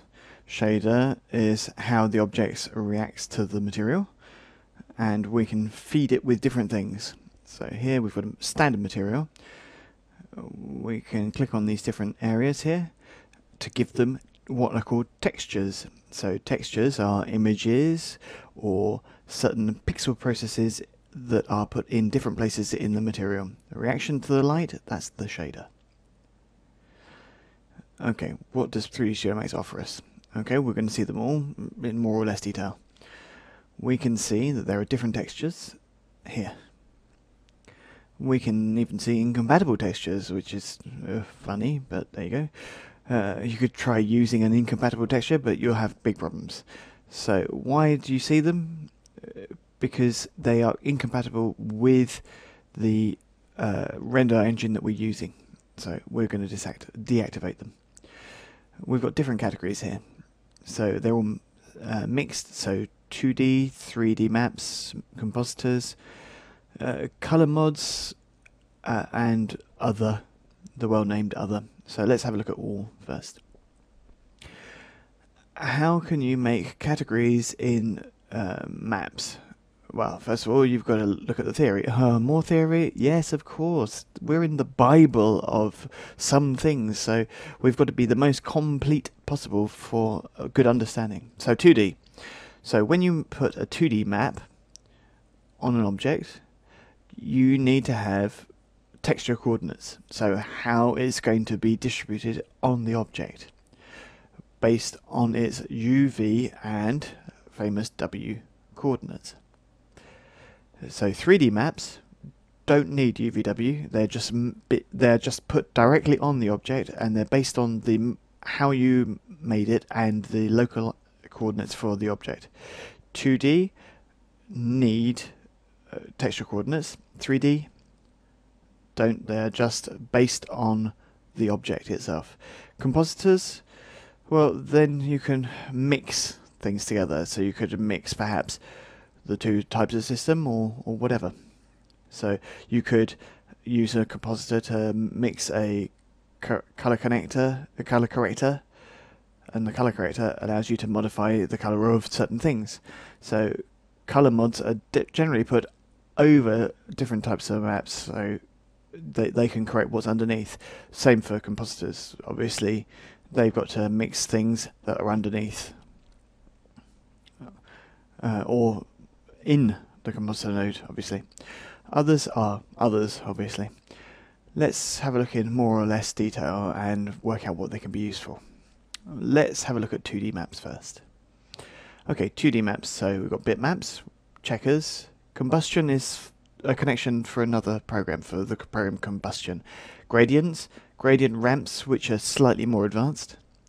Swirl, which is a tool to make a looping kind of swirly kind of fractal texture. And tiles, which allows you to repeat in a mosaic form, which is often used for making tiles. There you go, beautiful. Okay, 3D maps. The 3D maps are cellular, dent, fall off. Oh, fall off, very good. We use that a lot. We've already talked about fall off. It's always the gradient that's perpendicular and parallel by default, and it was in extended parameters, as we saw.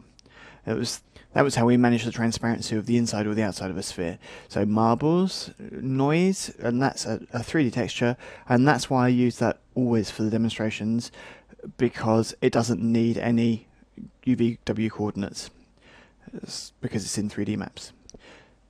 Particle systems, we're not going to look at them here. So particle age and particle M blur, motion blur.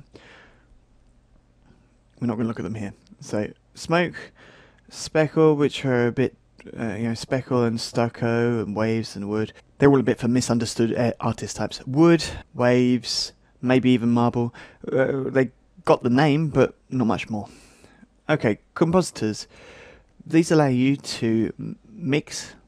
So you've got RGB multiply, mix, mask, which allows you to create a layer in grayscale that shows through or not as need be, and composite for compositing colors. So color mods allows you to modify colors, obviously. Vertex color that we've already looked at, just roughly. Output, which is for the output of the material, not the output of the render. Okay, the others. So we've got camera map per pixel for special effects, flat mirror for texture, flattened textures, normal bulk, very useful, very special. Ray trace, obviously, reflect, refract, so it's a kind of mirror but flattening, and thin wall refraction is similar. Okay, let's go back to all. Shall we see them all? Well, of course, but some of them are more useful than others. It's not a problem, but it's going to be the lighter element of this training. Let's start by looking at vertex paint to end up with this. We obviously looked at vertex paint in modeling, and that allowed us to see displacement. Now we're going to use, we're going to feed different parts of our standard material here. Okay, so obviously there are lots of other types of material. There we go. We've already looked at advanced lighting override, and we've got our architectural, blend, composite, DirectX shader, which is for games, double-sided, ink and paint, which is supposed to do some cel-shaded stuff, matte shadow, morphing stuff, which we'll look at more for in the animation course support. Shell material we've already seen. It allows you to have a different material for rendering than for the viewport. Now we've got standard, which we've already looked at. Shellac is another kind of special material, which is based on the instance of the camera and the light, top bottom, and then XREF is when you import a scene. XREF is becoming a bit replaced by the new container view of 3D Studio Max 2010. There you go. Alright, so we can see the difference here. So here we've got maps that are all green, and materials are blue balls, as it were. Okay, here we go. Let's have a look at the other materials. Color mods, rather. Vertex color, that's the one we're going to look at. And we're going to look at that straight away afterwards, and afterwards we're going to look through them one by one. Let's have a look at vertex color now, because it's a suite of things that we've already looked at in modeling. So here we are, gang. Vertex paint, vertex color. I'm saying both of them because one's going to show the color and one's going to allow you to paint. On the poly object, I'll go into modifiers, mesh editing, vertex paint.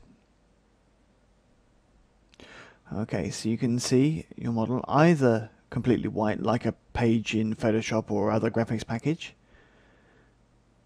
the mix with the shader, or just see the shader, which that allows you to see different display channels, but we haven't looked at that yet, but we'll look at it, leave it at 3. Okay, so I'm going to put it on the middle one, which seems to be the most sensible one, that mixes the vertex paint and the shaders to see what you're doing. Before we start, it's important to know that we're not doing games or modelling or anything, but we're actually doing colour. Okay, so I'm going to do a map channel here. Okay, why is it always on this magic number 3? Because it's to add to the texture. We could put an image on our object, and the image would be by default in map channel 1, and then a second one that mixes with it, that's number 2. So to avoid altering this image or destroying it completely in diffuse or whatever, so we just put number 3 just to be above those first 2. So we could map channel 3. You could put 4, 5, 6, whatever you like, even 1. So the main thing is that this number is the same as the other one you use. Okay, for other things about map channels, then you need to go and look at textures and UV mapping. So we leave it at 3 and we'll put it on map channel. Now I drag and drop. Okay, I'll give it a name, and I call it Boost Statue. Okay, very good. In the diffuse zone, I'm going to add a map. I'm going to add vertex color, and that map channel needs to be at number 3. So the diffuse has to be map channel 3. So there you go. Everything I do in 3 will fill in the diffuse zone there, which will react to the light. We could fill the object with color, so like so, and fill. There you go. Now we can see in the viewport. If we do that, we just see the paint. If we do that, all we see is the shader, and you don't see the paint, so which just seems a bit odd when you're in the vertex paint panel. So this one is now the mix. So now you can adjust the color, so you can adjust the H, S, and V values. Okay, let's modify the color with the saturation and the hue circle. Okay, apply. Okay. Right, here I've got a brush and an eraser. I fill, or I can completely erase all my painting. Choose a colour from the scene, but you can't go anywhere else. Okay, brush options, just like brush options that we've already seen in the fundamentals. Okay, I could ignore backfacing. I've got different painting types. I've got soft selection and so on. So generally, you are based on the subdivisions of your object. So you can use modifier, radiosity, subdivide if you want a more detailed mesh. For now, I've only got one layer, so I don't need to play around with the opacities and stuff like that because it can't meld with anything else. It's the first layer. So you can always rename this first one. So niveau de base, which means lowest level of paint. There you go. That's a bit more understandable. So that's my basic color. Now I'll add a new layer. Same principle, maps channel 3, the same as the one down here in modifier. Okay, and let's rename that one. Okay, right mouse button. So, new layer in French. And diffuse to show what it's actually changing. There we go. Right, so now I can paint. Let me choose the colour I want to paint with. I just take white and change my opacity. I'll lower it down. In fact, no, I'll leave it 100. Why not? And now I'll start painting on my geometry. I don't need the material editor, it just fills up the view. So now let's just paint on my statue's face. I'll change the size, Control Shift, remember?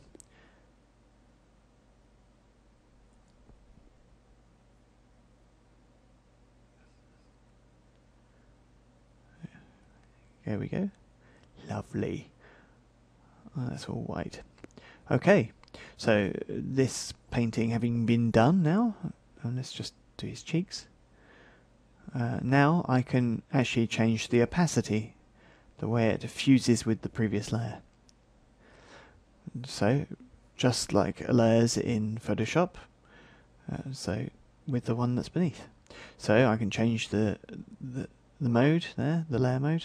So multiply doesn't actually make a lot of difference. Lighten in white, that's better. It's a choice, obviously.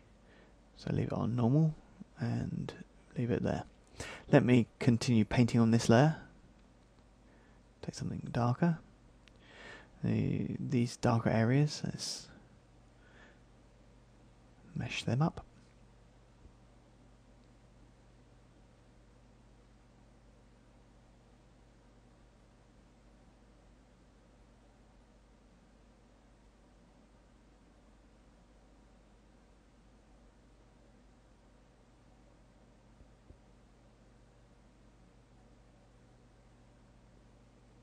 Even darker.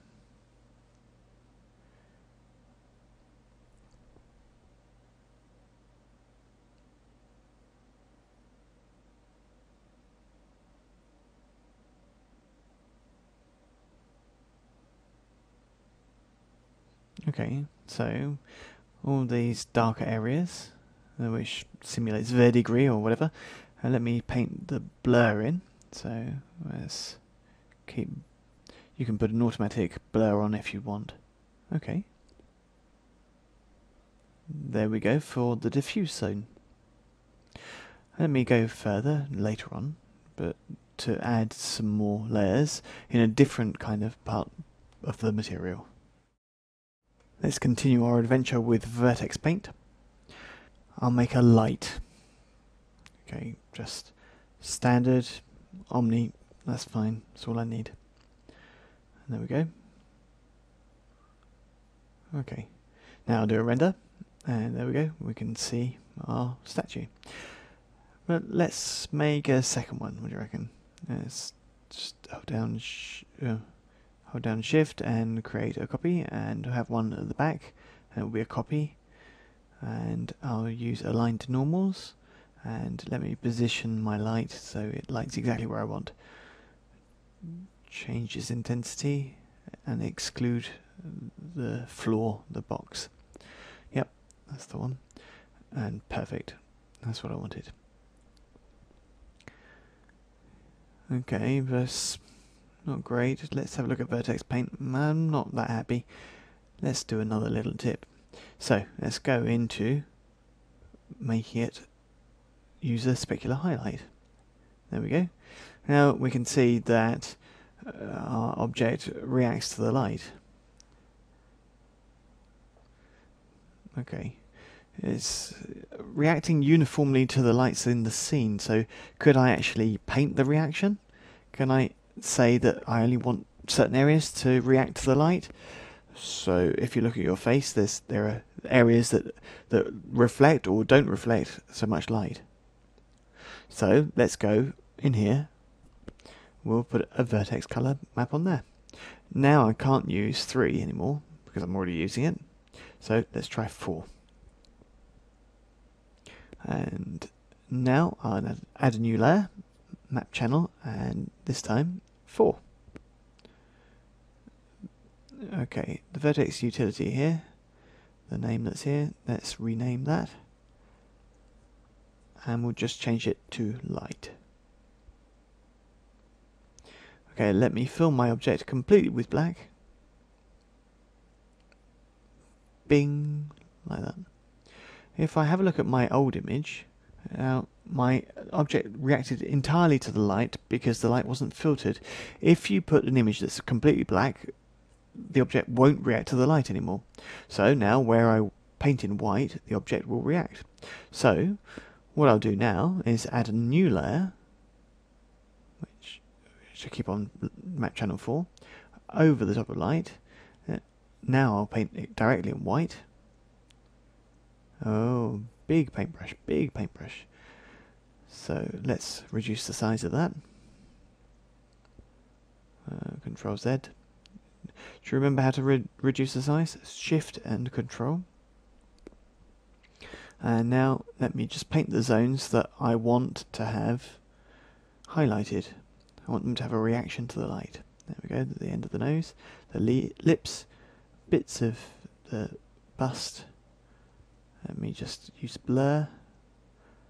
So here, if the reaction of the light is too much in the scene, then we can turn the lights off with Control L. So let's have a look. Let's do a render, Shift Q, and now we can see that those areas are reacting to the light. Let's choose some different places as well to paint. Up here. It's where people have been touching the statue, and then we'll blur these all out a bit. I'll do a render, and now you can see if I reduce the opacity a bit, so it makes it more realistic, and there we go. We can see, keep doing Shift Q, and we can see how we want to arrange it. Okay, alright, so now I'm making zones react to the light. So come back to materials, and I'll put a material on the box, on the floor. So let's put a material of really tasteful colour. Well, actually, just bright blue, why not? Okay, when I do a render now, it's nice for the floor, but it would be nice with some radiosity, wouldn't it? What are we going to do now? Well, we'll go back up into our bust, we'll tick self-illumination, and I'll put another vertex paint in there. Vertex colour, there. And now we need to use map channel 5. I'll add a layer, so 5 again. And now vertex paint that's there, I'll rename it. And now I'll call it light space radiosity, you see.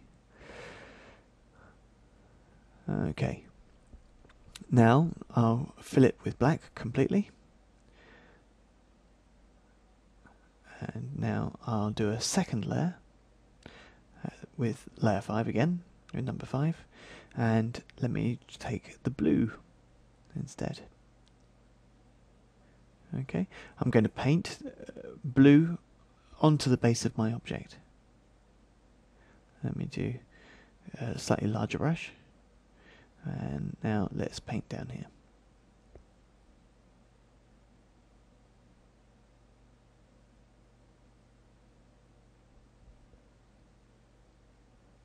Do a little render to see how it's going. And you can see that it's being auto-illuminated in blue. Let me do a blur. And paint the blur a bit more. Let's see what that gives. Let me change the opacity down. And there we go. Now we can see that the opacity of the blue has been diminished. So let's paint other areas on the statue. The box is getting in the way, so let's just select the box, right mouse button, and hide selection. There we go. Let's take this again, and let's go back into vertex paint and with the brush. So let's get closer, and I'm just going to paint here. And around here, along this edge. And under the chin a bit. Let's blur that out a bit. And more blur. And reduce the opacity. Close that. Unhide, unselected, unhide all rather, and now do a render. Now you can see a kind of radiosity on the geometry. It's a bit too much on his chin. So let's go back into vertex paint, modifiers, mesh editing, vertex paint, and we just go and find the layer we want to do. So there's this one, and let's change the opacity. No, let's use the eraser instead. Change the opacity of that, and let me just rub that zone out very carefully. Let's have a look with Shift Q. That's a bit better, and keep correcting. And you can see that's looking more realistic again. We'll do a bit there as well. It's a bit too much. Let's cut down the opacity. Let's close. That one I'm going to close, it's not going to be useful for anything. And there we go. A simulation of radiosity, rapidly done with different types of tools, which also filter light. Okay, I'm going to look on this side because I rubbed at it a bit. I'm going to look at the material now. Just close Vertex Paint and open the material editor, and let's come back. If I go into Maps, I can see that the self-illumination is there. There's my Vertex Paint. So obviously we can actually reduce the intensity of that. So 0, there's none. And if I just put it up a little bit, I can see the radiosity aspect in my object. A bit less than maximum, I think. So, and it's the same for everything. So we could turn down the paint that I did and find the balance, the background color that's there, which allows us to just darken an existing color. See? Like that, so we see the layers better. Okay. The painting that I did for the light will react automatically to the light, because if I now take my light and I move it around, I can see that the Vertex Paint will react to where the light is. Let's check. Specular level. Let me turn it down. Now I'll go back up again, and it'll only these bits that I painted that are brilliant. We could just drop down the level and turn up the glossiness, and that's going to react correctly. So as you can see, you can do lots of things with an inanimate object or even an animated object. Since because you use Vertex Paint, it will follow. I hear you asking, am I always obliged to use Vertex Paint for painting? No, Vertex Paint is one of the things in 3ds Max, but in 3ds Max 10, 2010, there was a new thing added. Vertex Paint needs subdivision. What we're going to see doesn't need any. But, of course, your object has to be a polygon, and that it has UV mapping coordinates. Let me reduce 3D Studio Max to take an image and put it on my object. However, before I do that, I would advise you to copy your image. Okay, I'll take this copy instead. If I go back to 3D Studio Max, drag and drop onto the object. Now I'll make Max bigger. Now I can see that the texture is placed on my object. Okay. Right, now let me turn on the Tools, Viewport Canvas. Okay, here you've got a brush, and you can choose the colors as you like from the viewport with the pipette. You've got opacity, the size, different types of brush. We'll have a look at all those things a bit later on, different blending modes, etc. When you click on the brush, the scene freezes, and now you can paint onto the image. So what's happening is you're painting directly in Max, and you can change color and so on, as long as you've applied what you've already done. There you go. And now you can pick a new color with the eyedropper. That's great, but I don't see anything. What's happened? It's frozen the screen and it's projected the texture. So it's adapted the screen capture to the texture that's been put on the object, but we don't see anything. Okay, what you need to do is to activate it in the material editor. So the texture that's here, we need to go into the material editor to adapt it, so then we can see it. Okay, I could do better as a drawing, I'm sure. Okay, let's reduce 3D Studio Max, and that's why I told you to do a copy, because now you can see the copy has actually got the painting on it. If I had done it on the original, then it would have been the original that had been changed. Okay, not a problem. Here we've got a clone tool. The clone tool allows you to take a clone of a different area of the image, exactly the same as other programs. So Alt to pick the zone, and then just paint. And then you can see it goes very, very fast on the geometry. There's nothing else to do really. So obviously here, if I work with the mouse, it's not the best of systems. A graphics tablet would be a better idea for this kind of tool. So we'll stop, we'll validate, and nothing's happened again. So let's go back into the material editor, come back into the texture, and there we go. So it always needs to be activated to be refreshed. Okay, but if it's doing a screen capture, then we could perhaps stream of something else. Okay, let's go into front view. Let's turn the object so it's really facing the front. Okay, and now we'll make a plane. Okay, I apologize for this in advance. Okay, what I'm going to do is take my photo and put it on the plane. You can see I don't want to put it on the viewport, I want to put it on the object. And if I drag and drop, it won't recognize the object. So why? Because I need to convert it to editable poly. And now I can drag and drop. And there you go, it'll accept it. So you can see this always works only on polygons. Okay, can't say anything more, that's me. Okay, so let's take this texture that's a little bit deformed. We'll use the eyedropper and we'll click. And so take this one and click. No, well, that's something else. That's okay. Eyedropper, click on the polygon, and there we go. That's my picture. So to remind you, here's the material with the tiling. Let me change the tiling a little bit in the other sense so that it's not so deformed. Okay, now let's change the offset so it's moved a little bit so that we can see my whole head.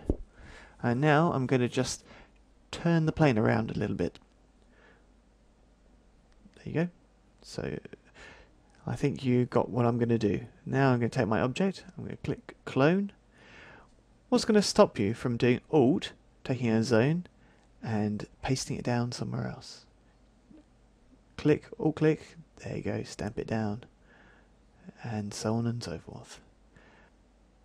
Okay, try not to make too much of a deformation, but it's me. Okay, I can do it. I'm allowed.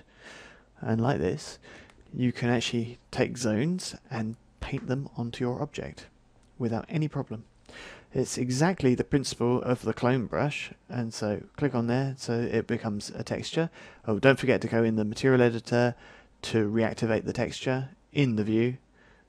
If it doesn't refresh, then just to reload, and then you can go, it's there. Obviously, it's a lot simpler to work in wireframe mode, so you can see your template. But you can see that this is a fantastic evolution of the Vertex Paint called Viewport Canvas.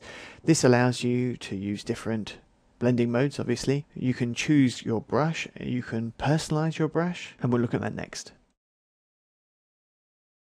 Let's come back to the parameters and personalization of Viewport Canvas.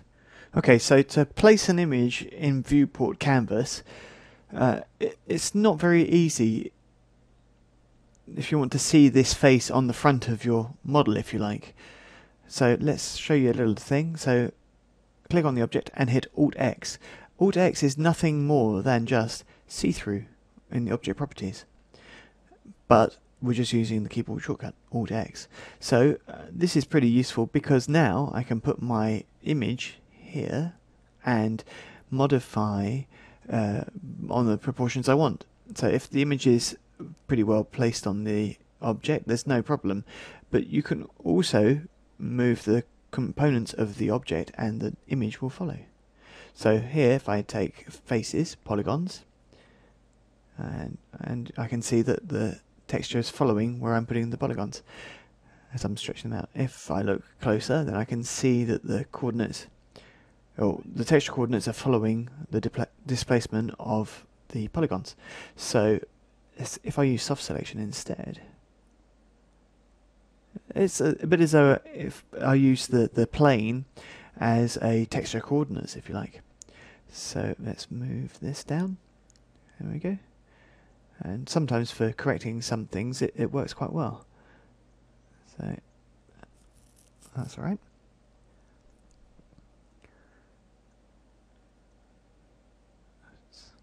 Move the lips further down. Okay, so that looks okay. Let's scale the whole thing. That's not bad. Let's quit that. And now let's go to front view. Zoom in. And now I'll move this plane on the side. The object that's there I can just Alt X again so I can see it as normal. I'm in front view here, so if I go Tools, Viewport Canvas, and then use the clone tool, Alt to pick my area, and then just paste it down with the left mouse button.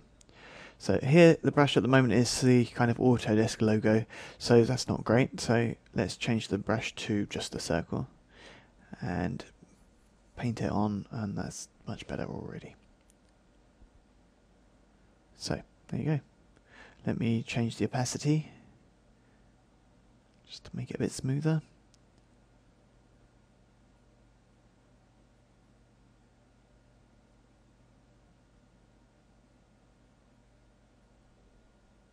And I'll validate. Let it do it. So I don't see anything. Of course, we've got to go into Material Editor, picking the texture and load it in there so that we can see what it's done. Okay, so it's not very well placed.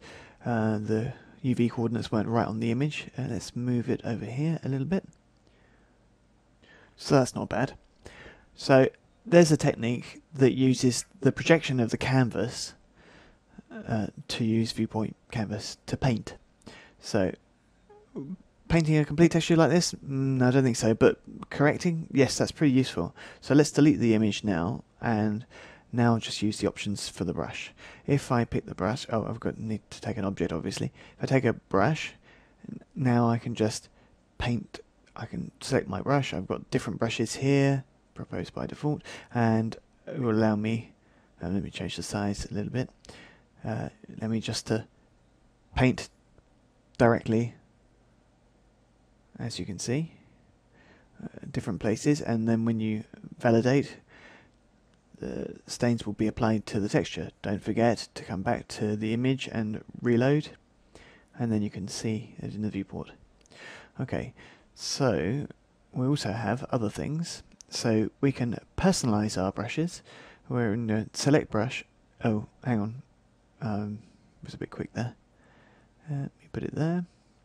Put it floating again, and scroll down, and you can see brushes aren't complicated. You can get any brush you like. It's a black and white image that's in TIFF, and it's got to be in the right folder. This folder is obviously it's the 3D Studio Max one, but then as you can see from this folder view, then you can see down here, so you can see 3ds Max installation, and then we can see ENU, plug config, viewport canvas, brushes, custom, and you can put whatever image you like in there as long as it's TIFF. Okay, so now we'll be able to see your brushes in here. So take this one, brush, and I'll just paint it on here. That's funny, the black's not there, but that's because I'm making an alpha channel. I tick the option make alpha mask down there, and now I've put the logo on the head.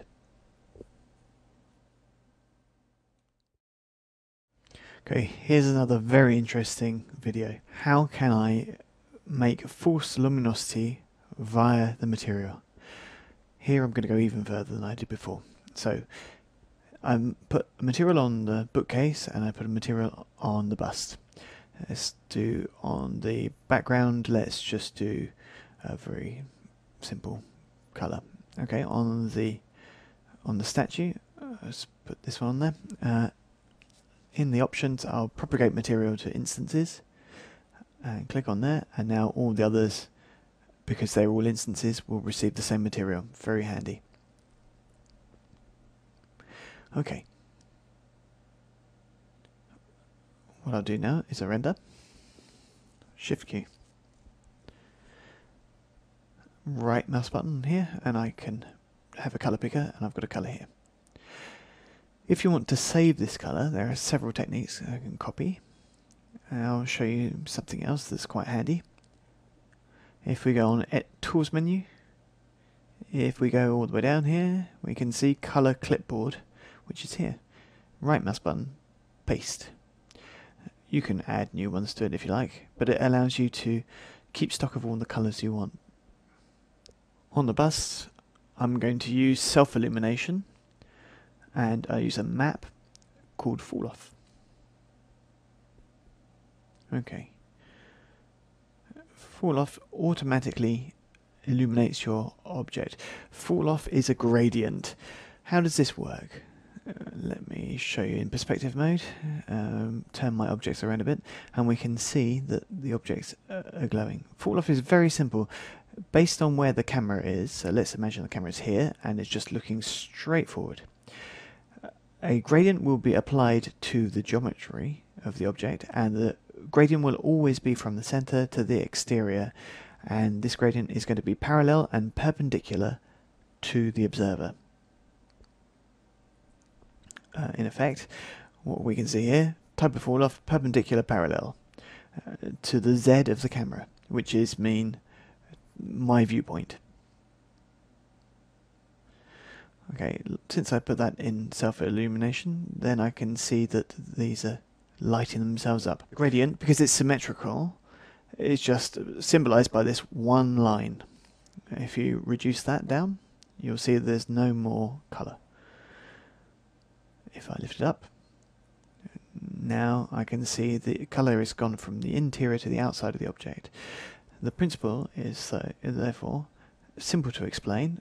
Here's my gradient that is put on my object. This gradient is symmetrical, and it goes from the center of the geometry, or the faces that receive the gradient. Being given the fact that it's symmetrical, it's pretty simple to say that this is the center, and this is the exterior of our object, the extremities. So all these bits here, down here, and this one. Okay.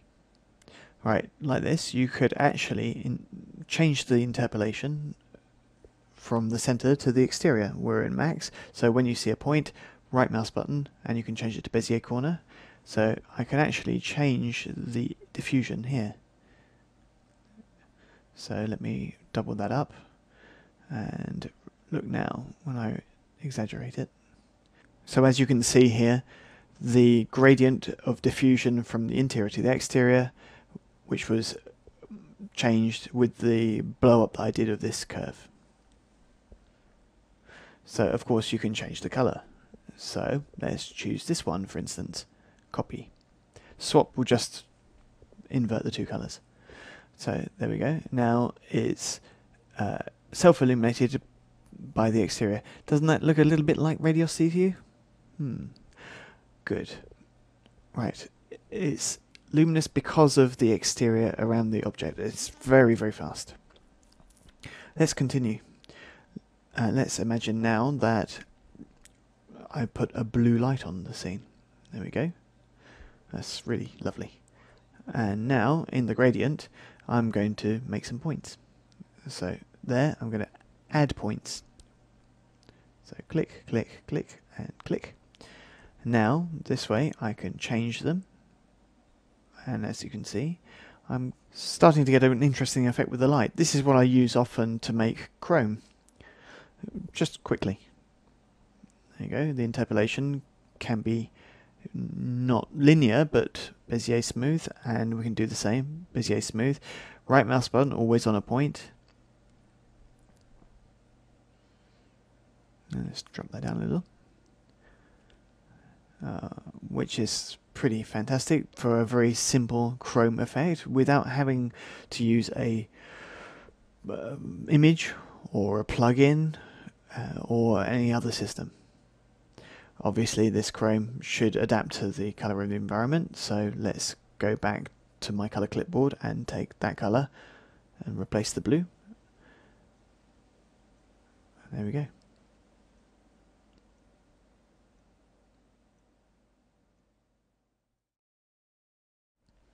So let me take my scene again, but without the shells, and I'll do a render. I can see that my statue is still in the middle and there's nothing behind. Okay. Reduce the size of 3ds Max. I'll take a image of clouds and I'll just drop it in the back of the viewpoint in the empty space. So I'm going to activate viewport background and also for the render an environment map. There we go. So let's blow up Max again. If I do a render now, I can see that the chrome doesn't actually correspond to the clouds. Although I could actually use that colour straight onto my bust, so like that I can at least have a bit more integration with the clouds. But that wasn't what I wanted to do really. So what really interests me is to put that image there. So let's size Max down again and I'll put it here. And didn't want to work, so we'll do it a different way. And it's good to learn different ways of doing stuff. It's not an exact science, I'll continue anyway. Right, so how can I have that background image on my object? So if we go into the navigator, it sees everything. So if we have a look at this material, everything that's in the scene in get material, then I can see environment image. So I drag it onto my material as an instance. So there we go. I can go here. I can drag and drop as an instance to there as well. So you can see there's lots of different ways of doing stuff.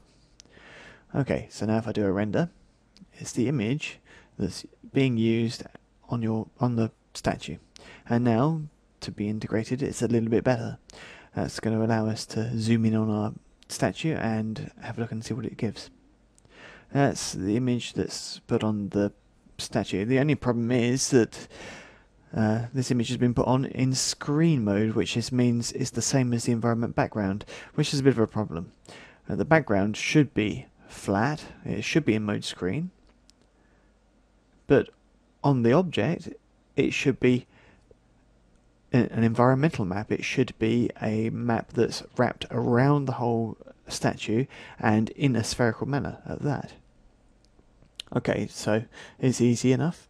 So we go into the image so we can see environment screen is the mapping type, but we'll put it on spherical, and now we'll do another render, and now we've coloured it in a spherical way. With the background as well. Now what's happened is that the material, I did it without paying attention as an instance. If this happens to you, look at the solution. Let's just go back and redo the calculation. And now make unique. Exactly like objects. So now my material there is unique to there, and I can put it back into a spherical environment. And now it's only the object that's in a spherical environment map. So that's great because that allows me to turn my object around and to see the image from behind in a different way. This is luminous information. I don't think this is texturing or development of the UV maps, because for me this is actually painting with light. Okay, let's come back to the fall off, and I could actually, let's change these influences a little bit to get a bit more detail. I'll go back up. I can see my material here is grey, so I'll make it a little bit darker so that we can see a bit better. And I can make it react to a highlight, but that's not very interesting. Let's go back into the self-illumination. We can reduce that down as well. So there we go. Let's take it down a bit more, around 50 or so. Okay, that's better. There we go. And now you can see that I'm using fall off to add kind of a radiosity kind of effect. Okay, another interesting thing is that you can put a fall off on a fall off. Wow, okay. So here, if I click here in my fall off, instead of the black, I could actually do another fall off. And like this, I can add as many as I like to keep adding more lighting functions. This color here is really good. So let's pick that. Let me take it and drag it onto there. Copy, render, and now look, I've colored the object even more. And there you go. Let's do a little exercise with fall off that we'll see it again in the candle exercise that's going to follow, that I advise you to follow, because it will show you how to manipulate rapidly, and even if you have errors, it doesn't matter, you can correct them. So alright, so now let's go into material, and I'll drag it onto the box. I'll replace the material there, and I'm just going to give it a colour that's really for teaching only. Another one on this object here. Right, on the bust object, on the statue, let's use self-illumination with fall off, my favourite. And if I look at what that gives, there you go. Right mouse button on there. The blue I'm going to put it on here. Copy.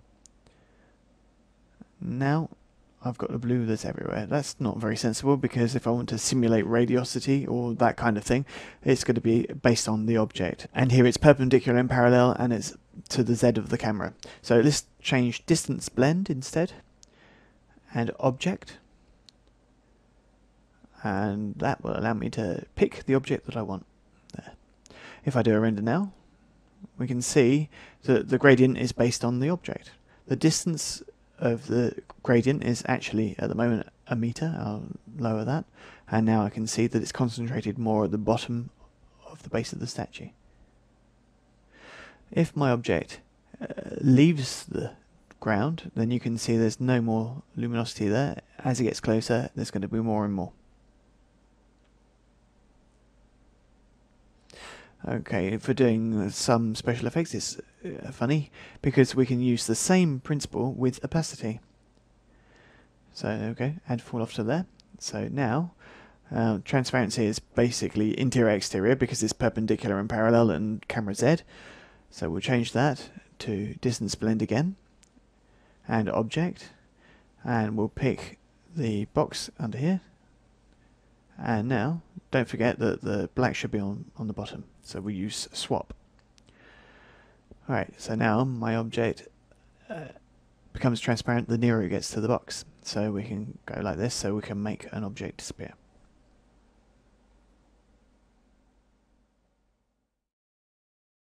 Here's an exercise that's going to revise everything, or at least a large part. Okay, the exercise of the candle, a big classic here. The exercise of the candle, we're going to do it together. So I'm going to do it slower than normal, and you've already noticed that I'm repeating things a lot. Okay, what I'll do is I'll start off with modelling the candlestick. So front view, line, and there you go, this is the support that's going to hold the candle.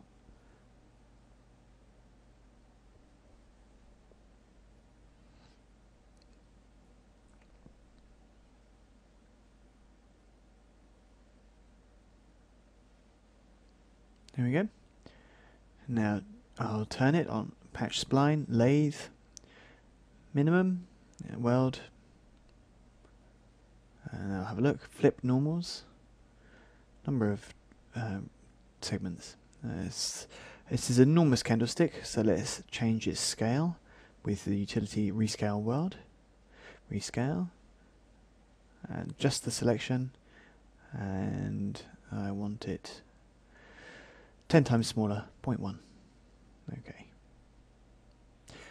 Okay, I'm going to use transform toolbox to put it in the center of the scene.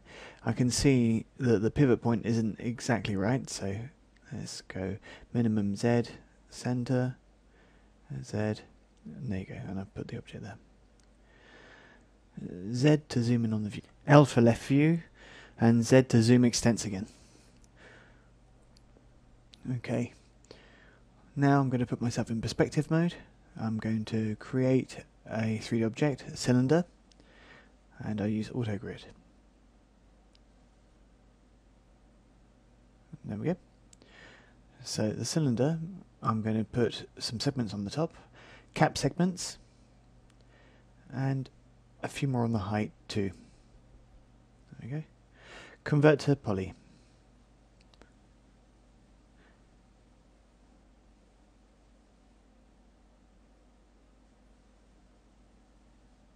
I'm going to take some points in soft selection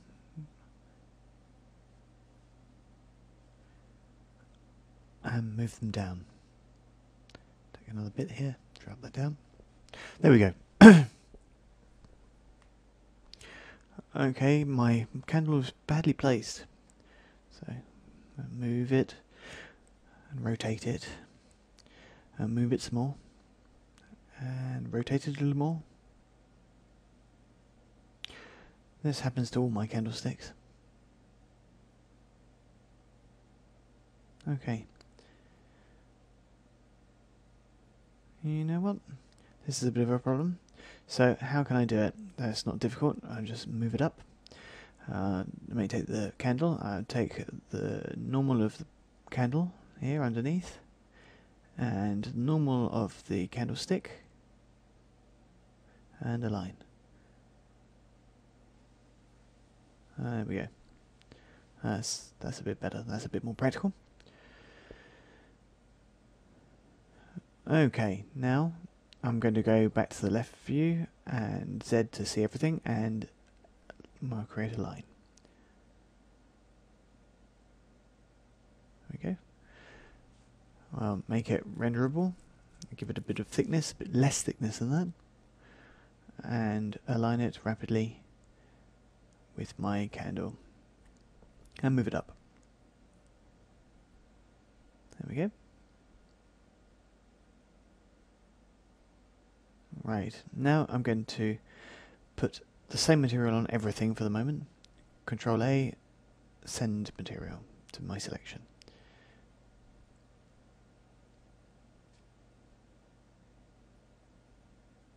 Okay, we're going to create some lights. Omni, standard there, Omni. And that I'll align rapidly onto the candle. I'm going to change the intensity color attenuation and use the attenuations.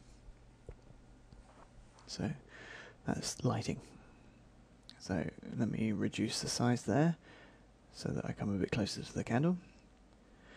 And I will use atmosphere and effects, and I'll add a volume light.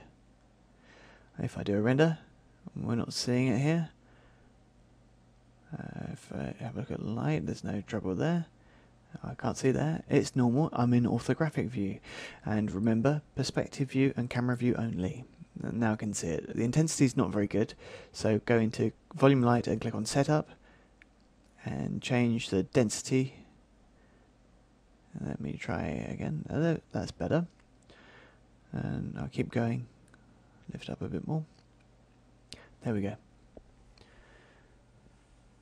Right, I'll duplicate this light. So I've now got two volume lights in copy, not instance. Okay, the one underneath, I will make a colour. Let's make it yellow. And the one underneath, I'll do another colour. At least we can see that it's additive. There we go. Now I'll take the two lights and do a scale. It's not good. I'm not seeing the line, so let's tick show always so that we can see the attenuations that we're making. So now when we do a multiple selection, or if we select another object, we want to see these lines. So let's take these lines and changing their scale non-uniformly. Just move it a little bit over top of the mesh. Okay. Let's continue to scaling a bit.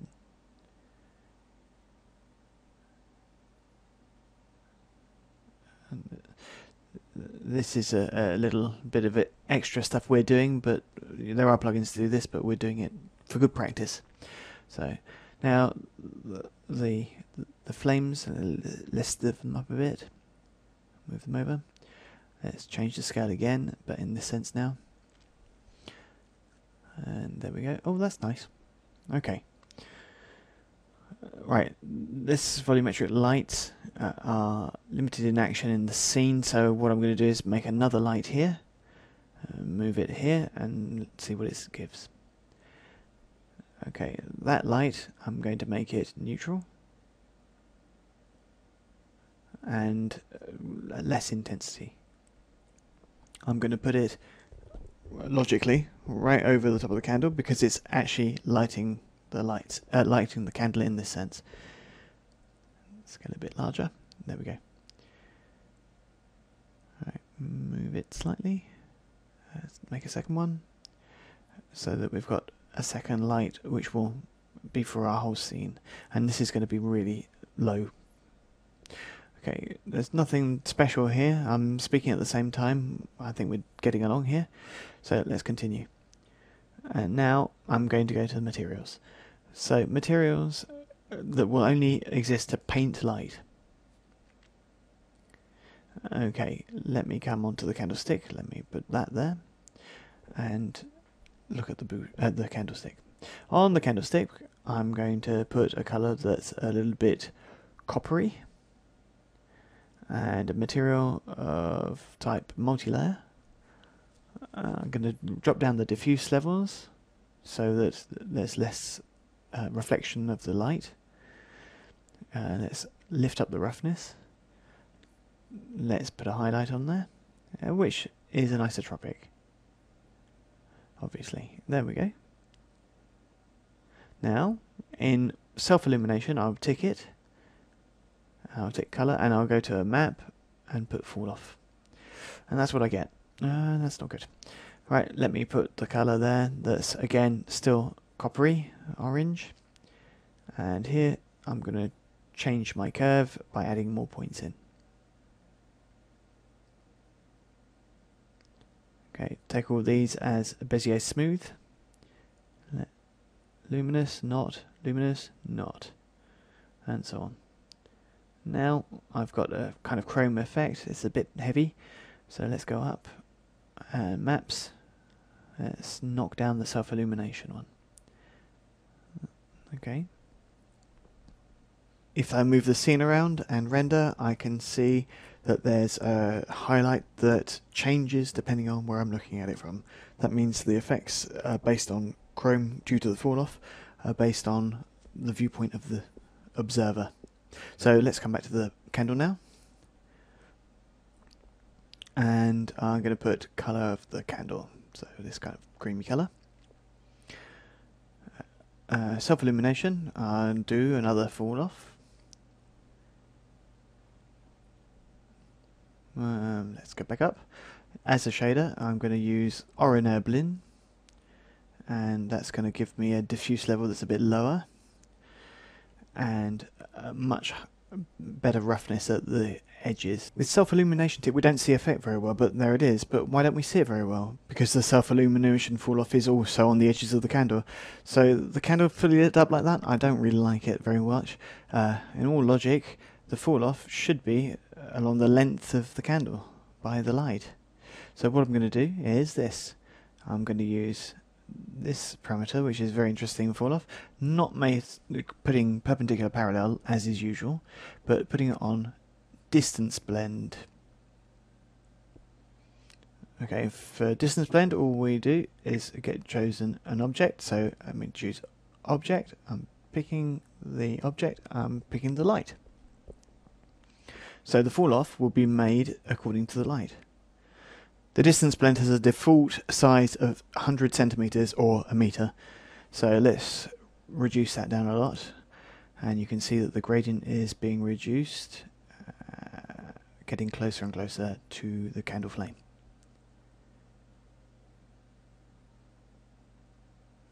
There we go. Alright, now rather than white here, I'm just going to use yellow as well, which looks more like the candle, which looks more like the light that's shining through the candle. Okay, let's reduce the fall off. It would be nice if this fall off wasn't everywhere on the candle, but just interior and just a little bit at the top of the exterior. Let me change this fall off and I'll put it into another fall off. Okay, so if I take this fall off, I copy it. Okay, and then I just cancel that one and I'll go back and put another fall off in. I'll have a look, and now I'll see the fall off that I had before. Instead of the black, I'll paste that one in, and now I've got my fall off again. See, like this, this is good to get you to learn how to work like this. I don't like this white colour here, so let's take the environment brown, and I'll put that there instead. And there you go.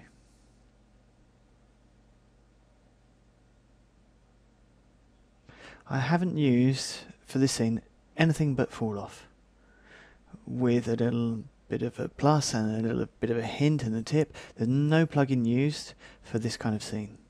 I'm just painting with light. Lights and environment. Okay, yeah, let's have a look why I'm saying that. Let's make a box and we'll add a standard Omni light, our old friend. Okay, if I press 8 on the keyboard, I get environment and effects. If I go to rendering and environment there, I've got environment and effects. If I do a render and I go there, I've got environment and effects. So what you can say is that in the max environment there are quite a few environments. Okay, right. Ambient we've already looked at, that allows you to generate an additive tint for all the ambient parts of materials and objects. Global lighting, we haven't looked at that yet. This is for adding or multiplying all the lights in a scene. So there you go, I multiplied it by 7, roughly. If I put it to 0, I get nothing. Well, that pleases me, 0, you know? So let's do an exercise to recap to see if we've remembered 2 or 3 little things. Okay, all the lights are at 0. Okay, if I make an object here, like the teapot, I don't see anything. It's just black. That's a bit annoying. It's not a problem if I click on a material and I drag it on there. And now if I click self-illumination to a colour, and I put it on the object, and then what do I obtain? A silhouette. It's the light that's allowing me to see the modelling, the 3D-ness of the object. If there's no light, then there's no 3D. Okay, so if I put it to 0, the self-illumination works like a silhouette. There's no 3D, and that's sad.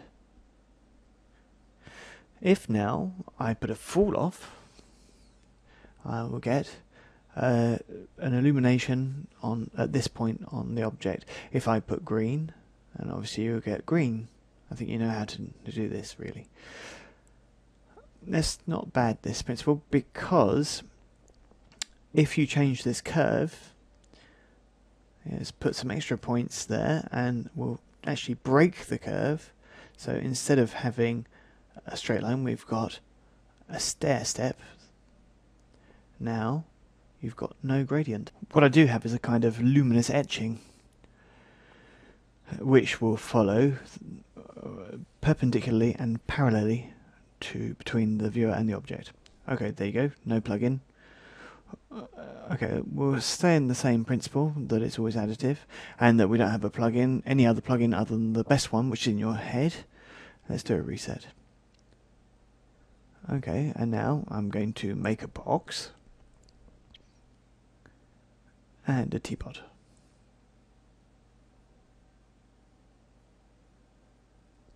I'm going to light my scene with a standard Omni light, which I'm going to move up. And I'm only going to light a very small amount. It's quite dark. Shh. Okay, and now this lighting is going to exclude the teapot. In other words, the teapot is going to be black. It's not lit up at all. Now I'll go and add another Omni light. that is going to light the scene, obviously. I'm going to turn on shadows, and now he's making a shadow mapped shadow on the box. If I up the multiply here, now you can see that the light is very sharp. Okay, so if I make it a black light instead, now I'm not going to light anything at all. If I go into shadow parameters and I'll change the shadow to white, now I get a white shadow. And if I change my density to -1, which is probably easier to do if I just tap it on the keyboard, there we go. Now I've got a black shadow. But the teapot is not lit. Here's the tip. Okay, now I'll go back into the materials and let me put a material onto the teapot. Let's check self-illumination, fall off. It's now me that's lighting the teapot because I'm working with additive pixels of the material. Okay, on the black, I'm just going to change it to black there. And so, sorry, swap the black and the white. There we go, turn it around. So now the borders are black. If I break my gradient again, make it like a staircase. There we go. Let me take the 2 points, move them along towards the other side a bit. Then I'll get the kind of cutout effect that I want.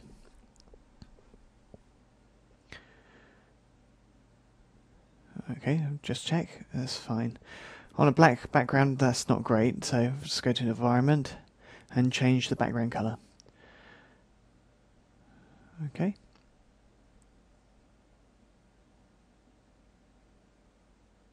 And now, instead of the white, let's change it to fall off.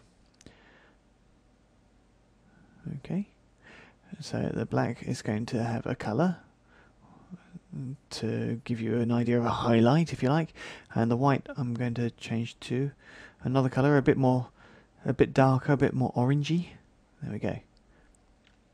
Now I've got a little rounding that looks quite nice to simulate a kind of cartoon effect. But if I don't want this rounding off, then I can do my process of making a stair again. There we go, that will make the gradient be in smooth bands. So this time I'm moving it more towards the interior of the object. And like this, we could just carry on without stopping to give as many bands as we want.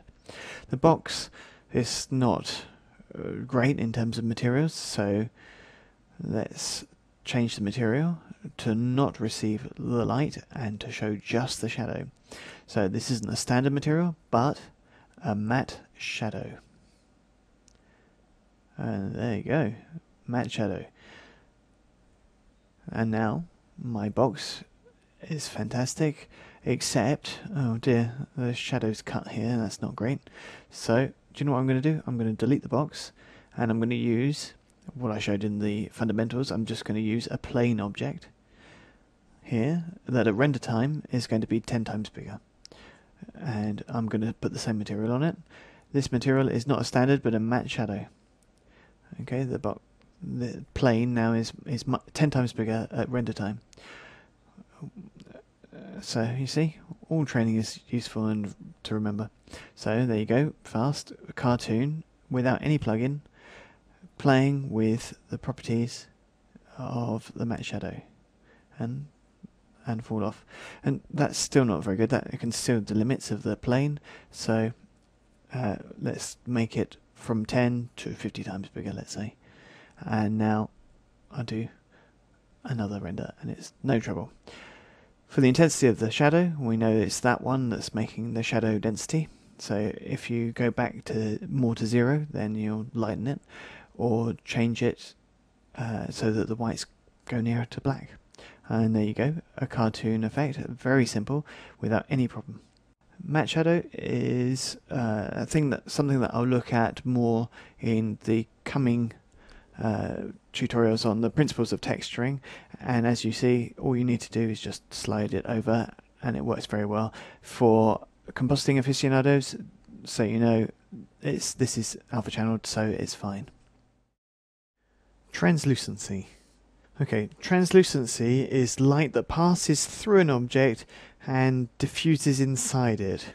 So let's have a look at see what Max proposes. Well, here we have a teapot, and if we've got a material here as a shader, we've got translucent shader. But I already said that I don't like it at all, so let's have a little highlight here and find out why. Translucency will only work if your object is somewhat transparent. Okay, so let's choose a colour over the translucency, which is not bad at all in the thumbnail. And the filter colour, that's to say the colour that the light will have going through your object. Filter colour is basically how translucency works, propagating through the material. That doesn't look bad at all. So let's make a light, an Omni light. There we go. Let's lift it up a bit, and hey, that's alright. And we can see that it works really well with the light, and the lucency of the material works quite well. Obviously, you can just about see the teapot edge there in blue. So now, like with a normal scene, let's turn on shadows, like anybody would do. Oh, now there you go. That's not good. Okay, maybe it doesn't like that shadow type. Let's try ray trace shadows. That's not great. And let's advance ray traced. Nope. That's not much better for some things. Okay, stop. This is the problem with this material. This is why I said don't use it. But let's try and do something else.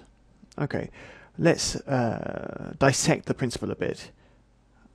Well, let's just make it another teapot. So what's interesting here is to understand. Let's copy the object and I'll put another material on it.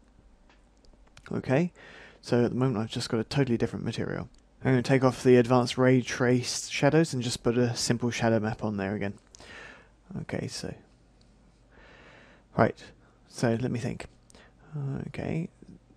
Okay, so it's self-illuminating but opposed to the light. So if we have a gradient ramp and we put it into lighting mode, so it's based on where the light comes from.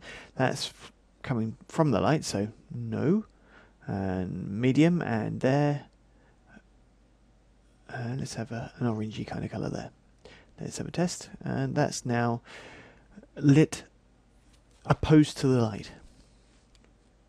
Okay, now let's put some more effects on there.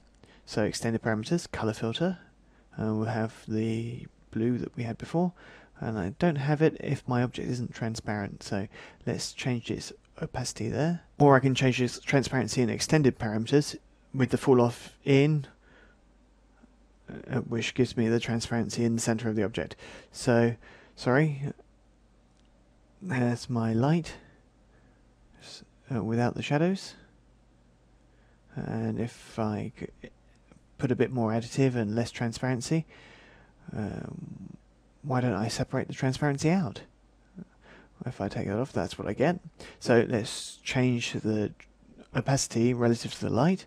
So we'll take another gradient ramp, and again, where it's white, it's not transparent, and so it's more and more transparent. Okay, we don't want linear, we want lighting.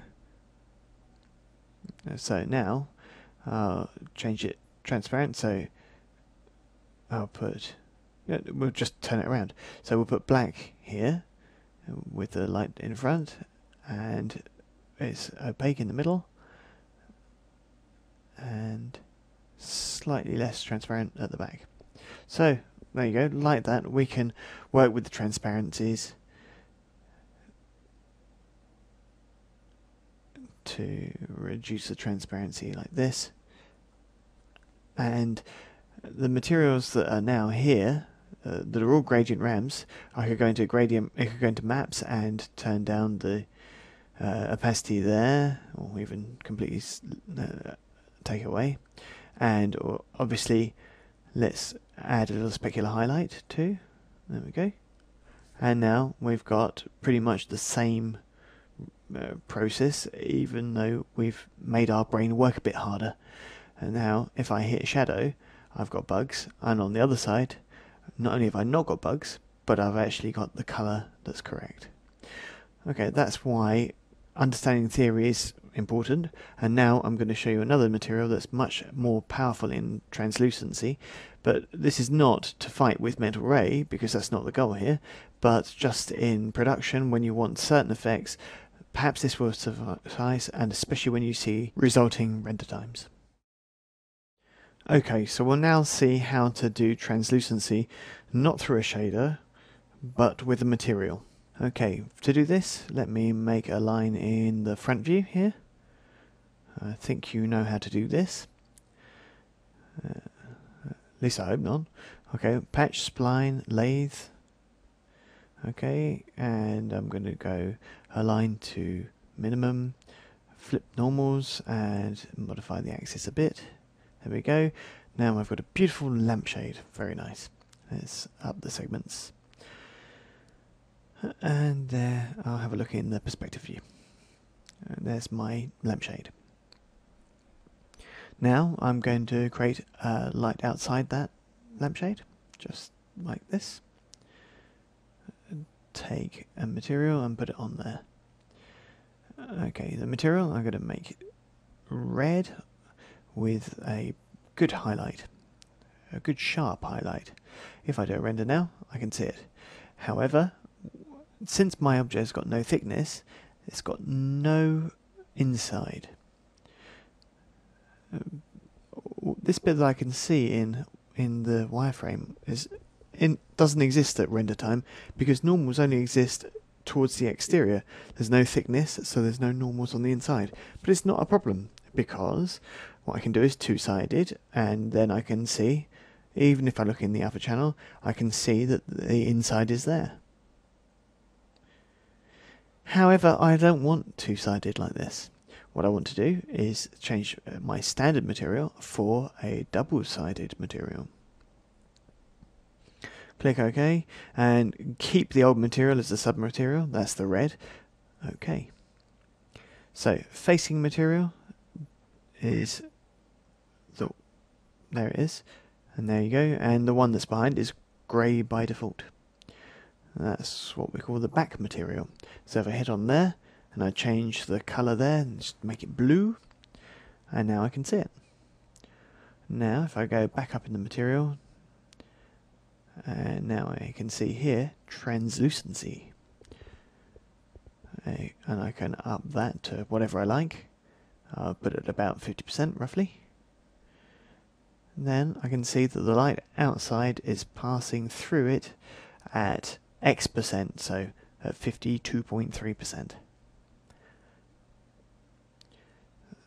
If now I make an omni-light that I put, quickly align it to the center of the object, because you know, usually the light bulb's inside the lampshade. No, I promise. Okay, now I'm going to make this light a bit stronger, and I'm going to use some attenuation on it. Let me go to scale so I can change the scale of the attenuation, and what I'm also going to change is change the size of the light, because I can do that too. Oops, let's take the light again. Okay, there you go. Now if I do a render, now my light is coming through the lampshade, making translucency. And here as well, there's something else that's quite logical. Let me just move it down progressively, and you can see there's the translucency. Looks a bit like a flying saucer. What have I done? I didn't put a shader, translucency shader, not at all, no. No, I've used a different kind of material here called double-sided. This double-sided material allows me to have a facing material and a back-facing material, and to play with the translucency, the passage of light, and the mix it will do between the two. Okay, we're going to start a look at one of the most interesting systems in 3D, transparency and the principle of glass. Indeed, looking at materials and lighting without looking at glass, where nothing reacts better with light without needing textures than water and glass, seems a little odd. So the glass, well, I made a traditional glass. If we need to see some of the things that we did, let's have a look at the line, and we can see here that there are various thicknesses of line and an empty space here, and there's the glass that was made from it. So let's use Edit Hold, because 3D Studio Max never crashes, it just optimizes your learning experience. Okay, so let's go into the materials and drag one onto the base, and I'm just going to use traditional techniques. I'm just going to use a checkerboard. I'm going to display it here and reduce its tiling, or enlarge its tiling so that I can actually see the deformations. When I use my new texture here, I'm going to see deformations through it. At least I hope I'm going to. Okay, so if I use a standard material, then deformations aren't very good, and you could do better. Since we're here, let's have a look at a material that works really well and also works with Mental Ray. This material isn't standard, obviously, it's Ray Trace. This Ray Trace material works in a traditional render, but it also works perfectly with other types of render like Mental Ray. If I double click on this, then I don't really see very much difference, at least at first view. Doing a render with a transparency with a black background, I don't think that's a very good idea, so let's go into Environment and change the colour of the background. Let's make it a nice bright blue for the time being. So let me check the render, so it still works. Okay, good. Right, now let's go here to look at the Ray Trace material. Right, by default, transparency is inexistent, so you can untick it and you can change the transparency by percentage.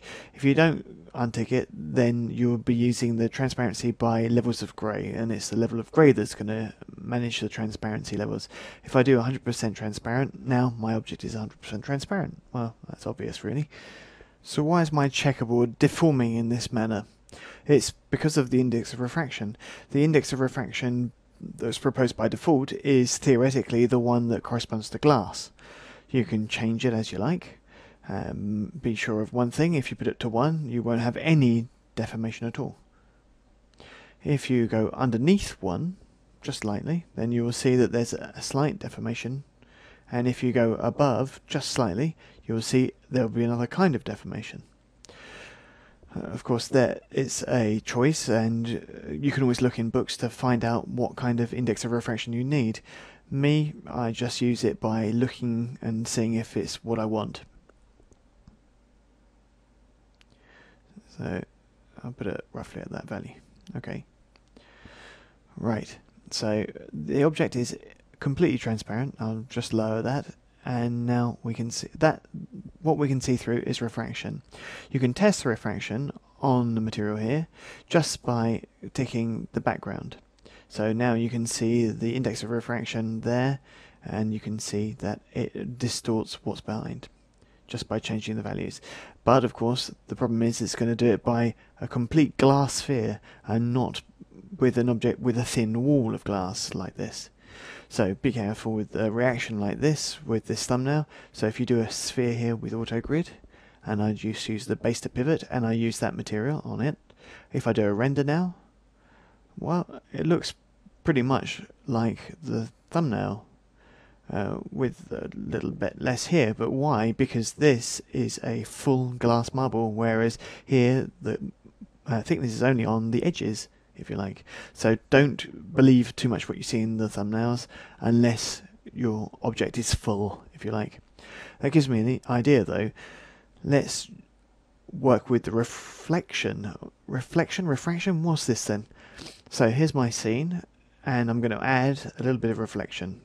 I'm not going to use the level of grey, I'm just going to lift it up here, the percentage, and I can see straight away in the view I've got some reflection. So if I put too much, then it's going to go over the top of your refraction, which you don't want. So I put a bit less, and now you can see that there's more of a mix of the two. And now I'll explain to you. Refraction, the index of refraction, is based on the transparency of your object. If the light doesn't pass through your object, then it can't have an index of refraction. Refraction is the deformation that there is behind the object. Reflection is the mirror effect, so it's the light that bounces here and bounces off towards the observer. Okay, good. Right, let's lower that down to 0. And now let's change my transparency back up to 100% and see what it gives. You've got the reflection in percentage and colour, and if you click on reflect, then you've got it in Fresnel, which is a principle of reflection that's automatic. Okay, so let's just leave that for the moment, reflection, and let's go down here, extended parameters. Now, in extended parameters, we've got things like extra translucency, fluorescence, and everything else, and also fog. Well, it's strange that this is called fog, because let's change the color here and render. The fog is nothing other than actually giving some consistency to a thickness of glass. That's why at the start I showed you that I made a little ball in the interior of my glass stem. So you can see. So the fact that the glass is thick there, we can see there's more or less fog. So let's blow it up a bit. And so you can see there's a lot more strength here. And so here we can see it's working correctly. The choice of colours is not done on purpose, it's just to show you. Okay, so let's try a different colour that's a little bit better, a darker one. And change the background colour.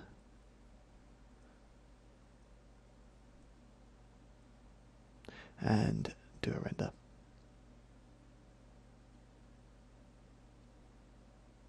Let me have a look around a bit. Okay, instead of the checkerboard, let's just change it to a gradient. Okay. I didn't replace my texture, so let me select none there, which is a great little tip. So now diffuse and choose a gradient. And that gradient, I'll just make it radial. And now I'm going to leave it grey to the outside edge to give you a little kind of luminous hit, and that's it. Now we understand a little bit better how ray trace works, and we'll go and have a look at the other parameters that ray trace proposes.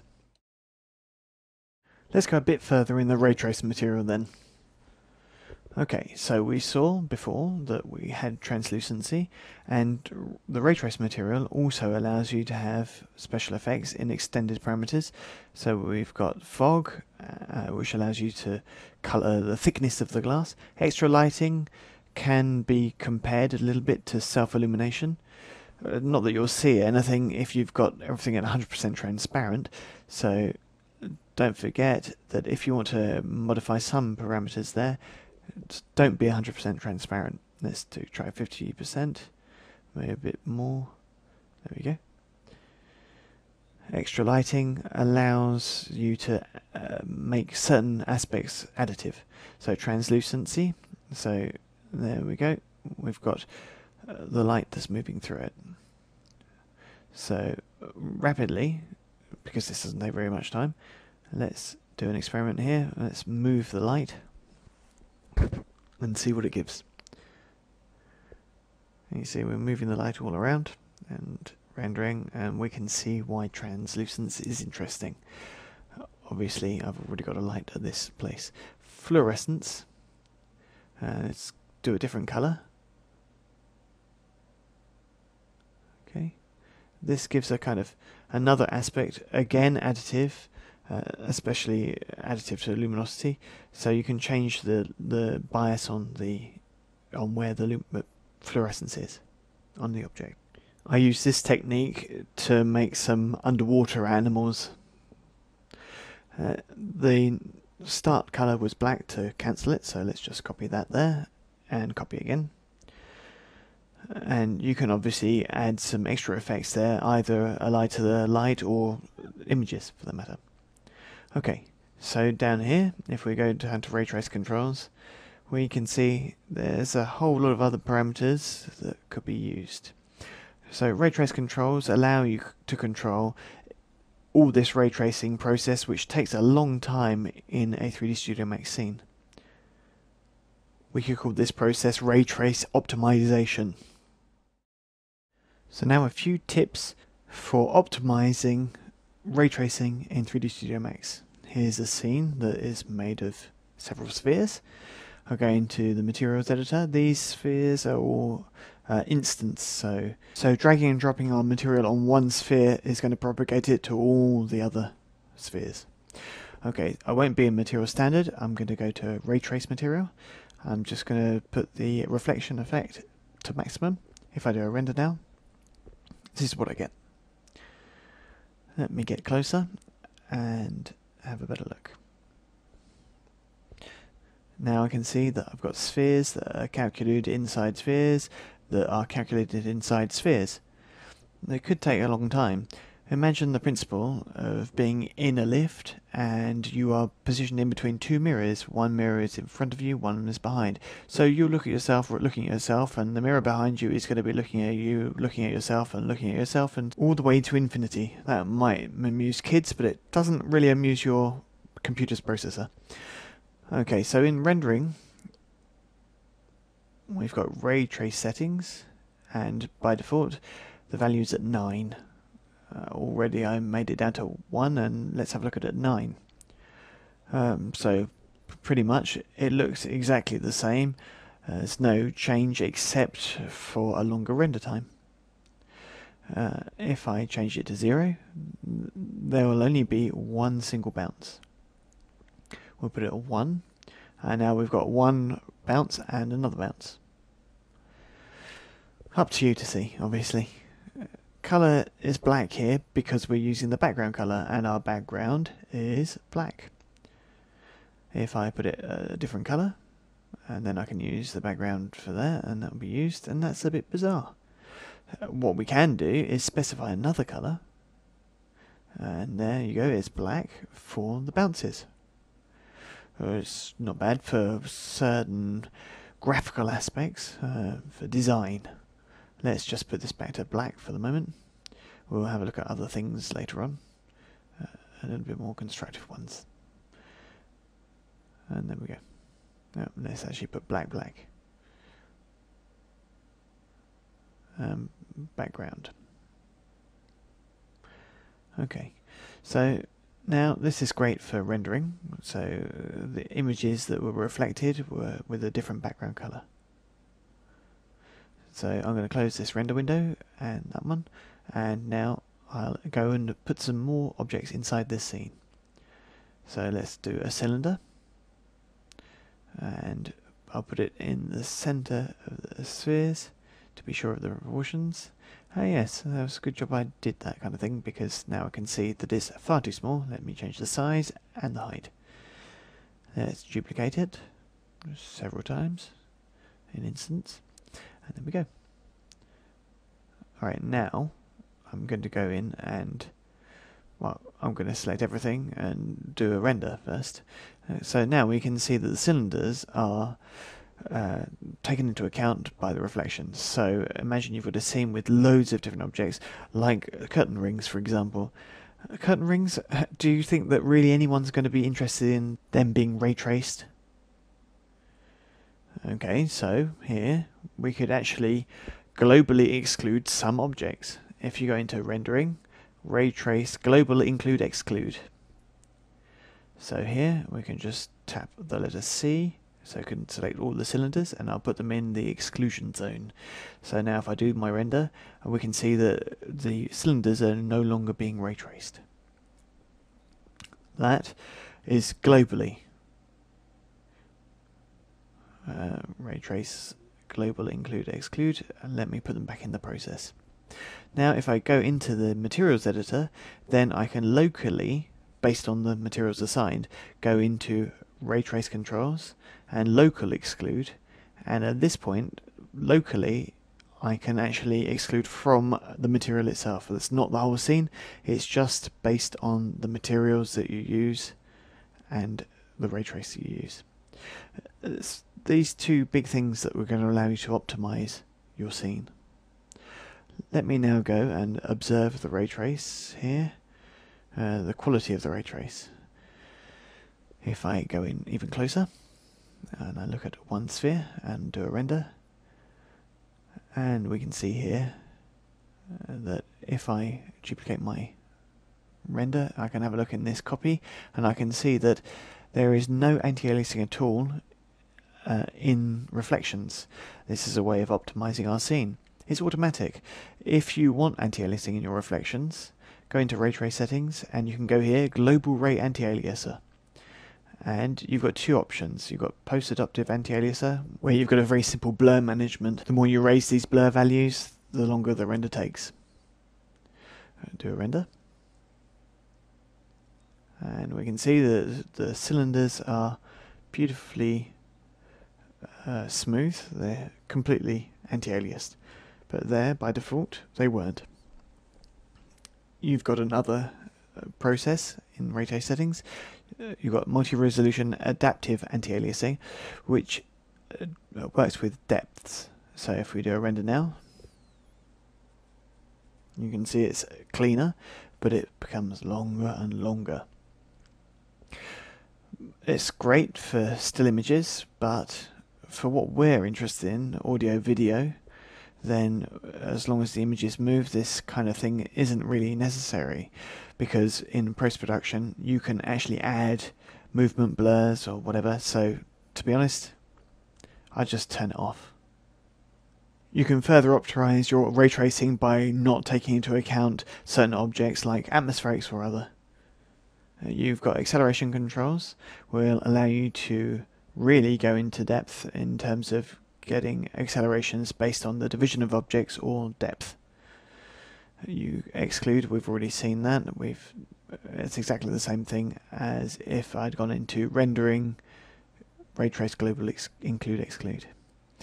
There are some little tips that I hope were going to help you to optimize your ray tracing, and not just simply throwing ray tracing at heavy scenes. Think about excluding. That's the first thing that you should think about, excluding objects that aren't more interesting just because they've been ray traced. Okay, another little optimization, or perhaps a tip with ray trace, is not to model anything you don't need to, particularly things that do transparency and deformation. Let's imagine a bottle of a particular fizzy drink from the other side of the Atlantic that gave us the red Father Christmas. I think you know where I'm going. Already modelling the bottle is not easy, but to add the logo with the little C or all the other shapes, that's not very obvious how to do it. Could we do some other way of doing it? Some trick? Of course.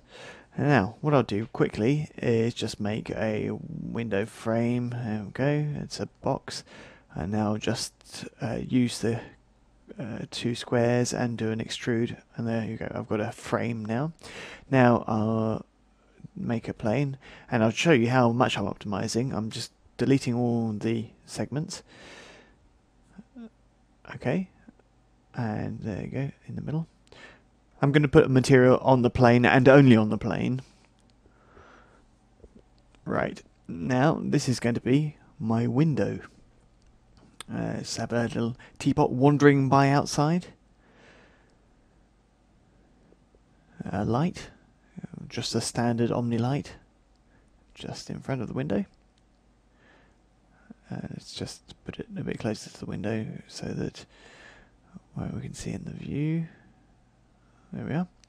And another one behind that's going to light up the teapot. So I can see 2 or 3 things on it.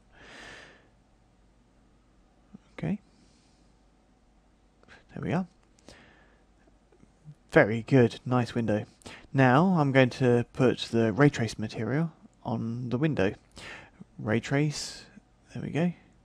And now I'll do transparency at so and so %.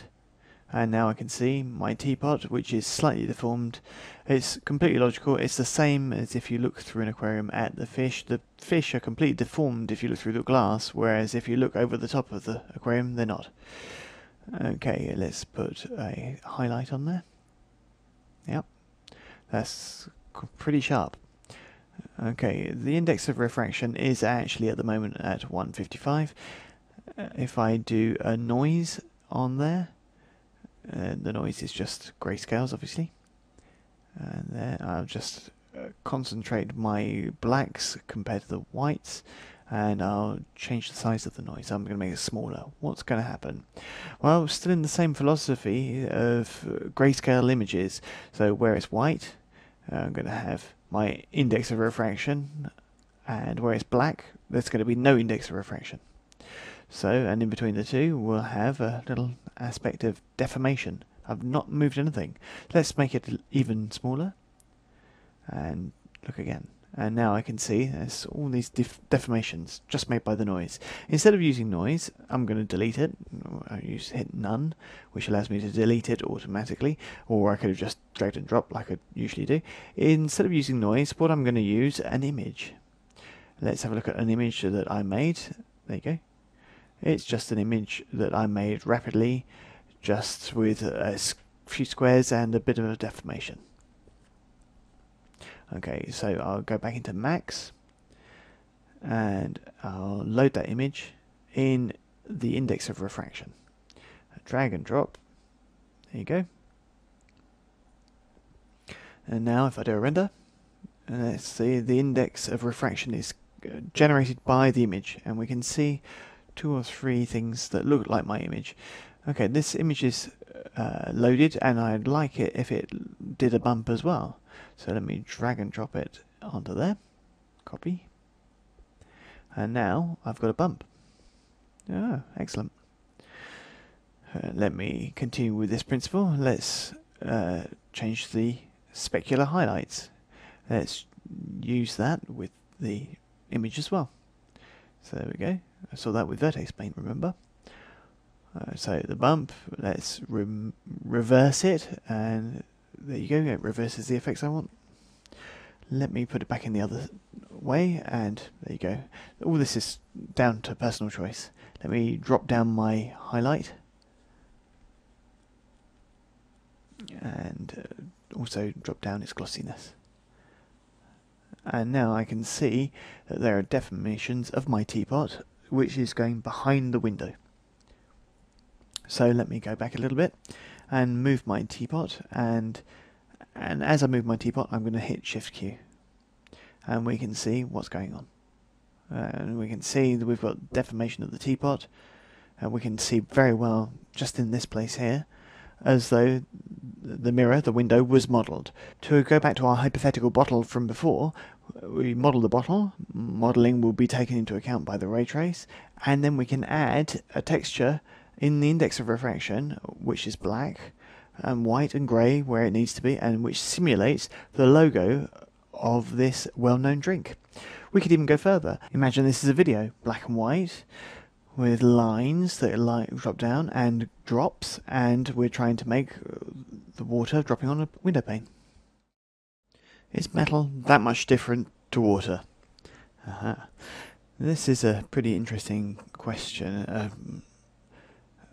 Since we're in ray trace here and we're in reflections, let's have a closer look. Let's go. Let me make a light, a standard omnidirectional as always, and I'm going to put a material that's the same on both objects. Without too much thinking, I'm going to put a ray trace there on there. I have reflection in there. Now everything is ray traced. There we go. Okay. The benefit of this ray trace is there's reflection, and if there's transparency, there can be refraction. Let's imagine now that I put a bump, but I'm only going to put the bump on the plane, so I'll call it plaque. And now here I'll just drag it and drop it on the plane there, and on this one I'm going to put a bump. Okay, as a bump I'm going to do noise. Just render again, and I'm going to drop the size right down.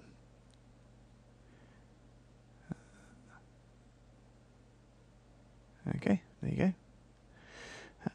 Now all it needs is a bit of colour, and we've actually got something that looks like water with something that looks like metal. But sorry, this is really, really fast too.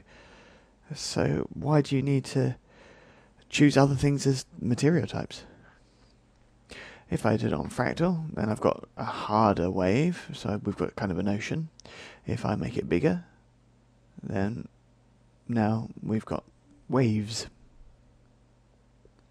Okay, so the metal or water? Well, you could see that both of them are the same, really. Let's have a look further now. Right, rather than using that material, I'm going to do a new one. On this plane, I'm just going to use a standard material. Give it a bit of a specular level. And there you go. And obviously the highlight will be a lot more visible depending on where you look. Okay, that's better. Okay. Okay, now in maps I can see reflection and refraction. Well, so why didn't I use that rather than using ray tracing? Well, because I can put a reflection effect on here and I can see ray trace. What's the difference? Very little, but here ray trace is localized to the material. It's not the whole material. If I use ray trace here, I can see a bunch of ray tracing functions. So I can see that it can become reflection or refraction. So let's just choose reflection. If I do a render, now I can see I got the ball reflected in my plane. The advantage as well is that rather than using use environment settings, I can choose a color. So let's choose a very tasteful color as always.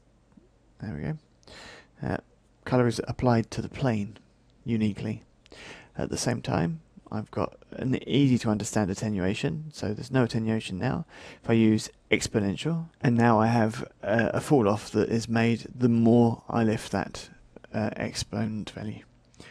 There we go, until we can practically not see the reflection at all. Like so. I've also got ray tracing, anti-aliasing, which just turned off here. Local exclude is there as well. So it's a much easier method of using ray tracing. It also goes a lot faster than the complete ray trace material. Here it's interesting because I only need reflection. If I want refraction, then really think about reducing the transparency for a start. Okay, let me add some bump. So I'm going to put my noise on there again. Make it fractal. Reduce the size. There we go. That goes pretty quickly.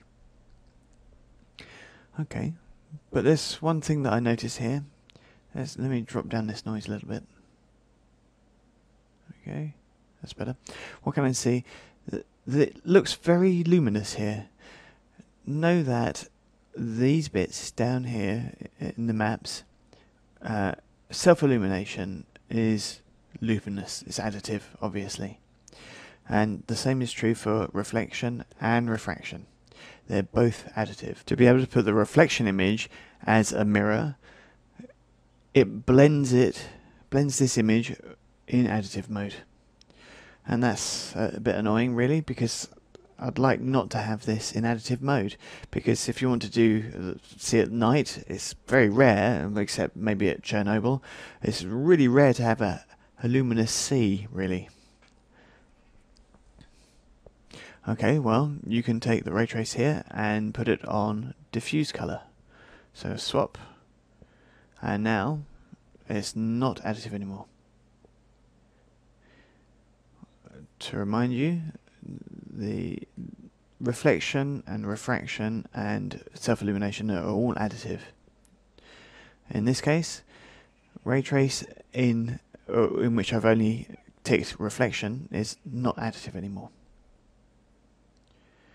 Okay, so here's one of the ways of using ray trace. We'll go a bit further next. I'd like to now have ray trace in different places, perhaps places that are more logical. If I look at the eye of someone, the mirror effect is in the humidity of the eye, and the humidity of the eye is seen in the highlight. Remember, I can actually put a colour in the specular highlight. So now I can see this beautiful green. Let's turn it off. And now if I go into ray trace and put that instead of the colour, copy our instance. Here I'll just do a copy. I'm going to untick the ray trace here, and I can see that materials is deactivated in the diffuse, and so it goes to a small m rather than a big M. If I do a render, now you can see the ray trace only has basis in that colour in the highlight. If I put the sphere over that area, now we can see the mirror effect just in the highlight, which is more logical when we look around us. What is the specular highlight? Nothing more than a mirror that takes the environment around us into account. It's looking at these little things like that that will allow you to make interesting results. Let's go a bit further with other aspects using ray trace. Here I can use ray trace in certain other bits of the fall off. If I just come back to my glass of Chimay experiment, and there it is. If I duplicate several of these, so let's put that up, and there we go. Control A, and let me double this up again. Still instance for all of them, which means that when I drag my material on one of them, they'll all get the material. Okay, what I do now is turn on self-illumination, and I'll put some fall off on there. If I do a render, that's what it gives me. And I'll draw some extra points on my curve, like so, and move them around, and change them to Bezier smooth. And there we go. Alright, and instead of the white bit, let me put a localized ray trace. Very important. And just reflection. So, like that, I'm localizing my ray trace. I can even ask it to give me a different color. So to personalize it a little bit. A ray trace is only taking place where I've decided it wants to in the fall off. So it's only going to follow what interests me visually. It's always going to be perpendicular and parallel to the camera. Going a bit further with this principle, if I now make a simple Omni light, I'm going to put material on the glasses now, and this material is going to be a diffuse material. In here I'm going to put a gradient ramp, which is going to follow the light. So lighting. I'm going to put a colour here to really show you what's going to happen. And there's the colour. The colour is applied based on where the light is shining on it. Right mouse button on there, and I can do edit properties, and as a texture, guess what? Ray trace. That's right, in reflection again. And now I've got the ray trace that only works depending on the position of the light. If I move the light along, you can see that the ray tracing is taking place just where the light is. Look, when I go into the individual glasses. Okay, watch out where my light is.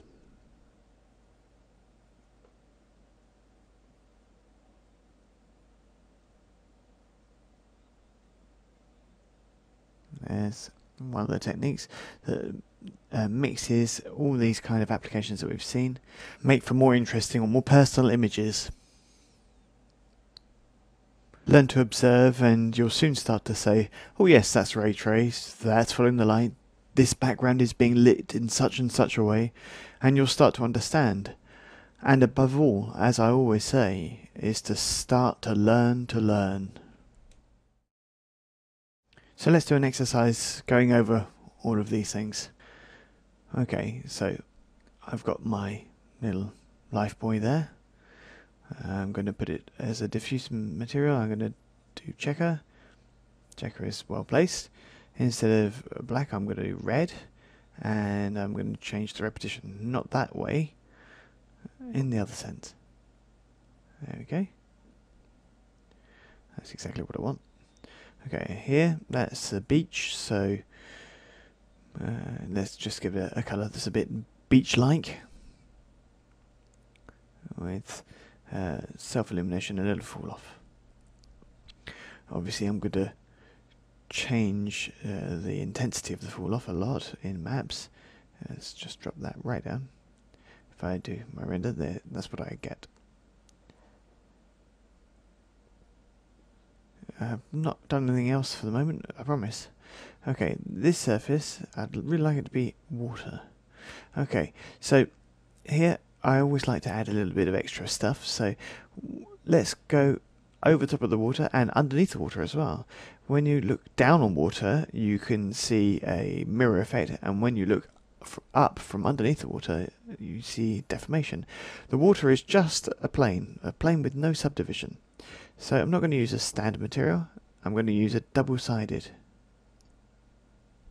with material above, and above the material is going to react to the light. Okay, and I'm going to put ray trace in the diffuse setting, and I'll just do reflection. And I haven't actually got the impression that my material is on my plane. No, it wasn't my plane. Okay, right, so let's do that again. And now, do it again. Right. Whew, I was a bit worried for a second there. Okay, now what I'll do is simply to click here to use a colour. Let's use a sort of a dark blue for water. That's alright. Just go a little bit lighter. We're not in the depths. That's very good. Okay, here I'm going to have a fall off. I'm going to have exponential, and I'll just up the value a bit there. This is the reflection attenuation, remember, and I can see it very well here with the edge of the beach. I'll go back up, and now go into the maps, bump, and I'll put some noise. Okay, I'll put it in fractal mode and reduce the size a bit. There we go, a little bit more. There we are. Okay, so really all I've done is repeat what we've already done before. So now let's go back up in my texture. Now let's have a look at the back material. A little surprise now. You're going to see my complete scene and what's underneath my material at the back. Oh, there's some pollution there in the water. Okay, let's put a material on these teapots. I didn't give them a material before, and let's just make them a little bit darker. Okay, now I'm underneath the water. If I look up, I can see my life buoy. And there you go. That's not very interesting at the moment. Under the water, I've got nothing as a material, back material. Here, if I'm under the water, then I'm going to use ray tracing somewhere. I'm going to do reflection and refraction if I use transparency. Let's just use a ray trace material. That'll be faster. Let's give it a bit of transparency. Not at its top, so... okay. The index of refraction is working a little bit strangely here. Let's not forget the navigator. Now I can take the same noise, because it's the same waves that are on top of the water as underneath. So when I click, I'm going into noise. If I go here, I go back to the back material. So I click and I hold down the mouse, and then I can drag it over to my bump and instance. And now I've got my same waves underneath the water as on top. That's starting to look really good. Let's come back to above the water and have a look. My modelling above the water. It's a two-sided material that we're using here, double-sided material. The one above, I'm just going to make it a little bit transparent. There we go. Now we look a little bit further down in the water.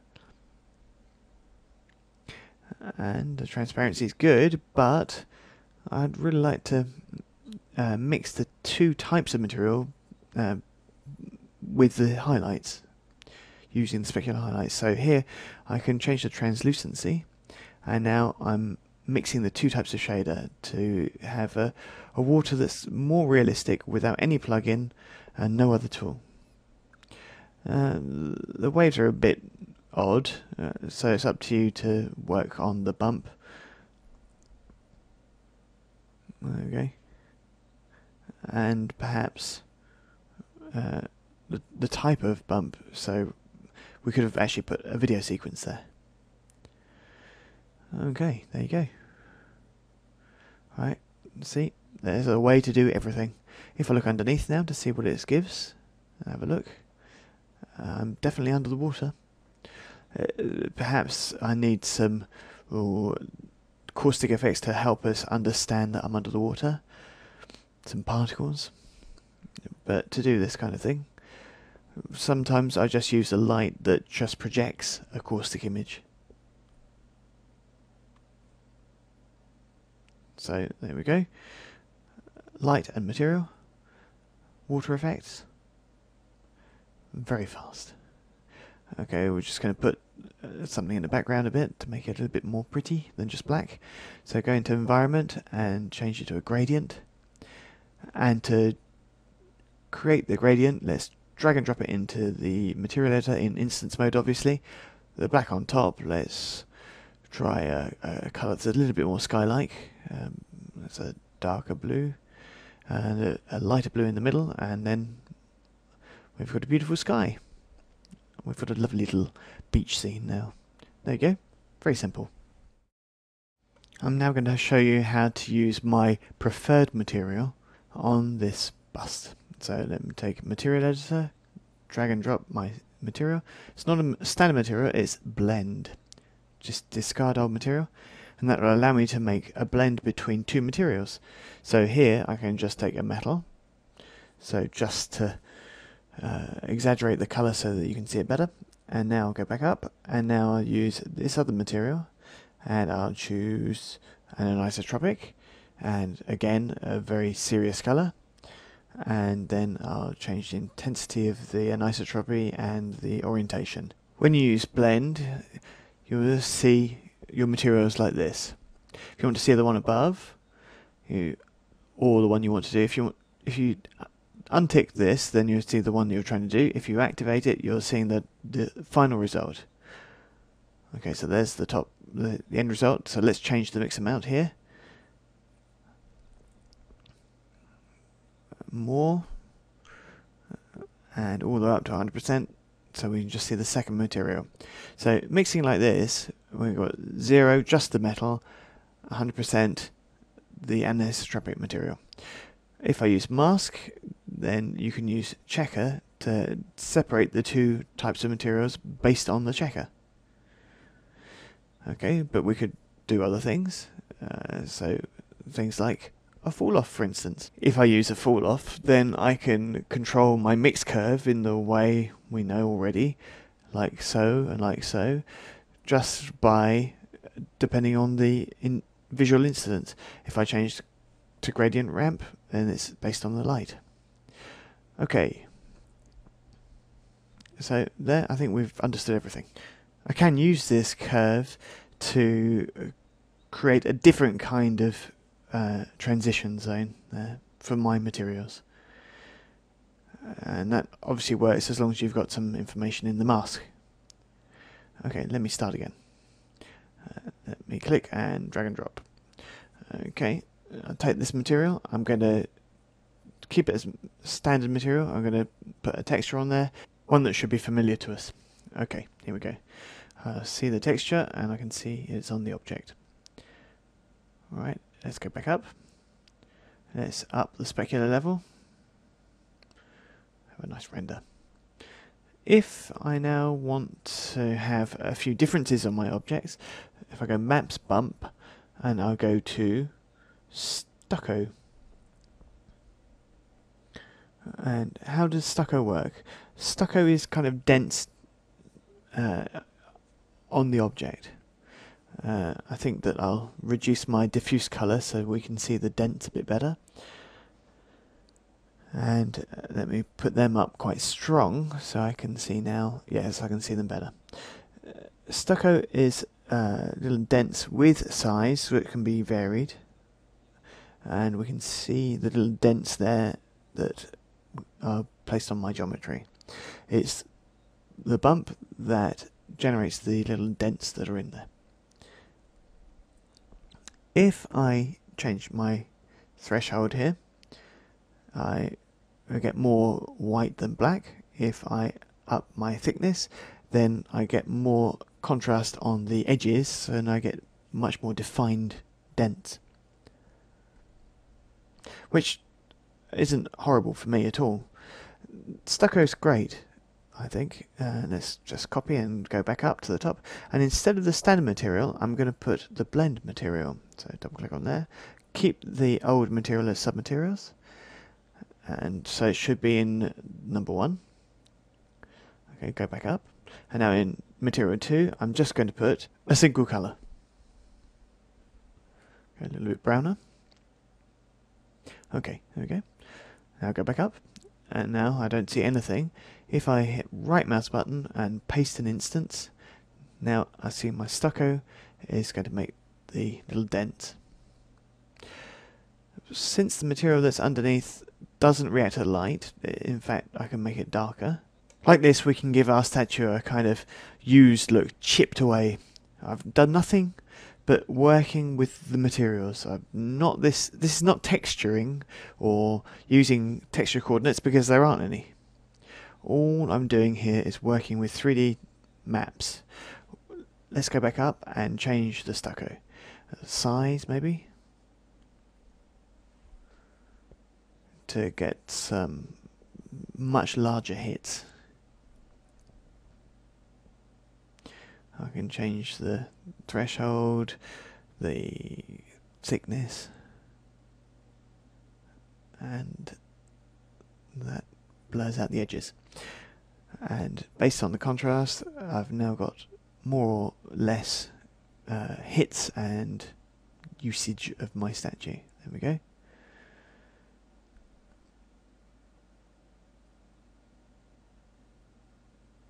Okay, this principle was used to make this image. It's very simple modelling, just some stucco that mixes 2 types of colour. It's true that if we look at the modelling, it's just lathing and extrusions with a few cylinders to make the axles, but that's all. This is a typical training that I give online, which takes about 4 days. Cloth can be really interesting. Here's some that's just dropped over the top of some objects. Let me put a material on it, always the same, blend. Okay.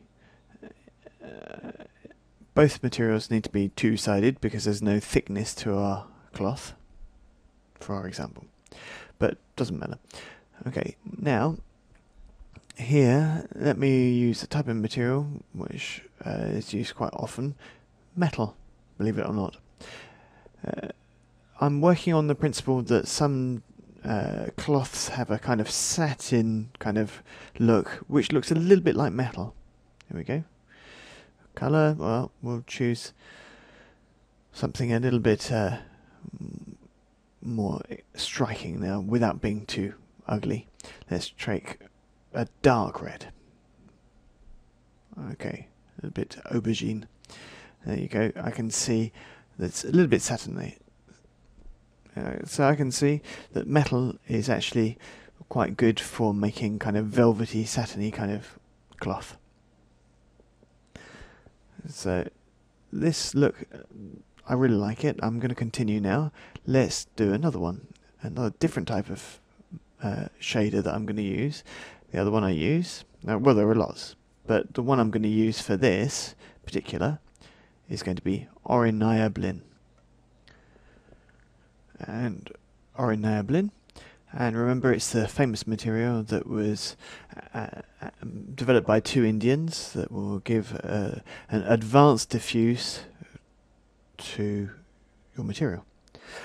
So with a bit of roughness. So here I can see a material that's a little bit more matte. Let me do a dark blue. Okay, and see what that gives. Let's just have a look at 100% and look at my cloth. Okay, Arboit is great, but it would be good if it was a little bit readable in the highlights. So now if I use a pull off, that's great, but it's a bit flashy. So let's change the fall off. We'll just make it more dark blue, and that's going to be great. So a little bit lighter maybe.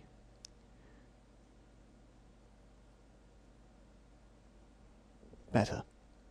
Okay, now I'm going to go back up to my basic part of my materials. I'm not going to do a mix amount like this.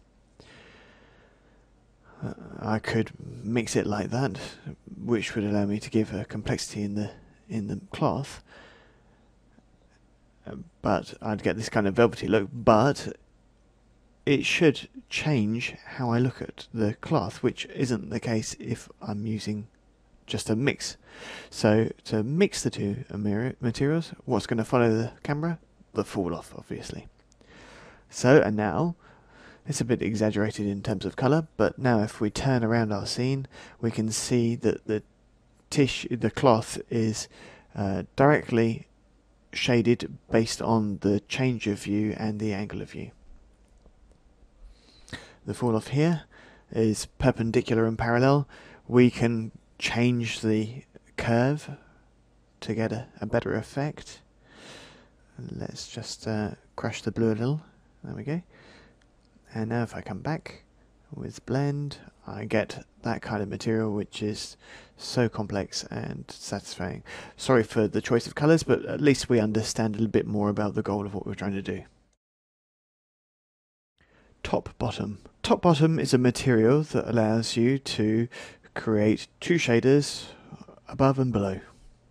If I go into the materials editor, I can see here, instead of standard, top bottom. Okay, so above I'm just going to put a material that's this kind of colour, and it's going to have specular highlights galore. Okay, go back, and underneath I'm going to put a material that's about the same but darker. Okay, but doesn't have specular highlights. I can see here, there's my top bottom. If I put it on my objects, which are instances, and I can change the blend, so I can soften the edge of the blend. So let me move them around so you can see it better. Okay, the blend here is a bit too soft, so let's reduce it to make a sharper line. Let's change the position towards the top. There we go, and now I'll up the blend a little bit more. And now I've got donuts. I've got glazed donuts. Okay, or dust, obviously. Of course, the difference with the other fall-off system is that we mix two different types of shaders, one which could be shiny and one not. So also, thanks to the top bottom, I could add some bump. So I put my noise and just reduce it in size. There we go.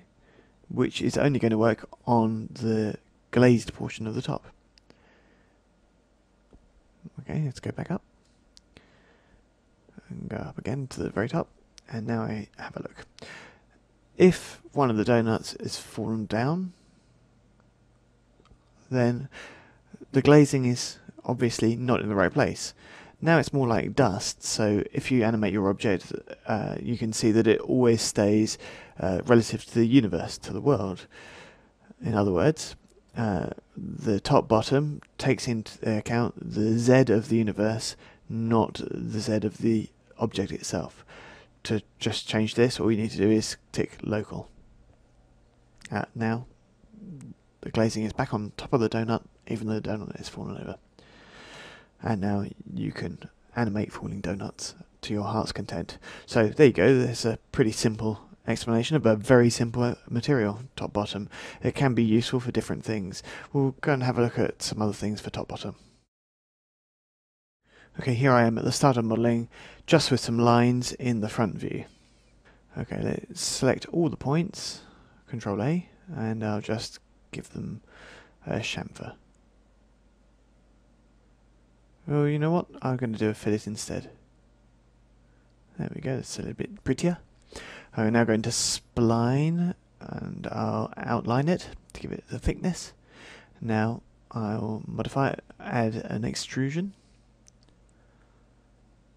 P for perspective, F3 to see my smooths and highlights, and let me give it more of a perspective, more of an extrusion. There we go. There's a kind of corrugated iron sheet like you sometimes see on shed roofs. We also see other things on top of shed roofs, like snow. So how could I use the material top bottom to produce this kind of effect? Materials, let's drag and drop. Okay, let's have a look at my principle, and here I'm going to use top bottom material. Now on top I'm going to put white, and underneath I'm going to put a dark grey. So let me have a look in the render, and let's modify the position of the top bottom. I'll just lift it right up to the top and have a look. That's better. Okay, that's very simple. Position is showing you where the snow is. Let's put a little blend, a little less blend perhaps. You've got to be careful on the value on your blend.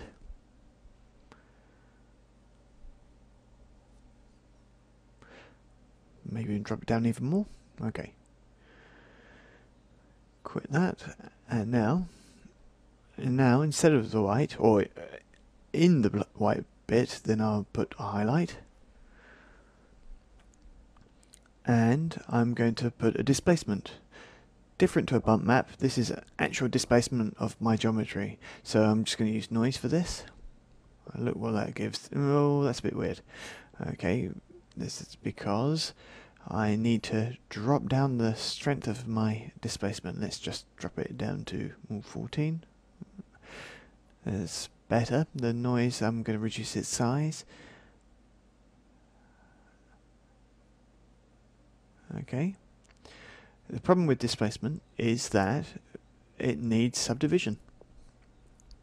If I add some segments on my extrusion, that's better but not perfect on several of the forms. So the best thing is to not put too many segments in there. Let's put 5 in there. But let's have a look, maybe a bit more. Now I'll change it to a poly,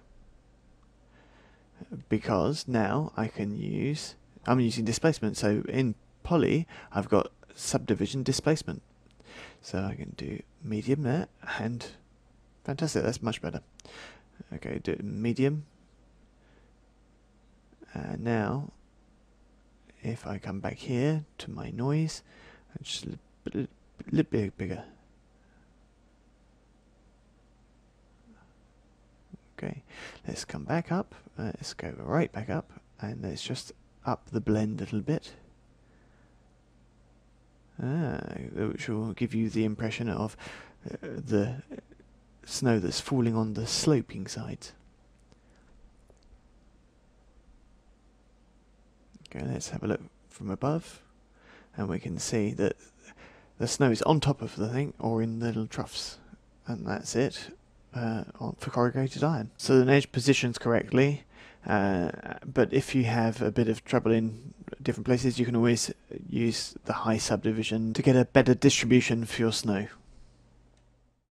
In this misunderstood artist section, I'm going to look at different materials, some of which could be really misunderstood artists and some that can be quite useful.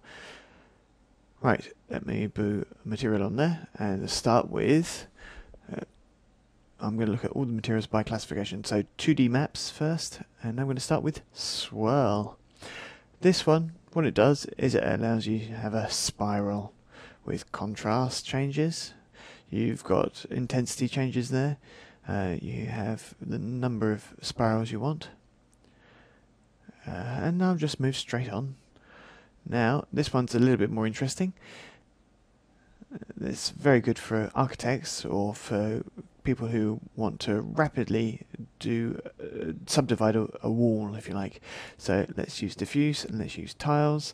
And now I'm going to distribute just tiles on my shape. So predefined shapes, so to look like brick walls or tiles. And there's an advanced part here that you can actually add a material of your own.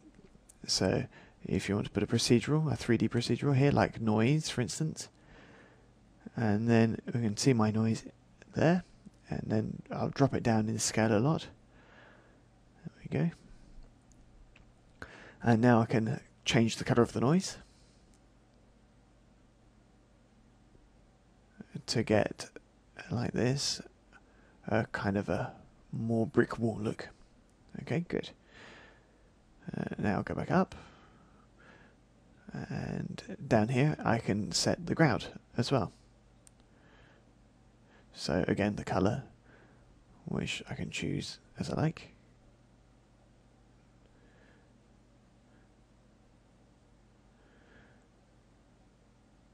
I'll come back to my 2D maps now. Gradient ramp we've already seen, gradient we've already seen. Combustion is a link towards a compositing application. If you want to see that, then go and have a look at training for that. After that, there's checker and bitmap. Right, now let's go on to 3D maps. 3D maps. Okay, so 3D maps. Here they are. Let's go in diffuse. I'll go in 3D maps, cellular. That allows me to do cellular effects, as you might imagine. I think we all understood that. And you can change the colours, you can make chips instead, or even make them fractal chips.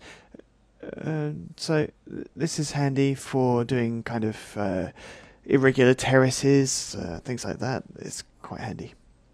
Okay, the advantage of this system is that if you get in close to the 3D texture, it doesn't get blocky, it doesn't pixelize. Whereas if you take an image, obviously that's going to get blocky. This is the advantage of fractal 3D systems. Okay, dent. Let's discard the old one. Dent is a principle of making little smashes on our object. If we reduce our size and or make it bigger, you can see what we're getting. Okay. It's not very interesting on the diffuse layer, really. It's more useful for bump. So let's just take it off there. And we'll put spec highs up, and we go to bump. And when I say it's more interesting, I might be exaggerating. There you go. So like that, you can see there this object has been hit or bitten to give you that effect. If we up the iterations, we've really got a look like it's been really damaged. Often it was used for ships or cars, but more often ships or road signs or number plates or whatever that have taken quite a lot of damage, especially from cars. Okay, let's continue. Right, let's have a look what else we've got in our shop. Fall off, we've already seen it. Marble. Marble. It's marble, yeah, if you like. Let's have a look. That's what it looks like. And you can change the size. And there's marble. Yeah. Okay, I've seen people who've used it to make tree bark, for instance. No problem there. But to say it's making marble, not really. To make slices through a trunk of a tree, that's quite amusing. Obviously also camouflage.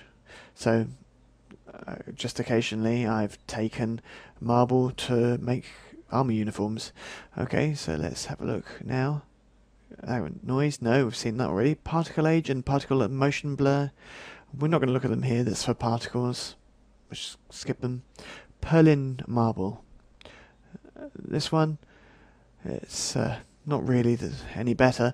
It's for you, up to you to test the colours and the modes. It's always fractal, so it will allow you to move in, come out. You won't have any resolution problems because it's the computer that generates these things. Okay, so Perlin marble we've seen. Smoke. Smoke looks a little bit like noise, but it's called smoke. Okay, it's true that it's not bad for doing smoke effects or that kind of thing. You could use it for that. You can also use it more usefully, if I cut that, to do bump effects. So let's paste it there. Let's change the parameters a bit, change the size down. And like that we can dent our teapot. Oops, not bad there, quite useful. Of course you can mix in other shaders and textures, and we'll look at that afterwards. Speckle, let's discard our map. It's a bit special, there it is. In bump it doesn't really work, so let's take it out of there and put it back in diffuse. Speckle.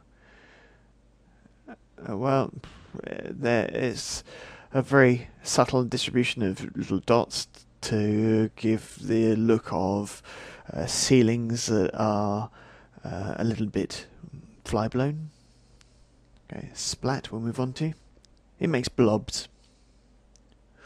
Okay, we'll just reduce the size a bit, and like that we can see it making little blobs that move around. A little bit like water, but with an irregularity. It's a bit like stucco, but a difference on each spot on the sharpness and the blur. Okay, stucco we've already seen. A wave, it's a bit like waves, you know. Let's put it on a plane instead rather than a teapot. Okay, make a plane, and I'll put the material straight onto it. 3D waves. Okay, impressive, huh? Okay, so we can reduce the size. We've got a 2D or a 3D distribution. Let's reduce the size of the wave radius to see what it gives. Yeah. Okay. Well, let's just tap it in here. 100. And let's have a look and see what it gives. Let's change the wavelength min to 100 as well. And a number of waves, and the max length. That's getting a bit better. So now we've got concentric circles. And change the random seed. So to use this kind of thing, let's do a plane where the scale is a lot bigger. There we go. Now, it's exactly what you need to do. Okay, let's start again. Number of waves, 1, change it to 5. Hit render. There we go. Let's lift it up. And there you go. Now, I've got something that's a bit like a ripple. Let's change the size of the waves, and then the wavelength of minimum. And now the advantage of this system is that it doesn't pixelize. and that it can be put, for example, on an entire surface as a bump. But I prefer noise, but that's some wave there for you. You can change the amplitude to bump it up. So you can make it a bit more soft like that. Okay, so wood. Wood is wood. On a 200 plane, it's probably not very good, so let's go back to our test scene and have a look and see if our statue in wood is going to look great. So there you go. Let's get a bit closer. And there you go. It's a series of slightly wheelie lines that are distributed on your geometry.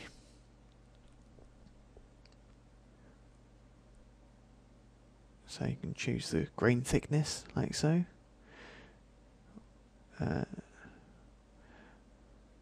You can change the amount of noise in each direction. So, there you go. Alright, let's see if you think that that looks like wood or not. We were on 3D maps. Next up, compositors.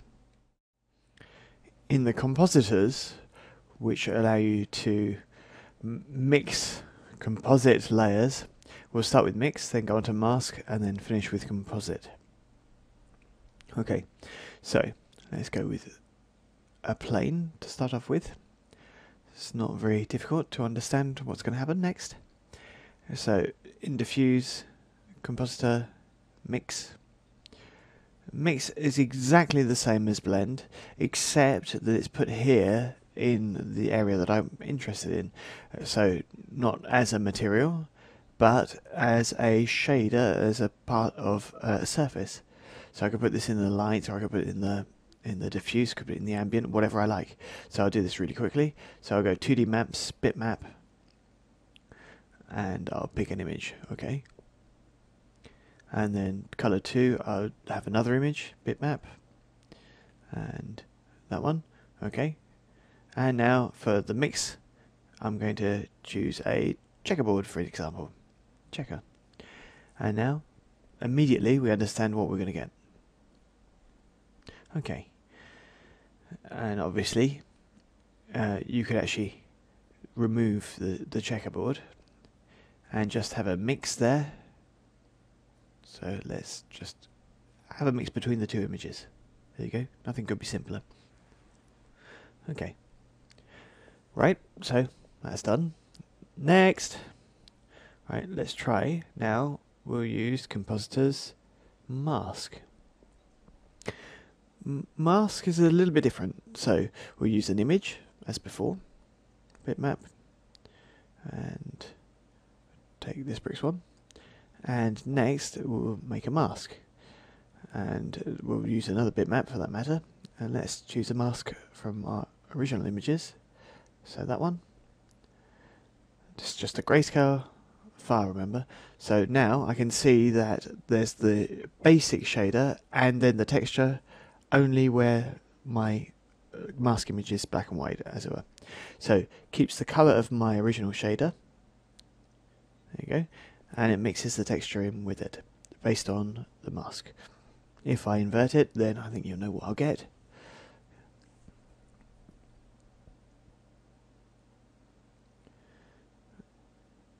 Okay.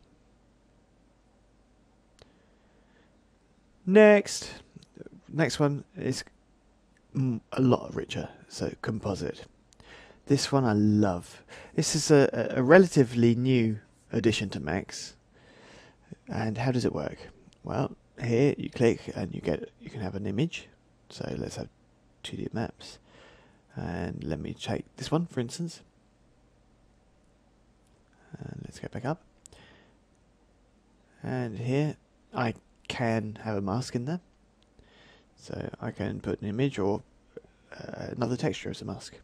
So now it's exactly the same as we saw before with mix, but the image I can color correct it directly,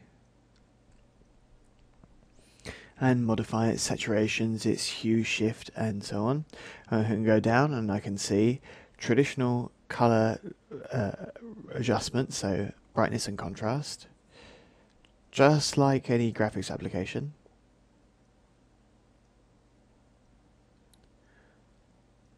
Let's really shift those hues, and let's go back up. And we can do the same on the other side. So I'm going to add a layer now. So here, plus a layer. Okay. Now I'm going to choose another image, bitmap. And this time I'm going to choose my cloudy sky. If I do a render, I've got the sky because it's over the top of the other one and it's got no mask. So let me just swap those two over. Now if I render, obviously the mask is going to mix those two layers. So the mix mode, the blending mode, we've got all the ones you might imagine, like Photoshop has or other applications. So overlay is probably not a very good one. Addition works better. Okay. Now let's delete layers. We can rename layers and we can duplicate layers. Each section can be retouched in this way, and it's really useful, and we'll see it a lot more when we go into textures and UV development. This type of texture, this goes a little bit further than just materials. It's very interesting, very useful, because it allows you to place stickers or combine things to go much further. Don't worry, I won't let you go alone. Okay, onto color mods now. Color modes, these allow you to correct color, so be careful. Normally color mods are put over the top of everything else. Color correction, we already know it, how to correct the colors, and we need an image obviously, because correcting the colors of nothing at all, that doesn't really work. So let's take an image here, let's go up and let me see the image. If I correct the colors, then I can have management of the colors so that I can have a grayscale image, for instance. So drag and drop. Let's have a look at the image on there. Hit the render and we see it's in grayscale. Go back up.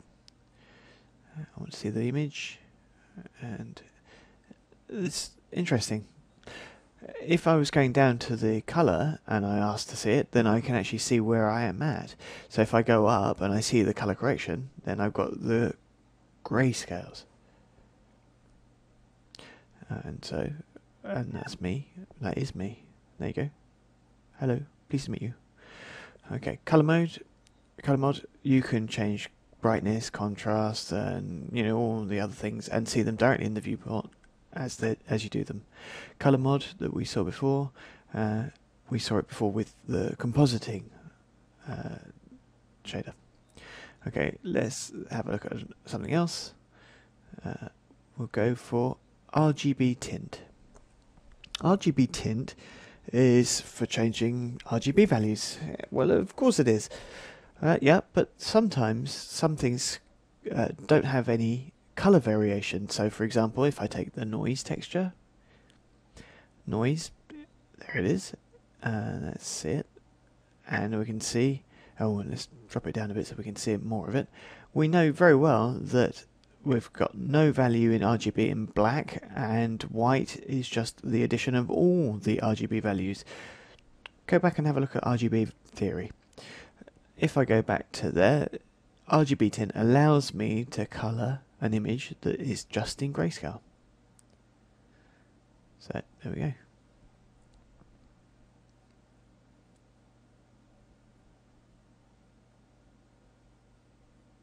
There we are. This is useful because I'm going to show you a little hint with this technique, which is going to allow you to use black and white images and to perhaps colour them. Okay, the tip, or rather the tips, we'll start with a sphere and we'll just drag and drop our material onto it. We'll choose the image in the diffuse channel, just a bitmap. And I'm actually going to zoom up to go into the hard drive, and in the installation directory of 3D Studio Max programs, Autodesk 3ds Max 10, and maps. Now we can see there are several files that are delivered with 3D Studio Max. So there's the folder FX, which has got several things in it, as you can see. There are pictures that are Chrome type effects that are just in grayscale that you can use in the 3D Studio Max directory. So I'm just scrolling down. Oh, let me take this one. Okay, and I'll see it now in the window. Okay, bitmap. I'm going to add a color mod to it. RGB tint. Discard old map? No, I want to keep it. Thank you. Right, so obviously I can't see it, but it doesn't really matter that much. I can see it in the thumbnail. Change the colors that interest me. There you go. I had the image that was black and white, and now it's this kind of beautiful bluey color. Okay, now let me use this RGB tint to put in the image back into grayscale. All you need to do is change all those into grey, but that's not what we're going for here. The interest here, if I move that one to specular, I'll do a swap, and that allows me, once I've made my light for the scene, just Omni. There we go. Now I can up the spec. And now I can have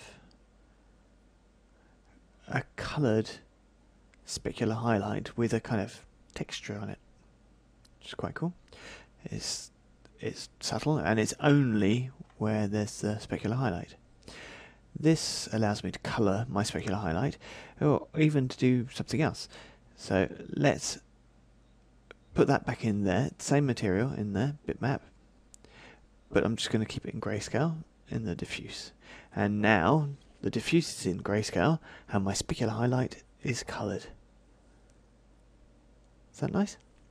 Now I can play around with this, so I can change the diffuse colour down in the maps, and like that I get a real contrast between my diffuse and my specular areas. It's a lot more visible in the lit zones. And there's only this object that's going to change the colour. So now I could actually put some more spheres in my scene, like this. I'll duplicate the texture, I'll drag it onto them, and there we go, drag and drop. This one I'm going to change the name a bit, test, there you go. And that's for the main sphere, and the other two have got this texture that doesn't have the specular channel map. It's just little hints like this that allow you to make modifications that just improve your scene. In our materials that we've got here, we've got a particular thing. I'm going to put an image in here. It's output. So let me put an image in there first. I'll take that one. Okay, put it on it and see it. Okay, and now I can put color mod. I can put output in there. For images, it doesn't really do anything. Why? Because the output is already in there. It's in the bitmap process. So we can invert our image, change the output amount, change our offsets, saturation, and so on and so forth. I can work with the color curves. No problem. Okay. However, if I put another material on there, well, some materials don't actually have an output function. So let's try noise. Noise has got output, it's there. Okay, so not that one. So we'll try a different one. Splat. Splat. Ah, that's got no output. So on this one, I'm going to go to color mod, output, keep old map as submap. There we go. And that allows me to invert the colors, change the RGB offset, and so on and so forth. I hear you say, I can do that with other retouch packages yet, but the advantage here is that I can animate it. The others. Here they are. So we've got camera per pixel, flat mirror, normal bump, ray trace, reflect refract, and thin wall refraction. Okay, well, these are a bit special. Some are no longer really used, and some are special use only and absolutely require UV textures. That's the case for normal bump, for instance.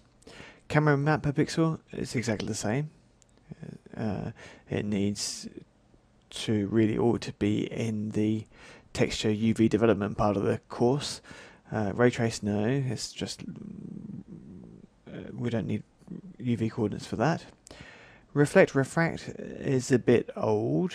We can have a look at it, and well, that'll give you an idea of some things and about the history of things.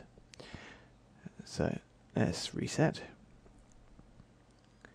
Okay, I'm going to make a teapot and some kind of decoration around it, so there's going to be some spheres.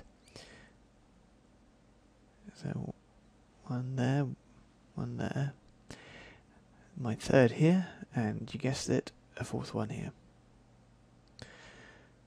Okay, a box underneath, or above, and a box below.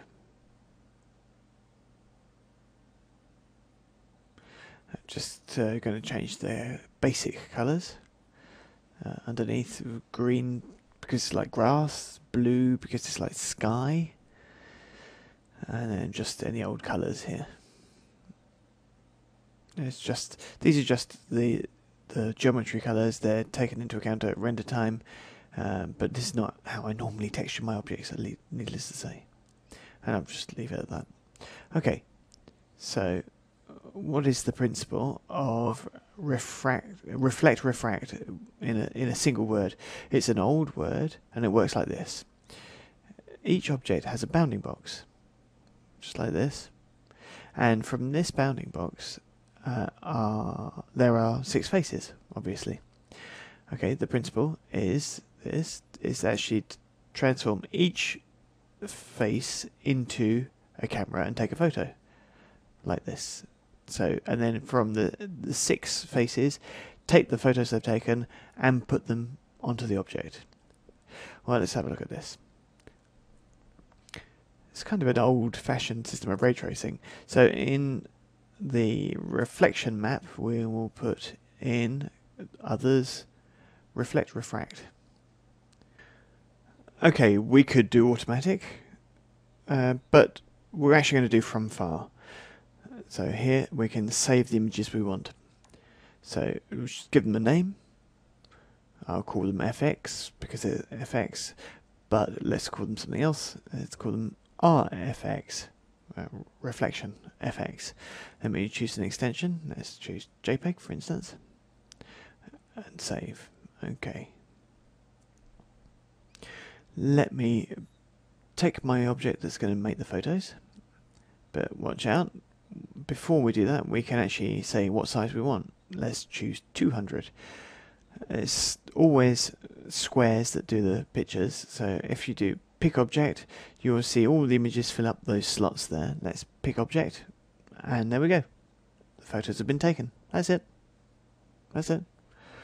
Now we can go and see the images in our folder, and to do this we can go rendering, view image file, and we can see RFX.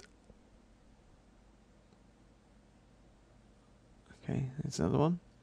RFX right, and so on and so forth. I'm not going to look at them all. Now, if I just do a render, if I do Shift Q, then we can see that my teapot has a reflection of the objects around. Because they're images, this could be quite interesting. The images are these ones here, so there's no reason why you couldn't just retouch them in Photoshop and make them blurry or whatever, as you like. So that's the principle. We could actually blur them directly in here inside Max, rather than using Photoshop or other applications. We've got different types of blur. And I think we've seen everything there. Oh, there's ranges you can get from camera. This is an old system though. It's not bad for a still image, but of course you've got a problem. If you move these elements out of the way, let's say for instance, they don't really match up anymore. And if you move the teapot itself, then it really doesn't match up with anything. So there you go. It's a system that existed a while back, and we're really in the misunderstood artist bracket here. So, the flat mirror. We'll just do a little test here so we can understand it better. Let's make a box here, and let's duplicate it over here. Hold down shift before you move. Okay, now make a teapot and another one. So on the first box I'm going to put a material and just ray trace in reflection. There we go, ray trace. And do reflection and do a render, and then we can see our teapot appearing in the mirror, if you like it, with the additive kind of levels and everything. If we go over here and put another material on there, we'll choose standard material, go into reflection and choose a flat mirror. And now you won't have anything at all. Hey! Flat mirror is applied to faces on an object. So if you select faces of an object and just straight faces, if you like, and you want those ones to be a mirror, so a bit like a shop window or whatever. To do this, let's convert it to poly, and we'll do an inset, and now we'll apply flat mirror material to that face.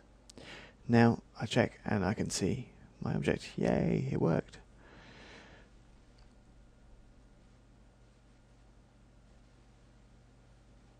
There we go. Flat mirror. It's just made for flat faces. That's why it's called flat mirror. Let's just move it a little bit back and then rotate it. Okay. That are part of an object, part of geometry.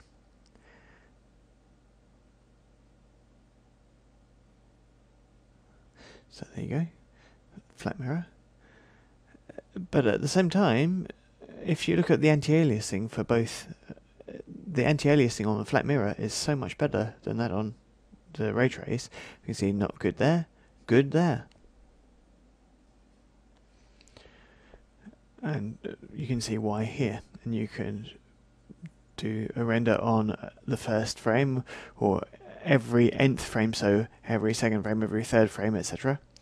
You can use a distortion, if you like we already saw with the teapot outside the window, using a bump map.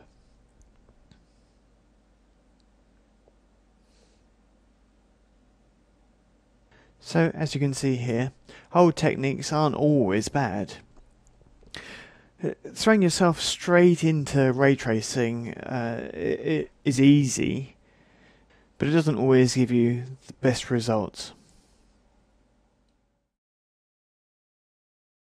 To finish up with, let me show you some images that, okay, they use background images there, but mainly not very many textures, no effects, just materials and lights. So this one, etc.